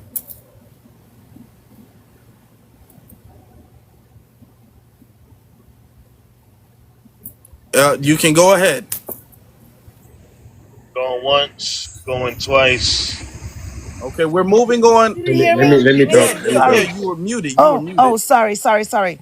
I said my family came here after AWAR, and We were refugees. They didn't come here to be BFFs with people. They came here to work. I'm sorry. We didn't come to kumbaya. Sorry. I land. Hold on, no, don't let. That's it. That's all you had to say. Oh, I don't want to take up too much time. No, okay, no. Okay, I have well, more. I have exactly. more. No, hold on, because I I get a have question more. now. I have a question now. Is there the same conflict that had your parents flee? Is that conflict still going on today? No. But I'll But tell you where do this. you live today, though? I live in Las Vegas, Oh, so and you live in America. yep, and I have So the conflict, a I'm just child that asking. lives So the here. conflict Hmm. that your parents fled from, that caused you guys to live in America, even though that conflict is no longer existing, you still live in America, Oh, right? it's still there. And guess what? And now You we're just said no, no. no, no, no. So is it It's there or not there? no. Listen, it's all about the dictatorship, Okay. and now we're learning about it in America because we're about to get into that. Yeah, I'm not. I wouldn't go You back said to I was beating up dictatorship. on the lady. How was I beating up on the lady? We asking questions. Come on, y'all. Let's not do that. We're keeping it fair. This is the most fair panel you can ever be on. Everybody's getting a chance to voice their opinion. Yeah, I actually like him. Yeah, you said I was beating up on the lady. How was I beating up on the lady? I just wanted to be added, so like help her with her talking points. You know. Okay, what talking points did you want to help her with? Well, ask me any question you have. Oh my God. All right, thank you. You have a good one. You said what you wanted to say, right? Yep. Thank you. All right, you have a good one. Thank you. So, All right. so here's my thing, Can I right? talk Afro? I think we Kindly. gotta understand. I think we gotta understand that she come here to take. They don't come here to kumbaya. They don't come here to, hey guys, let's defeat the people that's undermining us and undermining my country. They run to the enemy and come to take and side with the enemy, and then stay. They get comfortable with the so-called enemy that's so-called disrupting their country, right? And so they come here to take, and instead of going to like the YT people and going to their neighborhoods, right? Because if that's the people that's doing it to you, that's where you go. They want to take from our community and our neighborhood and send resources and money down to their country, respective country. This is what I have an issue with, right? Because they come here like it's all unity, we all together, we all one. But then they separate, right? They make a little Ghana in the Bronx. They make a little Senegal in Harlem. They got a little African town in PA. They got a little Congo in PA. They got a cinema. They have a Somali community in Texas, Somali community in Minnesota. So they separate, take our resources and separate away from us. But then want to say we all united. We ain't united. You guys separate away from us. So we got to stop this. We all one. We all unity. I wanted to be clear that yeah, you come here, you ran from whatever you ran from, but it's not about feelings. It's what you guys doing politically, economically. We have Austin Chingy, I don't know his name, but it's one of those last names, who wanted to run for governor, and he decided to side with the YT and remove Black History. Black History Month. That was his first order of business, right? We have who else? We have Ann Hill Bond, who's half Ghanaian and half Jamaican, and she just tore our reparation meeting. I can keep going all the time. You guys on a political, economical level was undermining Black America. This is more than just feelings. You hurt my feelings, and I'm mad at you. It's what you're doing on a political and economic level. So all you guys coming up here with the feelings is not about feelings. It's what you're doing politically in our land. Thank you. Exactly. Thank you Can for I that. Because can it's I say not something real like quick? we're My sitting up bad. there like you guys are making fun of us. That's the least of our. First off, it would be disrespectful, but that's not what we're talking about. We're talking about actual saboteur behavior.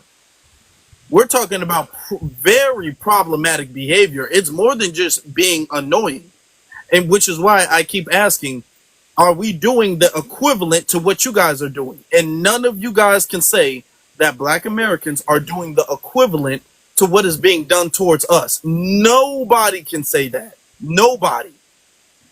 Okay? Because y'all be all like, well, no, we're not. None of y'all can say that because we're not doing that. And y'all wouldn't slightly tolerate if you guys thought we were. If you guys felt slightly threatened, you guys wouldn't tolerate that. Y'all would cut that off right there.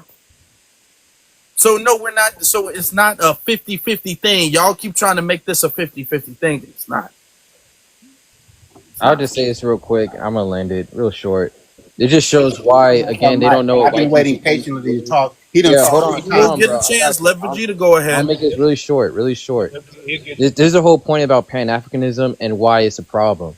Because now we have black people who are outside of the United States don't even know what Pan-Africanism actually means. Right, They have exactly. no idea about how to come together whatsoever, and it shows. Matter of fact, when there's how many times foundation we have to be proven time and time again that they're supporting white tea supremacy and that they're really selfish only on their own accord, and how they're only being used as a chess piece on the board to again extract from us and cosplayers who get exactly what they want, and they still refuse to, even though most of them acknowledge it. I'll give some grace on those who don't know, but most of them do know, which is why there's so many of them lined up in their own country wanting to go to white tea countries and then join their armies and making their military and everything else a lot stronger. And in fact, a lot of them don't even, matter of fact, a lot of them have beef with Americans, but the real beef is with the Britons, the Spanish, the French, and the Portuguese and the Germans. I'll land it.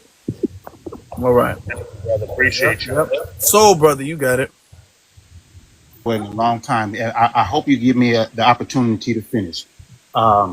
First and foremost, when we're talking about Africans leaving Africa to come over here, and remember, there's a lot of different nations. We can't really just lump them all as Africans because they are different nations, and that's why they don't all get along.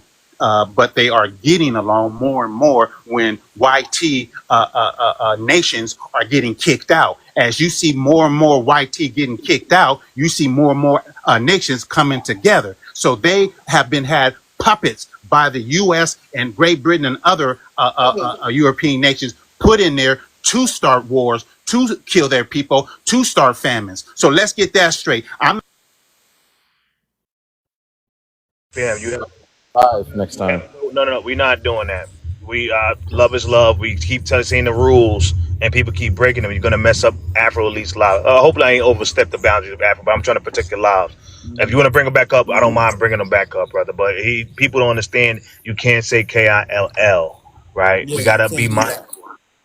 I understand we are passionate, but we got to be thinking when we talk too, right? So I'll bring them back up if you want me to. Afro, it's up to you. These Bro, are man, this is so don't say disrespectful. just listen. Do not say KILL. Can't say that because TikTok will shut the live down. All right. Say unalive or something like My that. bad. Go ahead. I'm not even gonna say that word. I'm gonna stay away Okay. from that word. Let's Okay. start two. Malcolm X was a Pan-Africanist, and then there is nobody on this alive that could touch his toenail. Nobody on this live that can touch his toenail. And he traveled the world. Most of you probably on here ain't even left your hood. I've been there. I've been to the continent. I've been to Europe. I've been to Asia. And I've been across this nation. And first and foremost, when I was in Egypt, when they did me wrong, I stood up for myself and I said, no, I am not going to get tricked out of my money to get my bag off this plane. And I went to their supervisor, and I'm just an American without nobody else. I was solo traveling to buy property over there. And I could have got killed. I could have got, oh, damn, my bad. I could have got unalived, right? Anything could have happened to me. But I stood up because I'm born and raised here in California, and I ain't gonna say the hood. But when we talk about like Nipsey Hussle, we love him because what he stood for. And this brings me to this point. When my brothers come over here, they go into the ghettos, they become gang members. Can I say that word? They become organized in the street. And the reason why they do, because if they don't, they're going to get harassed and maybe worse. So they acclimate into that and they do less. But the ones that go into the elite neighborhoods, they're doctors, they're lawyers, they're thriving, they're business owners. So come on now, let's keep it real. More of BKs do wrong to themselves than anybody else do to them. Well, Let's keep it real. let's have that Let's conversation. keep it real. Okay, well let's keep it focused on the prompt. How about that? Let's keep it focused on the prompt. Can Because I the be on big prompt is screen? about Garvey came the over here. bias. Hold on, brother. The prompt is about the bias that quote unquote Pan Africans have against Black Americans. Okay, this is not, and every time we have this conversation, we have people who talk about, well, no, we got to talk about y'all issues and what y'all do. Nobody is No, saying it's the that we're same. nobody is saying that we're perfect, Don't because interrupt. we're Come on, not. Simone. No, we're a community of 40 what 42 43,000 million people, 43 million people. Yeah, we're gonna have some issues, but we're talking about the people who claim to be Pan-Africanists. Y'all come up and y'all will be the number one defenders of anything on the continent. So when the continent and the diaspora, when they disrespect us, they get to come here, they get to disrespect us, they get to go against the grain, and nobody, and the Pan-Africanists are quiet. And then when we say something Brother, about Africa, Do here not y'all come off your come up mic. angry and mad at us for saying anything unfavorable about Africa. Do you understand? And this is why we're having this live, because you're mad at us on behalf of Africa, but you're not going to be mad at Africa on our behalf. If you allow me to finish, I run venues here in San Francisco, and I got a African, Black, and Caribbean and Diaspora event on August the 20th and 22nd, celebrating Black August that started in the penitentiary, and they are coming. And we are coming because we're going to end the propaganda by the Zizists that are being pushed out there to divide and conquer us. And if anybody got a soul, if anybody believes in a Sir, higher sir, power, sir, sir, sir. Let me ask you this, okay? Because that's another point. I'm glad you up here, because that's another point. Because anytime we address their disrespect, it's always some orchestrated secret hand that's making this divide happening. No, it's just because y'all are disrespectful. Ultimately. come on, brother, you Brother, can't. hold on. It is because we got receipts online. We being called Akata, we being called slave baby, we being called lazy. Y'all sitting up there saying y'all do better than us. We've had people on this very live talk about how we got it out the mud or they got it out the mud, and they look at us as we're lazy because we can't do it on this very live. This is not no CIA orchestrated COINTELPRO. This is a lot of what they think.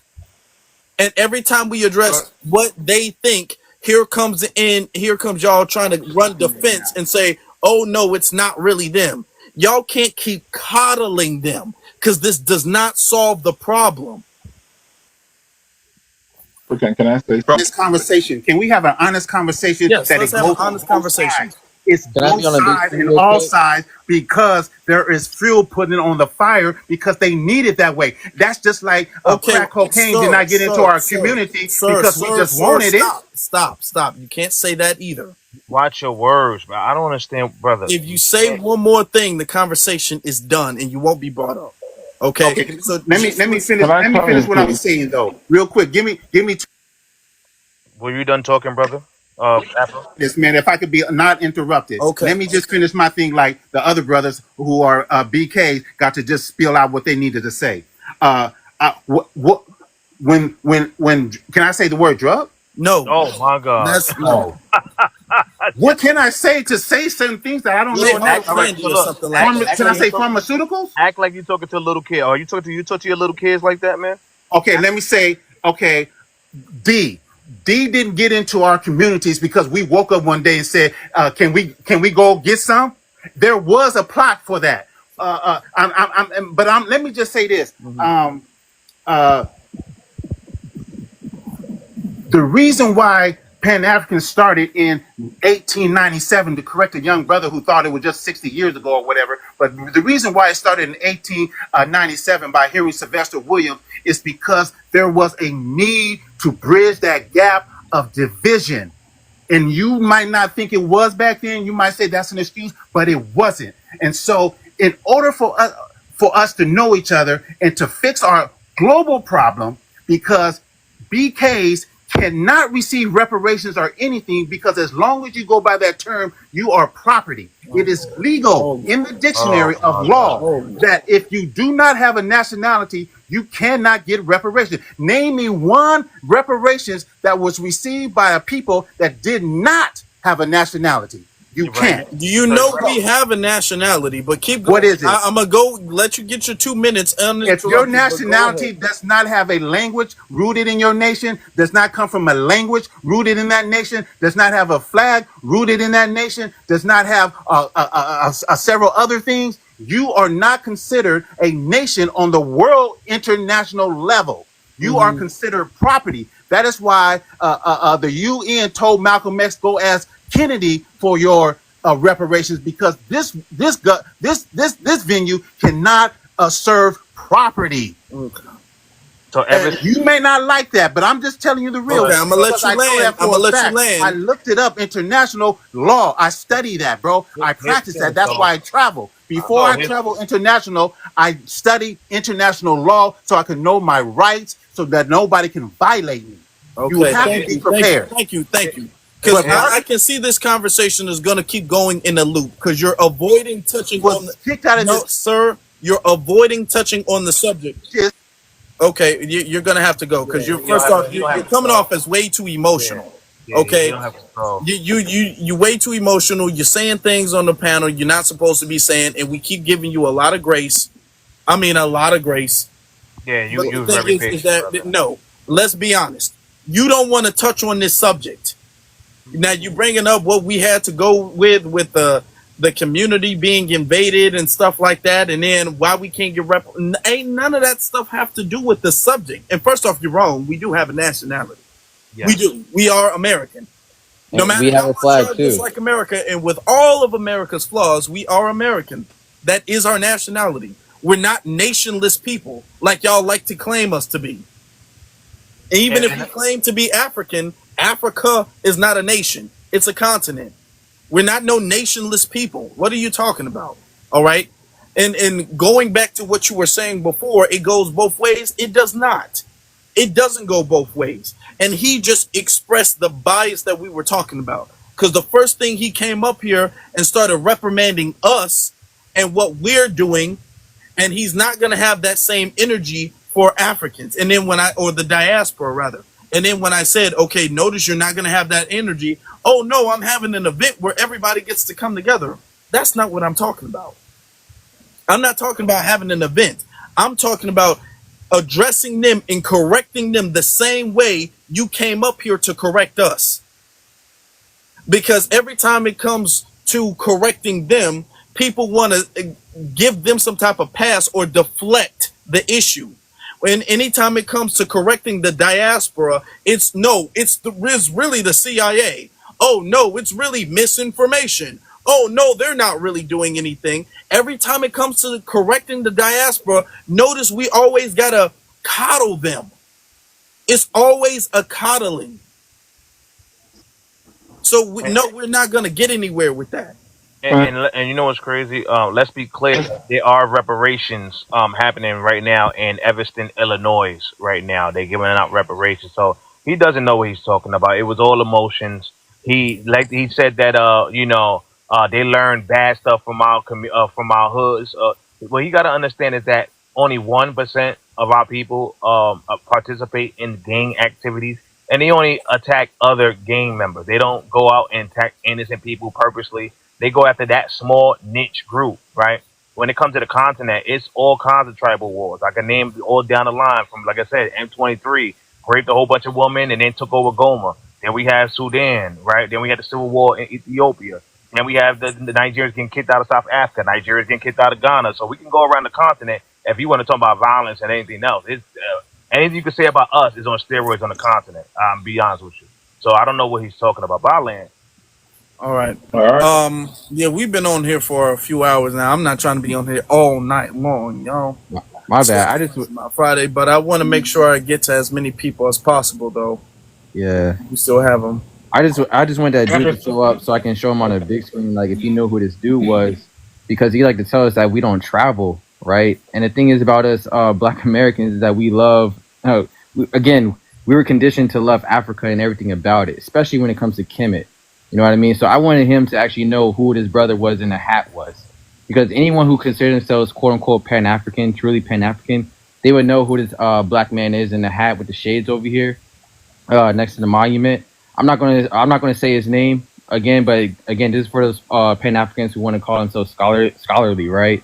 And again, want to give credit where credit is due. And again, we travel to learn and we travel to study, and that's all I'm gonna say. Because again, Pan Africans always like to undermine the Black Americans' intellect. I'll land it. Okay, yeah, that is very true. Let's get to Kenny. Yeah.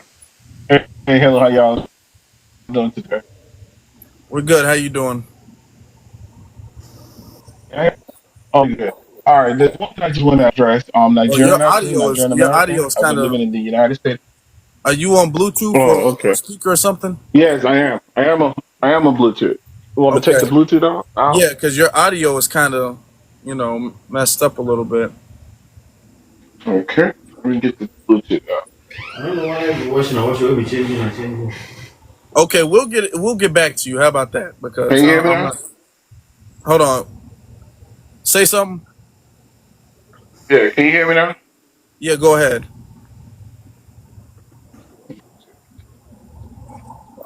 Yeah, yeah. Can you hear me? Can you hear me better? Yeah. Yes, What yes. what Go what you ahead. said? Okay. All right, just let me address the Akata thing that you guys been talking about all this while. I'm Nigerian, like I said, Nigerian American. I've been here for the past 25 years. I have a family and everything. But the Akata word is actually from Nigeria, from Yoruba word in Nigeria. I'm gonna tell you the meaning, the origin of the word, and the meaning, and why we gave y'all that name. And it's really not a bad name because I call my children that was born here Akata too. My kids that were born here, four of them, I called them Akata. And I'll tell you how it started. You got to It be started quick. We back don't need a in, history lesson. You got to be real quick. Okay, yeah, so I'll be Akata quick. is not a slur. Is Yeah, not a it's bad not. word at all. It's not. I'm gonna tell you what it is. The first Nigerians that migrated to the U.S. back in the 70s, Uh huh. they're Yorubas, and they're the one that gave y'all that name. The meaning of Akata is a wild cat.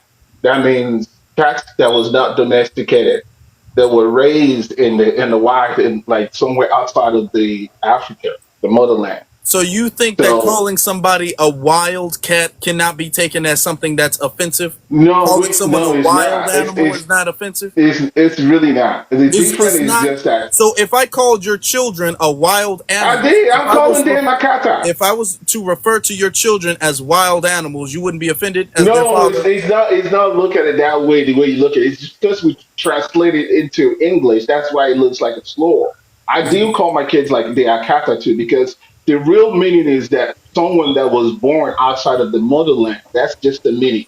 But the Can real I ask you a English question? translation is the white cat. You understand what I'm trying Can to I ask You you a say? are. question? We don't mean it It's in the wrong interesting way. because when we see people being referred to as Akatas, we only see Black Americans being referred to Oh no as no no no Akatas. no. Okay, I I'm know, gonna and I've explain to seen, that. sir, we got a lot of receipts and screenshots Let and me stuff get to like that. that Let me get of to that. What you said. Sir.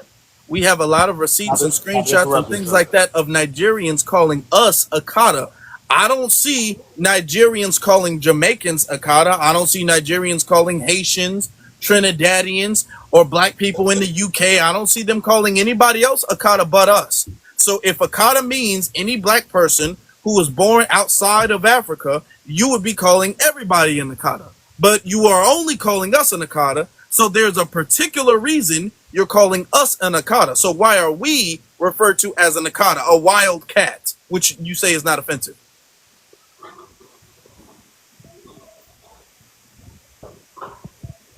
You can go ahead and answer that.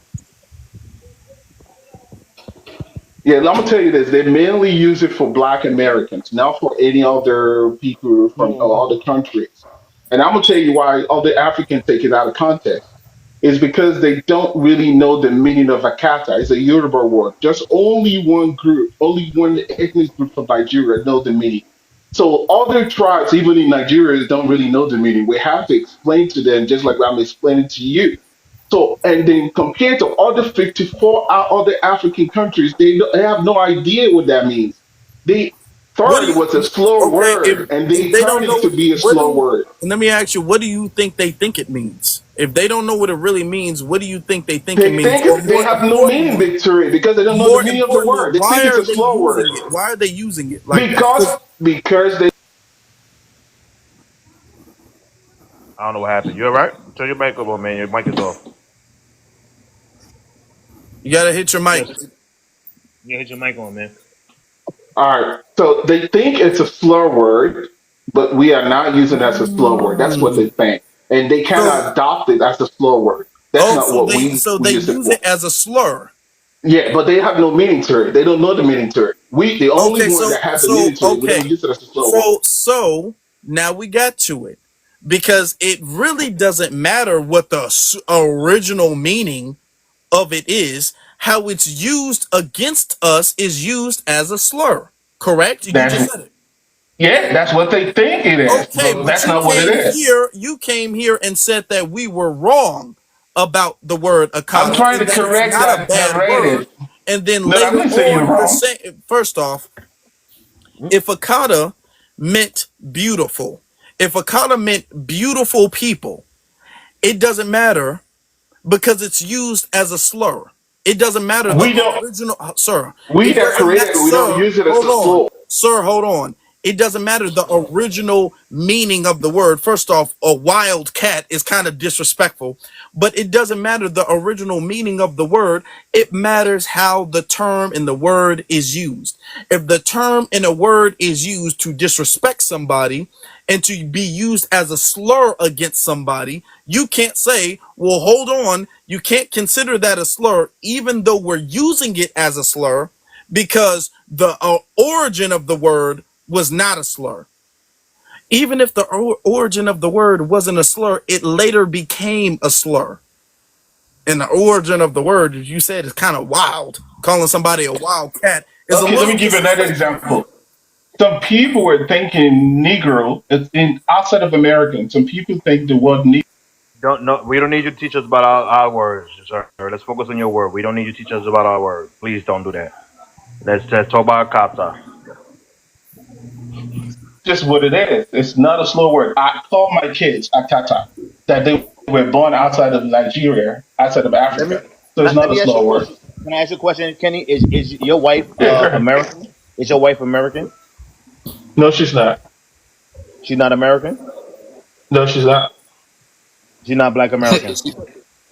She's not. Okay. Now, if you can't, can you put me? You know, I'm gonna bring some education to this. If you could put me on a big screen real quick, it's up to you. So this is from an actual. This is from a Nigerian woman. This is her name. I would not be saying it because I will be butchering the heck out of it. So I'm going to leave it like that.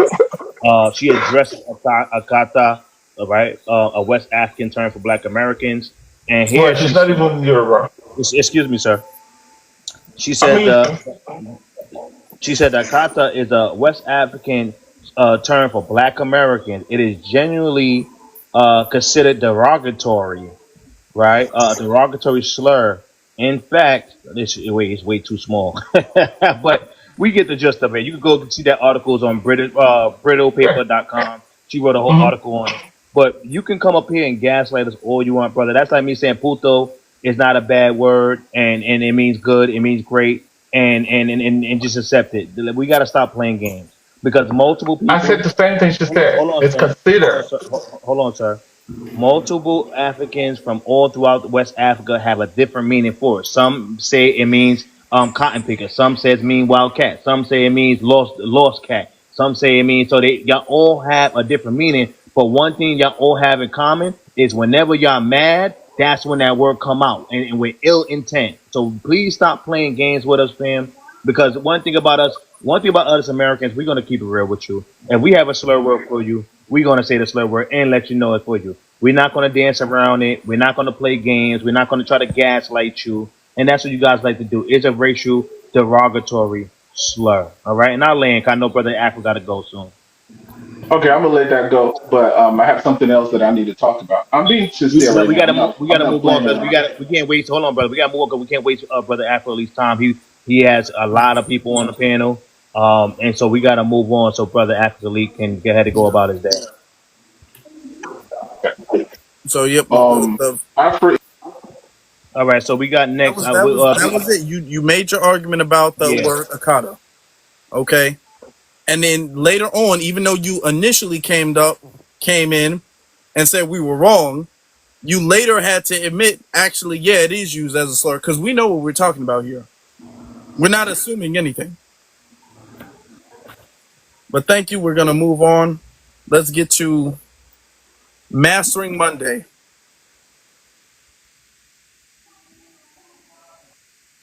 Hey everybody, how you doing? We're good. How Peace, you doing? peace, life. I'm well, I'm well. So I just kind of wanted to, I'm not sure who it was, it might have been King earlier, piggyback off the subject of the fact that everybody comes here and it's not to help us, because I'm clearly American, born American here. It's not to help us, it's for them to come up. And it's kind of like when in Rome, it sometimes feels as if people, especially Africans, come here just like, okay, let's get this money and forget y'all, like literally stepping on us to get ahead. And even though it may not be intentional or they feel it's not intentional, it is. Our people have suffered here for hundreds of years.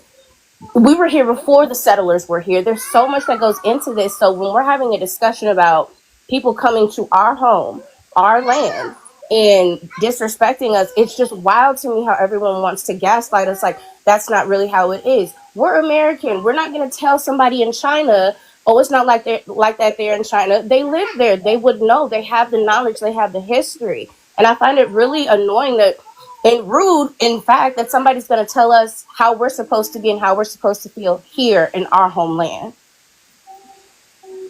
Yeah, this is our home. We built it. Our people built this land. Our people built this country. This is our home.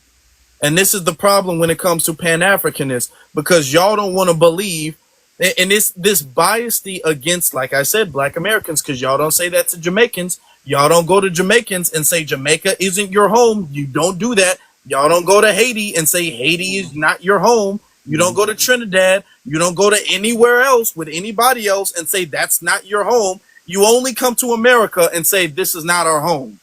We don't really have a home. So yeah. And see, that's another part of the bias. Y'all been proving us right the entire time. Thank you, Master Monday. Looks like it. And I'm just going to kind of wrap it up. I don't know who that is down in the comments talking about we don't have a home. That's so crazy because everybody wants to come to the home that we have. Y'all come here to come up. You come here where all the resources are at. And ironically enough, once we get our stuff together and once we get what's owed to us, we're going to see who's here. Y'all have a great evening. Thank you. Let's get to Britt. Hello, everybody. How you doing? I'm good. Okay, so what I really want to say is, after being on this app for a few days, going back and forth with them, just hoping to come up with like a resolution, because this is something that I've noticed for at least 2 or 3 years, and it's been getting worse in regards to the disrespect towards us. I just don't think at this point that there is no resolving it, because I don't think that they want to get over into a more positive side. They don't want to respect us. That's the thing. They never have respected us. It's deeply ingrained into we're two different. If you want to get biblical, but I'm not. But we are two different kinds of people. Okay, and so I think our focus at this point should be on saving our community. Everything that they've been saying negatively about us, let's address it amongst our people. Save us first before we even try to get along with anybody else. I think it should be more panels and more community around just FBA alone, because they always do that with themselves. They center everything around African and Caribbean, and they have their little things, and they leave Black Americans out on purpose. So I think that it's time for us to kind of like be like, okay, we can address this another time, but right now it's no point, because since it's not there with a lot of them when it comes to just coming to a middle ground of respect. If all we're asking for is respect and you can't even give that, you can't even apologize, you can't even acknowledge, baby, that's a lot of inner work that they need to do. So I do think that we just need to start figuring out how we can kind of get together collectively, and it's just us, and try to figure out how we can work on things amongst ourselves. Sorry on the FBA. Okay. All right. You got Let's Mo, get to Mo Mosty, right? Mosty, I believe. vitamin C. Oh, vitamin C. Okay. Hello, good evening. Was one of the other persons that came up, I think she was African American and Nigerian. I don't know what it was anyway, but she was a nurse or something, and she said that they were jealous of us. And jealousy is crueler than the GRAVE. I don't know if I can say that word or not. That's why I spelled it. But it's crueler than that.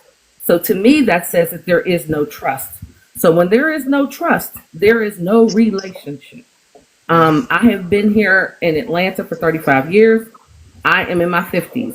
I have heard for many, many years, since I was in elementary school, that they didn't like us, that we were lazy, and all of the other things that everybody else has said. So I think at this point, we need to recognize that when people show you who they are, believe them and then leave them. But keep your head on a swivel and stay prayed up, and I'll land with that. Thank you. Yep. All right. Appreciate that. I think it's Mosty, I believe. Mosty. Yeah. Mosty.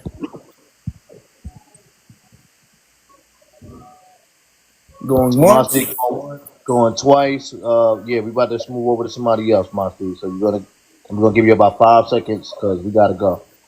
5, 4, 2, 1. All right, now we're gonna move on to Roland. Good evening, everyone. I've been listening, I've been here for the past couple of hours listening to everything. First, I'm from Cameroon. I was studying biochemical engineering in Sweden, so I got hired from Sweden to come here in the United States during the COVID period. So I've been here for close to 10 years. No, before the COVID. I've been here before, at least about 10 years, I guess. Everything that is being said here, I think is very, very important. But, I've been listening all along. It's just we are talking problems. And I'm asking myself, what are the solutions? How are we going to fix this? Or do we just need to come on here every time? Because I started listening to you yesterday. Do we have to be coming here every time we're talking about this problem, this one, this person don't like this, this group don't like us, we don't like this group, or these are the problems. Okay, now what is the way forward? How are we going to fix these issues? So those are the type of things that I would like to hear the next time. How do you think we should fix the issues? Thank you. First of all, we've already acknowledged what the problem is. Do we go out there and sensitize, educate people? We don't use these body scratcher words, slurs to one another, or you don't use the Akata word, because I tell my kids, don't call anybody Akata. No matter how nice the word may be, no matter the interpretation, it might mean one thing to you and another thing to another person. In Africa, people like to be called lions. Someone will say, I'm a lion. The other person say, I'm a tiger. So to call somebody an Akata is like you are giving somebody a title. To them, that's what it might mean. But to another person, like over here, is different. You call somebody a lion, you run into trouble. Or you call somebody a cat or a tiger, you run into trouble. In Africa, you call somebody a tiger, it's pride. Can I address what you said? Yes, go ahead. You said we were going to talk about solutions, and we already know the problem. Yes. That's the problem right there, is the fact that we all don't know the problem. And we all are not on the same page about what the problem is, because Kenny, who's also a Nigerian, is saying Akata is not a slur.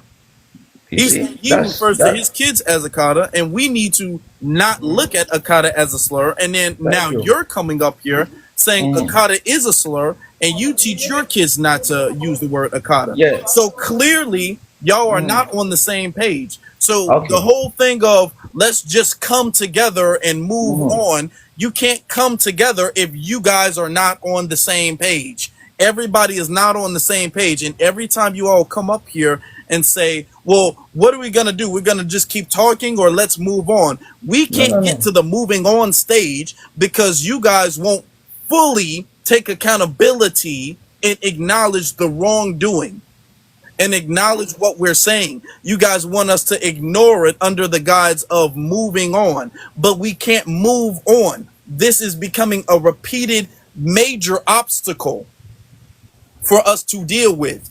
And now we have to go back in house and look in the community and say, all of the turncoats and backstabbers, we got to get them out. There needs to be a circling of the wagon. We are not on the same page. We do not have the same agenda. We do not have the same goal. There's been many people who've come up here and said, my goal coming to America is to make money and go back home or send it back home.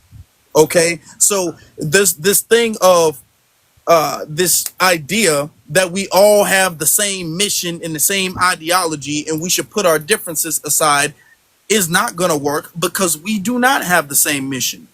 We've agreed not to use the word, whether it's a slur or not. We've both agreed not to use the word, so we are on the same page on this.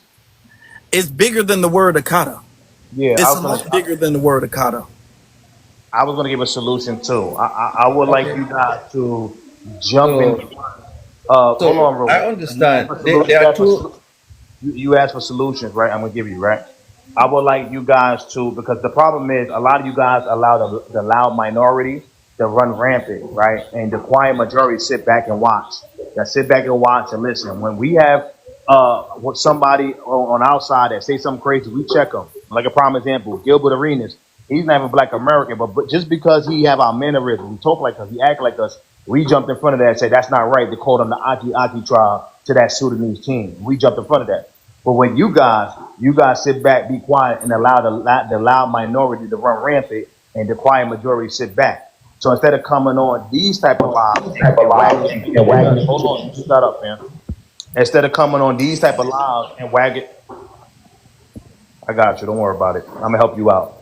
Instead of coming on these type of lives and wagging your finger at us on what we should and what we shouldn't do, then what you have to do is go to your loud minority and start checking them in mass. Not just one or two people. You guys got to check your loud minority in mass. You guys sit back. You guys watch. Prime example, that lady was walking around with cotton and dancing and disrespecting our ancestors.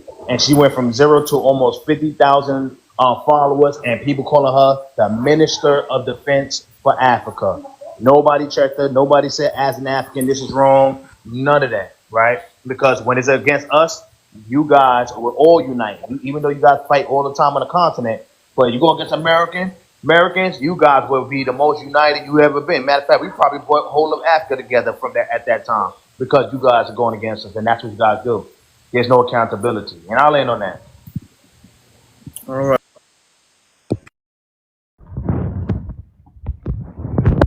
Hey man, don't get it twisted though. We love African American, man. Africans love African American. There's nothing It you can sounds say good, about Brother that one. Kenny. I'm going. Brother Kenny, it sounds good, but you got to show, right? Because one thing I'm gonna say, and this is my last point. For us to get to this point, Black Americans, for us Black Americans to get to this point, we are the most loving people in the world. When you look at the definition of love in the dictionary, you see our picture. And so for us to get to this point, when we're over it, you know you really messed up because we give a lot of grace and we give a lot of patience. We are the most accepting people in the world. And so the fact that we are at this point, you know something got to be wrong. And I'll land on that. Yep. And we're going to get to some new speakers and then we're going to start wrapping things up. All right. So thank you, Randall.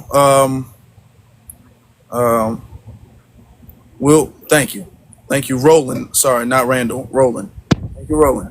Appreciate that. Now you know some solutions. Now you know what you need to be doing and who you really need to be addressing. All right. So now let's get to Fatu K. Yes. Hi, everyone. So I've just been, You sound a little muffled, a little bit. I don't know if you got a Bluetooth or a speaker or something. No, actually, I don't. Let me, one moment.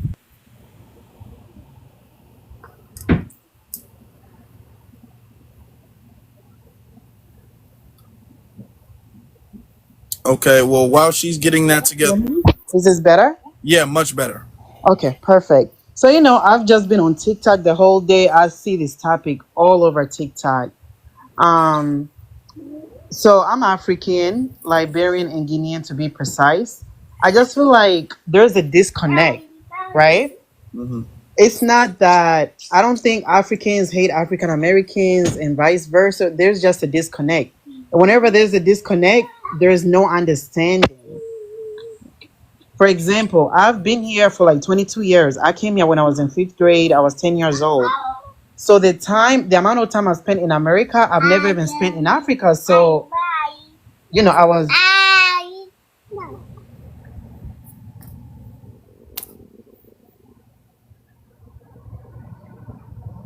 Okay, well, she's taking care of something. Okay, there you Sorry go. about that. Sorry. I really want to put my 2 cents and just, get off. Okay. So, I feel like, again, I've been here for 22 years, came here when I was 10. So the amount of time I spent in America, I've never even spent in Africa. I can consider myself raised here. When I came here in the fifth grade, and again, I feel like it's experience. It's going to be a different experience for everybody. Some people have had positive experiences. Some people had You negative. sound kind of muffled, Fatu. Fatu, where you from? Liberia? You sound like you're from Liberia. Yeah, I'm Liberian and Guinean. Yes. Oh yeah, I can hear it. Okay, go ahead. Yeah, I just want to put my 2 cents and leave because I do have kids around, but I have them controlled. So, I've been here since I was 10. When I came here, I feel like I've had a different experience than maybe the next person. And, as human beings, experiences do shape us. So when I came here, I lived in New Jersey. It was a predominantly, the area that I lived in, it was it was predominantly like minorities. It was Hispanics and African Americans to be precise. So imagine being the only African person in the school. Because again, where I lived, there were no Africans, no white people. It was just Hispanics, African Americans. That's it. So that was my first introduction to America, right? Hmm. Okay, if you're gonna keep pausing, I'm just like, what is the disconnect? Yeah, I'm sorry. So the disconnect, I think, is like like personal experiences. I didn't have the best experience when I came here because when I went to school, I'm like, okay, Hispanics. I see my other black people. I'm like, okay, we're all the same. But right away, it's like I was looked up. I was looked down upon because I'm African, simply because I'm African. You know, like and at that point, I'm not gonna hold everybody. We're like 10 years old. Like the ignorant questions. Do you guys have houses in Africa? Do you guys live in trees? So from my own experience, it wasn't really the best because it's like my own black people, they didn't want to see me simply because I was African. And as a 10-year-old girl at that point, you can imagine I'm just confused. Like, okay, aren't we all black people? All my friends were Spanish. The Spanish people were more inviting. I'm not gonna lie. Every single person that I was friends with were the Spanish people because they were like more friendly. They didn't judge you, of course, how you look. You didn't wear the latest sneakers. So again, it's experience. That was my experience. Okay. Fatu, But how old are you, Fatu? If you don't mind me asking. I'm 30. So, Where in so the you U.S.? hold on. So you're still mad at 10-year-old kids No, I'm that not mad. Again, I'm coming. I'm I'm not trying to mad. understand. And I say that, right? I was like, as a 10-year-old girl, and I'm not holding anybody because as 10, they didn't know any better, right? Yeah, so that's Everybody I'm was glad. exposed. So I'm glad you said that, right? They didn't know any better, right? Kids will be kids. I don't care where you go. I don't care what culture you're around. You could be around in any community. Kids is going to say silly things, right? So the fact, Absolutely. real And that's quick, what real I'm quick, saying, right? I'm still real quick, coming, Pato, right? I got you, Pato, real quick. The fact that this is a lot of Africans' main talking points. Well, in middle school, I was, bullied and I was this, that, and the third, and they still hold on to that for 20, 30, 40 years. And I promise you, like, yeah, I think therapy is needed sometimes, right? Because that's your main talking point is you're mad at middle school Yeah, kids, but and that's why I you. wasn't done. You know what I'm saying? I've went to college. When I went to college, I met different people with different mindsets. Everybody's not the same. Once you get to college, you meet other people that are like, oh my God, you're African. Oh my God, tell me about they want to learn more about your culture. They appreciate it. So again, I'm not saying the 10-year, but as a 10-year-old girl, that can also shape that can shape your mentality or how you feel about someone. And am I still holding on to that? Absolutely not, because I've had coworkers that were African American, lovely, some of the most lovely people you ever meet. In college, I made a lot of African American friends. But what I'm saying is that right off the bat, if you're like moving to a new country and that's your first experience, everybody's different. It might rub some people the wrong way. And it's like, all right, I thought these were my black people. We're all the same. They're the ones that are mistreating me. All my friends were So Spanish, Fat, you Okay, know? now so Fat, here's the thing. What we're noticing is that there's it's almost as if this is a talking point. And I'm not Right, saying I'm not to speak on your experience because I have not lived your experience. I don't know your right. experience, and I'm not trying to belittle what you're saying, but I want you to hear me with this. We hear this almost identically said the same way over and over and over and over, almost like this is a script. And yeah. I'm not to speak on your experience. I'm not trying to belittle it. I'm not trying to even question it. But I'm trying to say we speak on this or we hear this all the time, and it's damn near an identical story about how everybody else really loved you guys except black Americans, even though Hispanics don't like black people at all. They don't even like their own black people in their own Right. countries, but they were friends to you. But okay, but we hear this so often, it makes other people question the legitimacy of it because what we hear is the African booty scratcher. I was called the African booty scratcher, and I was picked on by black Americans just because I was African. We hear that so much because that's a talking point that is used to justify disdain that Africans have for black Americans. So, and hold on, Okay. listen to what I'm saying. Listen to what I'm saying. I'm not saying it's appropriate for kids to bully kids at all. It's not appropriate. And it's something that we need to stop. Nobody should be being bullied. However, we do have accounts of Africans also bullying black Americans. There was Africans calling black Americans slave babies, saying that we don't know where we come from, saying we don't have a country, we don't have a flag, we're Akatas and stuff like that. There's a lot of that stuff going on. The bullying was not no one-sided thing. Kids were bullying kids. Yeah, we don't have a culture or something like that. Kids were bullying kids, but the way y'all tell the story, y'all are the only victims when it came to being bullied, and y'all were only bullied by us, and you were only bullied because you were African. And then therefore, that's your justification of growing up with some bias against black Americans. And we hear that, and you're not the first person or the second or third. We hear that from so many. It's like this can't possibly be a coincidence that every single last one of you all have an identical story.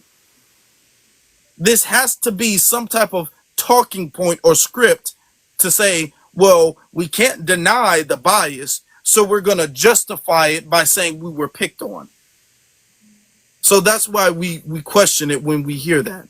But I'm not saying that what happened to you didn't happen. But what I'm saying is that the problem is not just being picked on. That's not why we have an issue. We have an issue because we have grown adults who will spew stereotypes against our people. Okay? You have grown adults from Africa, like Myron Gaines and them, all right, who will deliberately side with the oppressor and spew stereotypes and participate in the harm, in the subjugation of black Americans. All right. You have other people like Brian Donalds who will get into a political position and then say and vote against reparations because he said, and this came out of his mouth, he said, my family isn't going to get it. So I'm a vote no. That's what he said. Wow. Okay. So we have multiple different situations. It's more than just people being rude in high school or in middle school. We have very real problems that comes from people from the diaspora. and it's not going both ways because you can't find a black American version of Brian Donalds in Nigeria or Myron Gaines. You can't find a black American version of Myron Gaines in Nigeria, a black American version of Candace Owens in Nigeria. Right. You can't find these things because we don't go to you guys' land causing any problems. But too many of you all come over here causing major problems. So do you mind if I respond, Yeah, please? go ahead. Go ahead. Right, and I've taken everything you're saying 100%. So with the whole thing, because I feel like nobody can say African Americans don't have culture or whatever. I disagree with that 100%. Because even before I stepped foot on American soil, the African American influence in Africa alone was very, it was very widespread. Like, people wearing teams in 100-degree weather because 50 Cent had on teams. That's culture. That's influence. That's them appreciating, like, okay, like back in Africa, like everybody wanted teams. It's some places like 100-degree weather. Why are you wearing teams? All that is influence. All that is culture. You know. So to say that African Americans don't have culture, that's not what I'm speaking on per se, because I don't think that's true. The African American influence worldwide, I think, is very, very obvious. Everybody knows that. you know so I just feel like, again, there's just a disconnect, and that if we don't have these conversations, the disconnect is just going to cause more division between us. Pro- We're all black at Props, the end of the day. Yeah. I think the disconnect is like that the brother said. You guys bring up what happened in middle school, right? But then, like you said earlier, well, when I got older, I had Black American friends. They were good to me, and then I had somebody else in this place. They was good. So you Right. know that when you got older, Black Americans wasn't doing that, right? You said that out of your own mouth. We Yeah, but wasn't remember doing I that. say remember I said that was my first Real quick, experience, Fatu. right? Real That quick, was my real quick, first experience. Fatu, real quick. I'll be done. Okay. You said when they was kids they did that, right? Cool. And Right. again, I'm sorry, and I'm I don't condone anybody teasing or anything like that. But you said also when you got older, you met some great Black Americans that didn't do any of that stuff because we don't do that. Kids, matter of fact, I talked to an Igbo person from Nigeria. He said they roast also. Africans roast. We're not gonna sit here and play around and act like they don't. They had to close down schools in Nigeria. That I talked to the Igbo brother because it was so bad of the bullying and roasting. They closed down schools over there. So we're not gonna act like Africans don't roast. Africans do intellectual roasting. They're actually funny as heck when they roast. So we not when people come up here and say, "Well, you guys are so hard bully," and act like you guys don't roast either.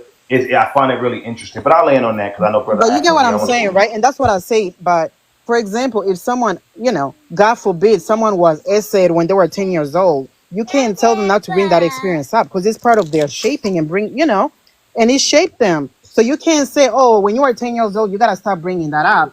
That's like invalidating the person's feelings or their experience. Which We is can why still bring we it up, right? We which can is still why bring it up hold and on, man. acknowledge One Hold how minute, on. far we've Fatu. Which come. is Fatu, why wait. which is Wait a minute, why when you Fatu. said it, I said I'm not trying to invalidate your experience. I'm not trying to say it didn't happen. I'm not questioning that it didn't happen. But what I'm saying is that you might hear some people say that because that becomes your story.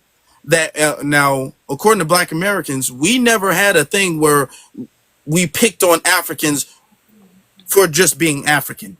Okay, that was not a thing in our community where we just picked on Africans solely because they were African, and we didn't pick on nobody else but just Africans, and we bullied Africans because they're Africans. But that's That's your not something experience. that I we don't grew think up you can with. speak for them. You But can speak for everyone, hold on.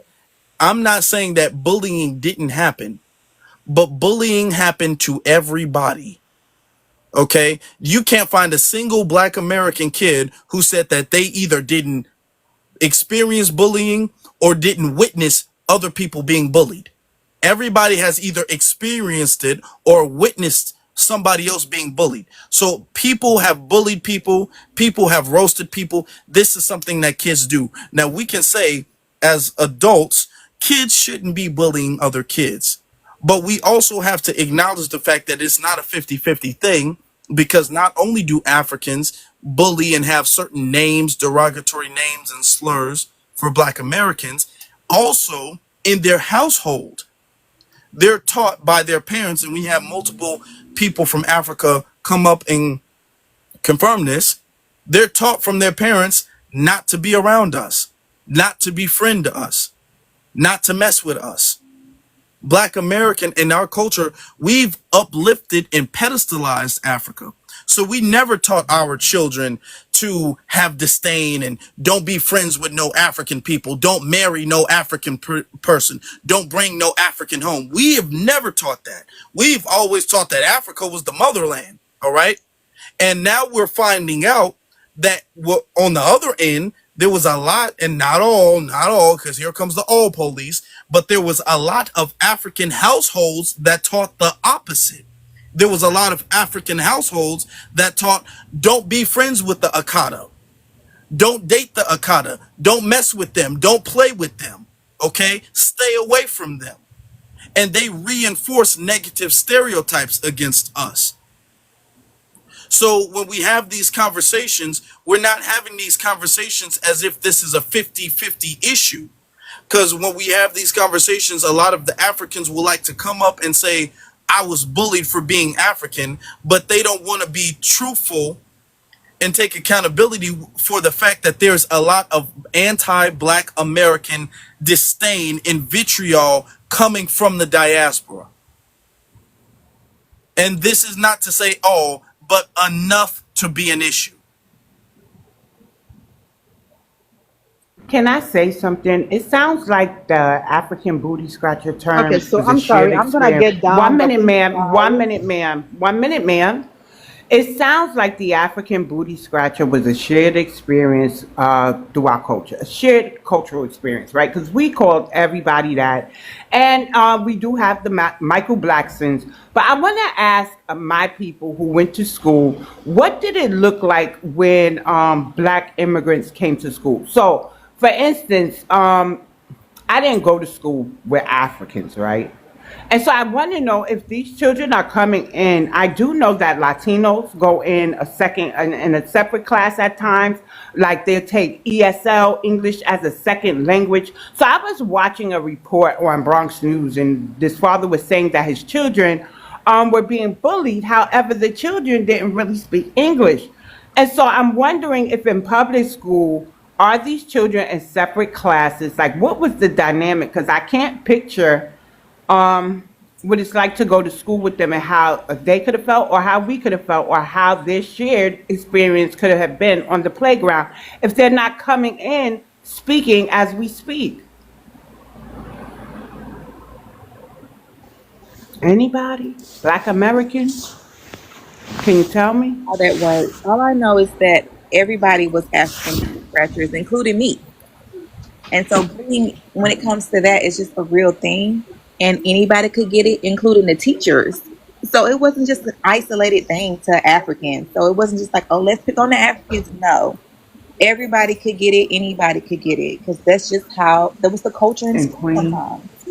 And let's be clear, it wasn't, well, it was roasting, the dozens. It was multiple names for it. It wasn't bullying. More so, it was a rite of passage, so to speak, right? And so when you pass that rite of passage, the same people that was roasting you, God forbid anyone outside that group ever touch you, they're going to be the main one stepping up in front to make sure you're okay, right? So that was a rite of passage. That wasn't, but now there was some cases where some people did take it far and bullied, and those are people that get condemned all the way. But roasting, everybody got it. If your dog was a little janky, your dog got it. Like, it was a roasting of fun. We had fun. It was little kids being little kids, and it's just like anywhere else. When you're in Rome, you do what the Romans do. And I would like to specify, there's a difference between roasting and bullying. Okay, let's be very clear with that. Because you can roast your friends, which is something in our culture we do all the time. If they got some old shoes on, or their outfit is crazy, or their haircut is crazy, or something like that, we can roast our siblings and our friends and laugh it off. Now, bullying is another thing. Okay, bullying comes with a bit of vitriol and stuff like that. All right, so there's a difference between those two. So if we make a joke about you That's not an automatic bullying thing. That's just okay. It might be a joke, but we still might be cool with you. You know what I'm saying? We still might be cool. I'm just clowning you for a little. Say your haircut is pushed back, or something, or you know what I'm saying? You smell a little musty, or whatever the case is. Whatever. Okay, All right. but there isn't a particular, because when y'all make it seem like y'all were particularly singled out, and we look at how we do everybody else, that doesn't add up because we don't do people like that. Bullies, and I was never a bully, but I understand how they work. Bullies bully people that they can, okay? Unless they are taught to bully somebody from home. We were not taught to have Right. any type of disdain for Africa. So it doesn't make sense that we would go out and victimize people who are just African. So the thing is, Okay. and I'm not saying that no African person was bullied, but I'm trying to say what you guys might have been is just roasted here or there or clowned here or there Just as a joke, and can I now just add? now Can I you just have add to what you Wait, said? victimized, wait, you Wakanda. centered yourself, and now you victimized it. And what I see often is that that is used as a justification for anti-Black American bias. Right. Um, okay, I want to say this. I gotta say this. Y'all don't have the right to come in here and tell us about our culture, right? Y'all are labeling something bullying, right? That may not necessarily be bullying. And it's so convenient that everybody got this story, just like everybody got the whole story that the government told them to stay away from us. But I think that mindset started on the continent. So if we're telling, I think that y'all just don't like what we're saying because it sounds a little dismissive. So I tried to put it as we shared a cultural experience and we were roasted the same manner. So I didn't go to school with Africans. I didn't interact with Africans at all until I started going to the hair braiding shops in my late teens. When my parents stopped doing my hair and my cousins was busy, I started running to the African hair braiding shops. I also went to school in the 1980s, so I don't care if you migrated over here, okay, and started teaching in the 1990s or 2000s. Man, my parents paid for my education. I went to Catholic school. There weren't any Africans in there. It was Black Americans, Latinos, and some Caribbean, specifically Jamaican. That was my component in the South Bronx. So, what I'm trying to understand is why do y'all all have this same story? I think a lot of it starts on the continent. See, in Catholic school, I wasn't called African booty scratcher. I was called the scab. You know why I was called the scab? Because I was one of the darkest skinned girls in there, and we learned about the people that broke the strikes, and scab was the term for them. So the boys, being ingenuitive as they were, called me a scab. What I'm wondering is if y'all all saw the movie Boys in the Hood, and he said you are just an African booty scratcher, and y'all all running with that narrative, because y'all all have the same story, but y'all ain't go collectively to have mental health therapy. There's nothing wrong with therapy, guys, but y'all don't get to come in here and tell us about our culture and what we should be doing in it. Y'all in our land. And we don't get to go to Africa and do that to y'all. Now, if that happened to y'all, I'm sorry, but I'm sorry. For the past couple of months, I've been hearing the same stereotypes, the same tropes about foundational Black Americans. But when I start looking at that continent, honey, whatever they saying about us, it's on steroids over there. That's So right. y'all gotta, if it's such an issue, and it's like y'all do it for us to have pity on y'all, send to y'all, stuff like that. And I tried to give y'all a nice, easy way. Oh, you know, it's a cultural experience that was shared, and we all got caught that. But at this point in time, I'm reading the comments, and you don't get to tell me what bullying is because you ain't been bullied the way we've been bullied. Did you get knocked upside your head? You were called names. You were teased. That's teasing. I'm We sorry, I'm have gonna get down. 1 minute. I ain't finished. You Yeah, get you're down, not. go. You ain't got to make no speeches.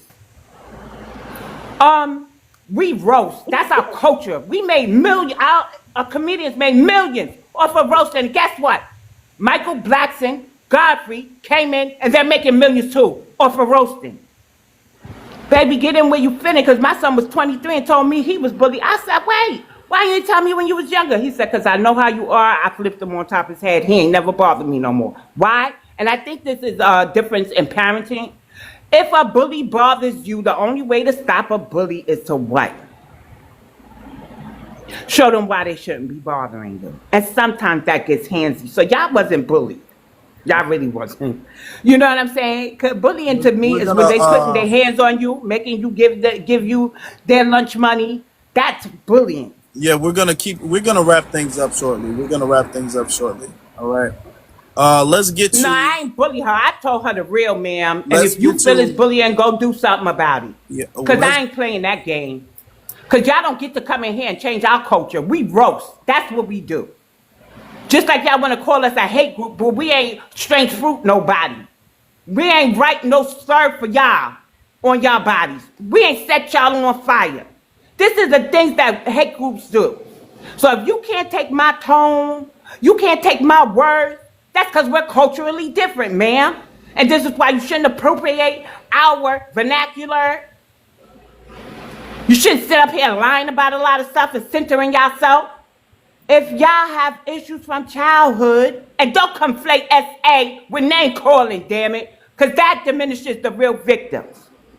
So if y'all got issues, I don't want to hear no more AB stories, honey. Go to therapy. I was called scab. Scab may be worse than African booty scratcher, because scab really meant dark skin. What is a scab? What does a scab look like? So let's cut it out. Get some therapy, please. Thank you. You can do it by telephone now. I'm tired of them. Everything's, y'all did this, y'all did that, y'all shouldn't do this. Go do that in your homeland. Tell me that from your homeland. Go fix your homeland. Don't come over here trying to change the way we are. I'm tired of y'all.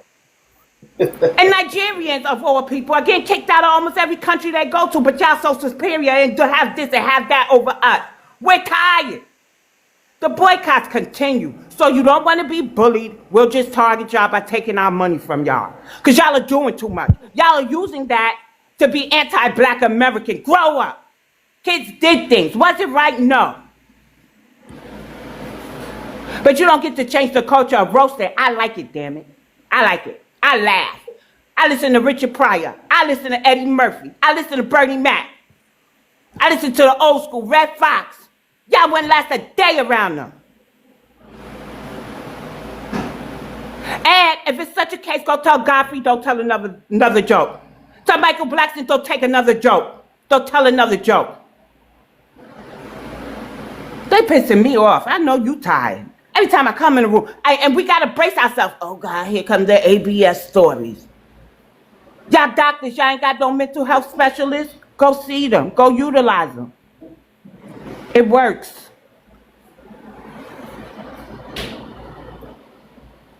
Yes, honey, I've been to Jamaica twice and also to Canada numerous times. You don't know me. I got a whole profile picture of about 8 Black Americans from these panels with passports in their hand because they ours. This is the ignorance I'm talking about. Y'all are using white tea talking points. White tea people ain't never said nothing that y'all ain't say to us, but they said it first. Stop being white tea supremacists. Get a new script, honey. Because that shit is old and played out. Played out. Y'all are played out. And that's the problem y'all have with Black Americans. Nobody is looking up to y'all no more because y'all are showing yourselves to be weak. And before I disparage y'all, right, I'm going to go on mute. But be careful now, because this is boycotting. We could go home Garvey movement, we can send a lot of y'all home. Because right now I'm pushing for us to never vote y'all into office again. Y'all worried about ABS, but we still voted y'all into office, and y'all talking about taking away Black History Month and voting no to reparations. Ma'am, y'all ain't got no damn bullying stories. Y'all ain't got no hate group stories, because y'all are the hate groups.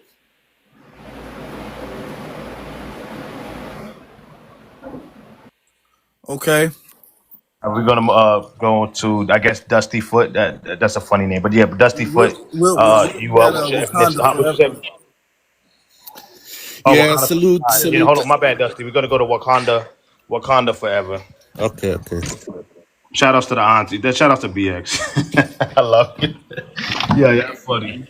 out because they voting down a lot of stuff that could really repair our communities, the same communities they put their business in. Not only are their businesses in there, so is their crime. And they are not statistics. Y'all are muddying up the water over ABS, a word, but that had to start in the continent. And y'all are running the white supremacist playbook because I was battling them first on Facebook. Don't play with me. I That's went to right. a Catholic school in an all-white teen neighborhood. Y'all don't understand hate. Y'all don't understand stuff. But you come over here, and because you're a melanator like us, oh, y'all face the same things. No, y'all don't. Because we laid the blueprint. Y'all just glide on in. The worst thing y'all had to do here on this land was stay up all night to pass a test, honey. And then Don't y'all bring turn nobody else around up. and lock us out. Lock us out.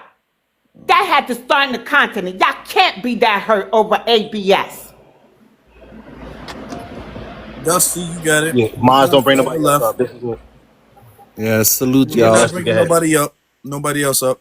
Yeah, don't bring nobody else up, family. Look, I'm gonna say this, right? We most likely when we come in, we probably selling half of what we owe to buy the ticket, to afford the ticket to come to America. You Then said when we where are come you to from? Where are you from? I'm from Somalia, Okay. right? Maybe we're selling half our cattle, maybe we're selling our houses just to afford the ticket to get over to America. Once we get here, we look around. First thing we notice is that the YT is running things, right? So what we do is we look down, we strap up, and we hustle to make sure our families back home are okay. That's our first number one priority. I know there's social issues. I know there's certain things expected from us when we come here, specifically with the FBA community, how the solidarity they expect from us. But that at that moment is not the number one concern. Our number one concern is how do you survive? How do you get to that money? How do you help your families? How do you get out of the situation you're in? You're looking around, you notice white people are running everything. You notice the white supremacy. You notice what's going on in the environment you're in. uh, Majority of us don't even speak proper English, so we're in survival mode, Okay. right? Mm-hmm. We're trying to survive. Number one, if we're telling our children be careful, it's because we don't have the luxury, right? To run the streets like FBAs do. We don't have that luxury. If our kids get in trouble, it's deportation. So when you are talking to Africans, you have to understand where we're coming from. We ain't got no problem against FBA. We're not looking at them a certain way. We're not judging them a certain way, but we have to look at survival number one. That's our first priority. And a lot of the times we're Hold being on, no, judged. no, no. Let him A go. lot, Let him a go. lot of the times we're being judged like, yo, you're not down with us. But that's not it. We're in survival mode. Okay. So you But got to and give then us a little bit of rope. You yeah, have to but it's understand our situation. and No, we don't have to. You know why? Because we is fought that to get you in here. We the understood thing enough. is that we have given a lot of grace and we've been very patient. We've been very patient. I'm glad that you're telling the truth, that you guys come here for your own personal agenda. You don't come here trying to rock the boat. No, And we're not. every single African who's come up here and who's talked about their stories of migrating to America has admitted that they do not come here to rock the boat. They don't come here to cause no trouble. They don't come here to help with the revolution or to fight the power. They are not on that. They are actually told and they are taught and told not to be on that. Okay? So now you're saying something that we've been saying. You're confirming what we've been saying.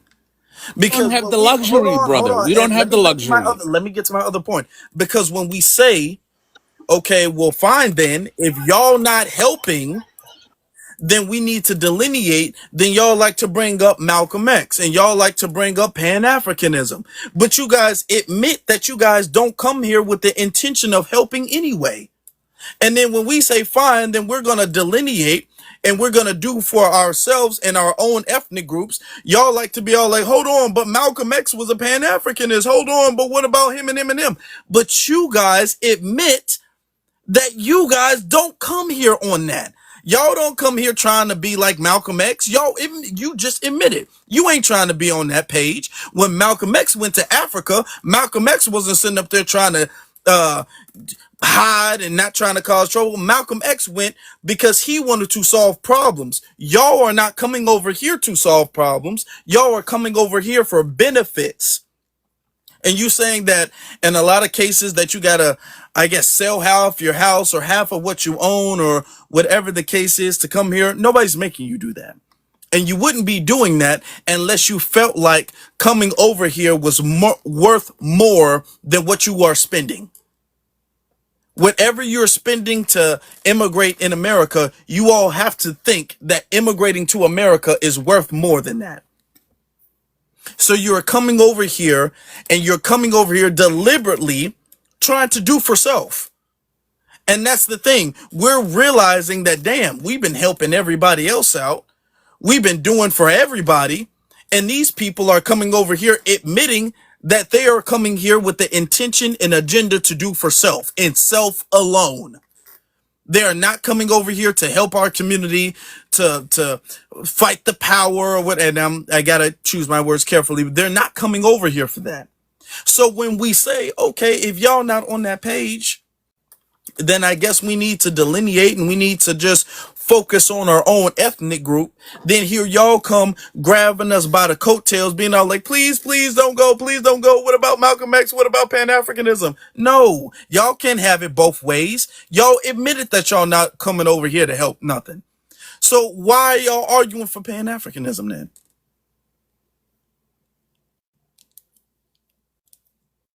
You can answer that.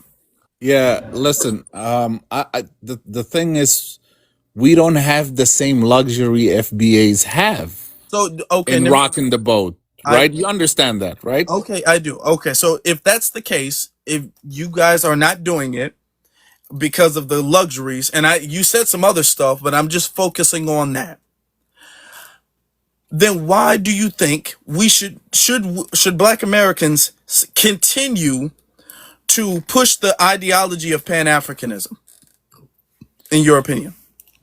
In my opinion, If what you said, if you all don't come over here on the idea of Pan-Africanism, you don't come over here believing in the ideology of Pan-Africanism, you're not coming over here for that, then why should we? Why should we keep the ideology and the standards of Pan-Africanism if the Africans are not keeping that standard? Let okay. alone, first off, you're not keeping it here or in Africa, mind you, but let's just talk about here. As Black people in general, there should always be an idea of unity. I'm not against that, but don't judge the diaspora community, diaspora community, for their actions because they're in a different situation. They're in survival mode. Sir, I So, could I, see. sir, I we've could been in see. survival mode for 500 years, sir. Do you know what happened? You know what? The continent brought a lot of their problems on themselves, right? Because there were slave trading tribes over there, right? So I used to give pushback to that. But you know what? The documents are out there. The tribes did sell other rival tribes, which shows me my ancestors were different.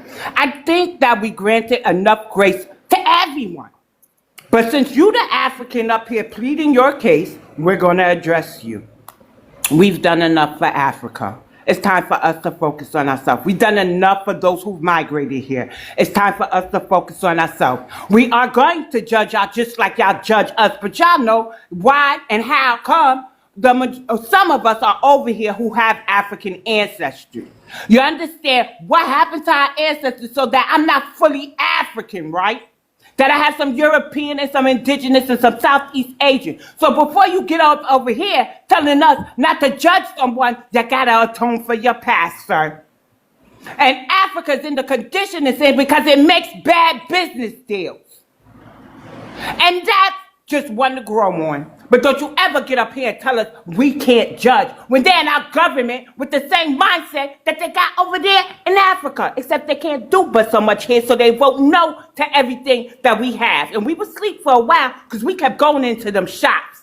But that mindset starts from somewhere, and I ain't forgiving it no more. Because how do we change your behavior? I'm not going to be quiet to make y'all feel comfortable when I'm uncomfortable. My ancestors did all the work. And although my work looks different, I'm doing the work too. But I ain't gonna allow y'all to keep making these policies or voting no or trying to latch on to stuff that you ain't even entitled to.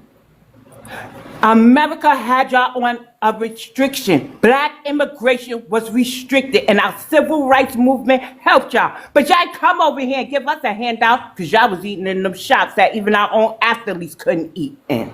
You get it? When we went to the continent, Malcolm X, the great Malcolm X that y'all love to bring up, when we saying we can't do Pan-Africanism no more, he was pleading for unity and for African nations to look after the Afro-Americans, the Negroes, us, and they didn't want our problem. Why? Because nowhere in Africa did he travel, did he not see print media that had an incident in, I believe, Tennessee, of a Negro being beaten during the civil rights movement. And we loved y'all through all of that. But meeting y'all now, I realized I loved the idea of having a homeland, but I needed to realize we built a nation within a nation. We built a first world nation. And here's where my ancestors fought to fix. Here's where my ancestors fought to be comfortable, to have things in life. Here is where my ancestors shed their blood if they made it off of the continent and through the Middle Passage, right? They were brutally great. And you want me to forgive or not judge y'all by your actions because y'all in a weird place? We have been on our own for over 400 years before you started migrating here in influx. We had so many hospitals, banks, and while we do still have black-owned banks, now we got to share the resources with everybody. When y'all get stuff specifically for y'all, you want me not to judge y'all or to kind of pity y'all? No, I'm not going to do it. I think you've exploited us enough, and I think y'all need to atone for what happened on that continent and then try this shit again. So, I don't wish y'all any harm. I don't. I want y'all to be honest. That's how we start to heal. I don't want you to ask us to diminish our light so yours can shine. Y'all had enough ample time to get y'all shit together. Y'all did. And so we can no longer champion the diaspora the way that we have. We got to work on us. And Dusty, you may be up here pleading for your people only because the shops are about to be boycotted, but I ain't visited them since 2023. And the fact that your name is Dustyfoot, I'm wondering if you be on other panels playing around. Because I know your parent ain't named you Dusty, and we do know what they call Dusty, right? It's Black American Vernacular English. Dusty. A dusty dude. I can't say the N word. So come on, Dusty. Don't play me. Because you playing yourself. So you up here pleading because we're about to boycott the African hairbrain shops. But we've been warning y'all all this time. And what y'all not realizing is every time we tell y'all to leave us alone and y'all keep bothering us, something gets taken away from y'all. How many countries are on travel bans? How many visas or months are you allowed to stay here? Like the TPS removed from the Haitians, funding removed from certain programs. Like y'all really got to stop playing with us.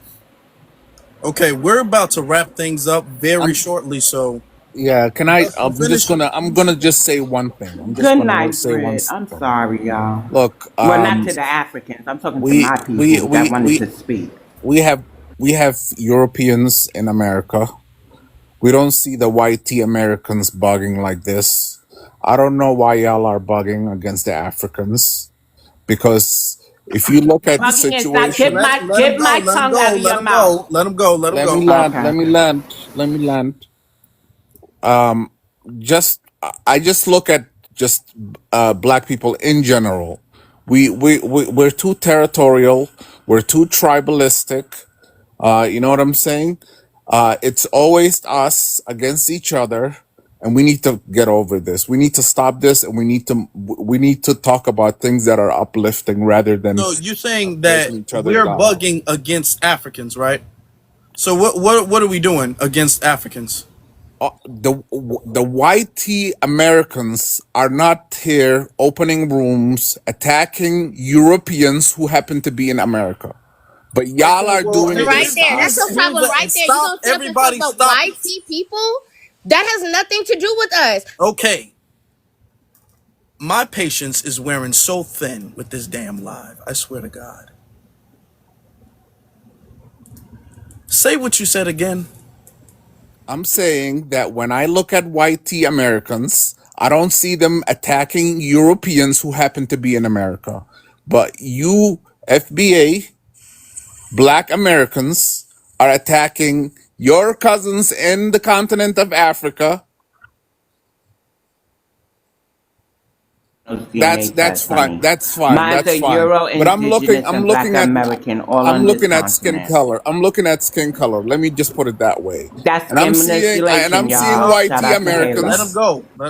and I'm Listen. seeing white tea Americans welcoming European white teas Hmm. to America. I don't see them doing this tribalistic stuff that y'all are doing. We're doing. Now here's the thing. Guess why? Guess why? Because when white immigrants come to America, the white immigrants don't be on bullshit. Y'all do. When the white immigrants come to America, and I'm not gonna say white T, we close in space now in a second anyway. They come and they assist and help their community. They don't come and go against the grain. You said in the beginning of what you said, we're coming here and we don't want to do anything because we don't want to get deported. So we're not here to rock the boat. When European immigrants come to America, they get on board with the program. When y'all come to America, y'all don't get on board with the black community here. Y'all say, hey, I'm doing for myself and what's in my best interest. They do for what's in the white best interest. Y'all do for what's in your own individual immigrant community's best interest. All right. See, that's the difference. Okay, which is why the white don't mind them coming over here because they help. Y'all don't. The Y'all truth don't. You just admitted that y'all don't. the truth is, The and truth this is is what it comes what I down just to. said. Because This the is truth is what I just said. All Yeah, right. look, Because you that they just are admitted. Stop. You just admitted that you came over here and you keep trying to, you and other people keep trying to find some type of justification as to why you guys are not helping. Oh, we don't want to get deported and we're told not to rock the boat, and we don't want to get in trouble and we don't have the leeway y'all have.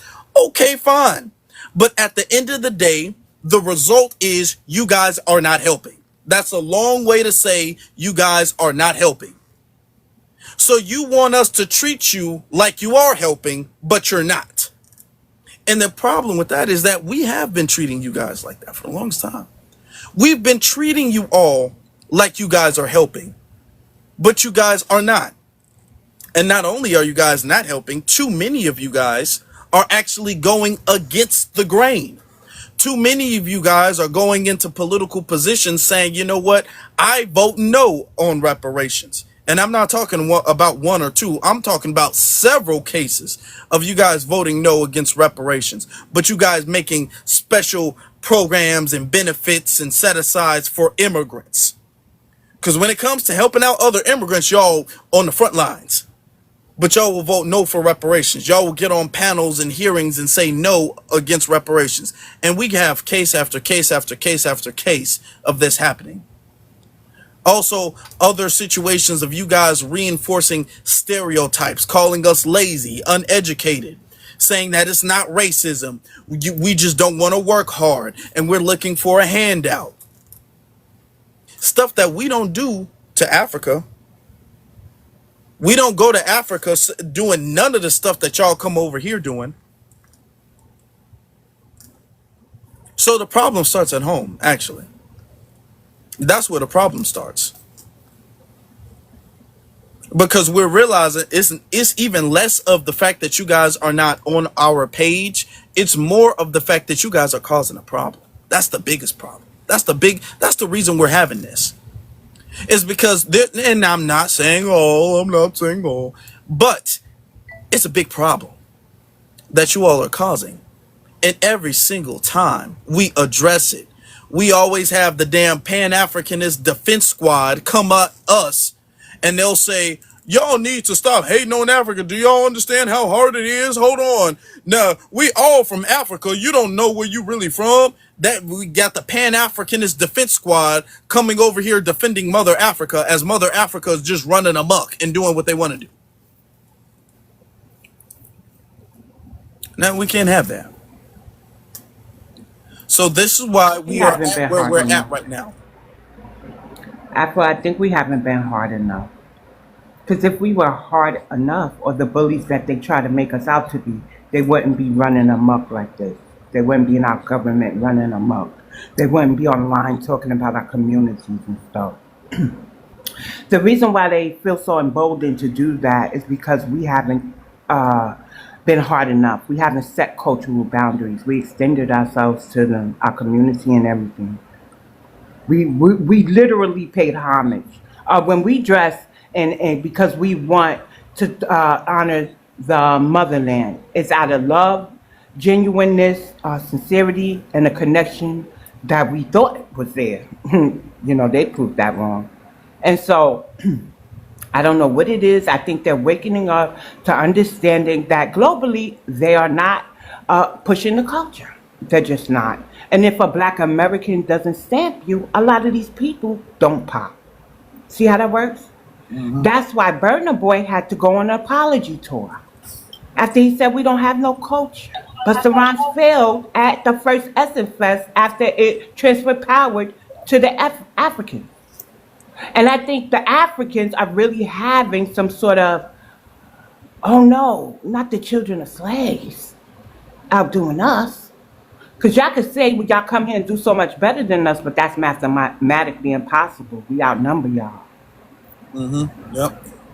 Let's get to the last star boy, and then we'll wrap it up there. Thank you. Hi, everybody. If y'all want it, y'all just follow me for the next space because we got it looked like a couple dozen people in the queue, and there's no way we would be here all night, literally all night long, and we're not gonna be having no damn 10-hour space now. That's crazy. Yeah, it's literally almost 20 people in the queue. Yeah. I'm like, it looks like a couple dozen. That's like 20 people. Yeah, it's way too many. It's way too many. So we're going to have to pick this up again. I'll continue this if needed. So last star boy, you got it.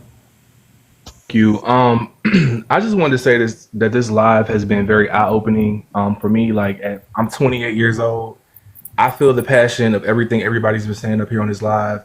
I still feel the passion from my ancestors and what they fought for, because we know that we have something to fight for. We are owed something in America as Black Americans, and we're never going to give that fight up. As much as the migrant communities want us to give it up and just fold into the masses of YT dominance like they do, we can't do that. But I just wanted to touch on the whole Pan-Africanism thing. I definitely think it's time to drop it because we created it. Black Americans created Pan-Africanism with W.E. Du Bois and Marcus Garvey. The whole point of us starting the whole Pan-Africanism movement was to restore our people after slavery, because we had lost so much of our identity that W.E. Du Bois and Marcus Garvey wanted to connect us to Africa and teach us the teaching so that the people who were descendants of slaves could learn their culture again and learn languages again and get our identity back. And it did trickle over to inspire Malcolm X and Martin Luther King, and it helped us build bridges culturally. However, that ended after the civil rights. After civil rights happened and Africans were able to come to America, you know, in the eyes of Black Americans, the job wasn't done yet. Like, that was just a part of the process to get more Black people over here to help us build our numbers, to help us further the fight. But once they got over here, they submitted and bowed and became subservient to white supremacy. And so it just kind of went against the entire purpose of Pan-Africanism, which we fueled culturally, socially, and through literature. So I definitely think we need to just let that go. We created it. We've dragged everyone along the way with Pan-Africanism, and they have never poured back into our communities. When we opened up our spaces in Black communities, we grew the migrant community in America. We grew the Hispanic community in America. We grew the African immigrant community in America. And you guys have aligned against our interests. Now we have Nigerian people running for governor for the conservatives that are actively appeasing to white supremacy by saying, hey, if you elect me, I will get rid of Black History Month. You guys are actively inflaming white supremacy and feeding it and increasing its power in America. You're bringing your tribalism over here and starting diaspora wars on social media and creating websites like the Shade Room that just trickle down negative stereotypes to our youth. And so, when you guys make comments like we come over here and we keep our head down and we stay out of the way, that is so extremely disrespectful, because the only reason y'all are here is because our ancestors paved the way for that. So how do you think it feels to us? Like I said, I'm 28 years old and I'm hearing grown people, grown Africans, grown men come up here talk about, yeah, we stay out of the way because we can't do this. Like, what do you mean? We have young men that are still fighting for justice in America, Black American men and women that are putting their lives on the line to fight for justice for everybody, and you grown people can't even align with us on that. And so just them not standing on anything. And then I think the biggest issue for me, like with everything I just said, is them identifying as us, saying that, oh, we're just alike. We got to come together. You're my brother. I'm African American. I'm Black American. You're aligning your weak ideology with our name, which is disrespectful to our culture. It's disrespectful to everything we've stood for and how far we've come. You're coming over here saying you're not willing to fight for anything because you're too afraid. But then you want to identify as a Black American who fights for everything, who's fought for you to be over here. So that's really where this is coming from. Just the whole Essence Festival thing, I think really blew this whole situation up with how they move with that situation, really just, changing it to the Essence Festival of culture without communicating with our community. That the African Union, whether they have power or not, is still the way that they're moving, very secretive. And who can trust anybody like that? So you guys want to ask yourselves, why are you guys delineating? You delineated from Africa, and you're confused why we're delineating from Africans. You're confused as to why we're delineating from your mindset when you literally delineated so hard that you got on a plane or a boat and came to another country. You were the first delineator. So don't be confused when we tell you guys why we're delineating. We don't want to be involved with the same thing that you're running from. And it's as simple as that. All right, thank you. All right, I think that'll do it, because we've been on here for a good 4, maybe 5 hours. I don't even know. You look tired and I feel refreshed, so I'm definitely going to look for another panel. But Yeah, I'm you guys' happy. energy. I got. Yeah, I'm happy. I'm knocking goals out. I see the comments. Y'all are always online, but virtually, everything I do, the businesses I have and stuff, I can perform my duties online. I have 2 devices, even more than that. And so this is a way for me to network and find out. This is just a pit stop for me. But I love FBA on this panel, even if we don't talk. And my goal is to help y'all build y'all platforms. Y'all got to get your own numbers, but to give y'all the ins and outs and stuff like that. And I love modding for a lot of you guys. With that said, I'm aggravated because I feel like they're trying to change us into who they can't be. And at the same time, I did send you an email. While we're trying to limit the effect of immigration in our neighborhoods, I see some things, especially in New York City, that they're trying to do that kind of counteracts it. So conveniently, They want to say that we're African, but I see them saying they're the new Americans. I see offices going up for the new Americans. I see nonprofit organizations for the new Americans with funding attached to it. I see our government giving aid to African nations. It's not my business if they don't give y'all people the money, because it's the same way here. You say, you know what we do for America, the government, and they taking our resources.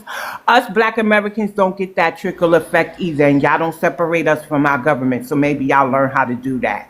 And so I feel like we're being sold out all over again. Like the Europeans and the Africans didn't get out of cahoots with each other. And then the AU comes through being so bright and bold. I don't know who told them to talk about some having some. We should be on that, AU 6 region type mess. I give pushback to that. I greatly do. Because why? 33 countries on that continent is underdeveloped. You cannot want us to be on your team and you can't match our skill. You can't match our worth. We can actually buy some countries if we put all our money together. Like, y'all just can't do these things. Y'all got to canvas. It's 43 million of us. You got to canvas us. But anyway, I'm going to just wrap this up. Afro, I know that they drained you. I can tell by the look on your face as I came up on the panel. I'm a little re-energized, but they are getting on my nerves. They cannot change us. They cannot tell us how to identify. They can't tell us what we should be doing. But they do have to respect us, or we can make them respect us. And I don't mean violently. We have them crashing out just over the talk of a boycott. But I've been going boycotting all along. I got smoke for everybody. So here's the thing. Until they talk about changing the behavior and the mindset so that we can move forward gracefully and don't come up here. I know Dustyfoot is the troublemaker. It's just that he feels that whatever's going on, that they're financially threatened. Because the fact that he got his name Dusty, I peeped it from the door. He African, he be around here bothering us on these here apps. Now he want to plead for grace. I ain't got no more grace for them. I ain't wishing them no harm, but I'm wishing they get out of our lane and stay out of our lane. And all the energy they put into telling us who we are and what we should be doing and what's wrong with our culture and how our kids look like this and our neighborhoods look like that, their homelands are failing, and their homelands are primarily black nations. They outnumber their colonizers. So until they can show the same energy in their homelands and try to fix that, don't ever think you should have any type of authority over us. And that's just where I'm at with them. Now, I can have panel etiquette, I call it. I can sit on a panel. We could peacefully have these discussions. But when you're being outright gaslighting us and kind of diminishing and saying we should coddle y'all over our own lineage, then you're going to get this pushback all the time. Maybe I'll be nicer next time, but I know Afro was frustrated. So I decided to let it all out. First off, yeah, a little bit. Less me being tired. Good night, I got Britt. a crick in my neck for whatever reason. It's been Sitting in that bothering me chair for too long. yeah. It's been bothering me for the longest time. I need a massage. That's really what I need.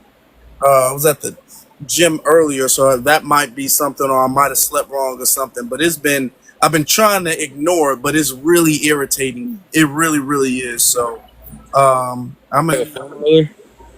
need to, I don't know, put like a hot towel or something like that on it or something. Yeah, do you have a foam roller or lacrosse ball? A lacrosse ball?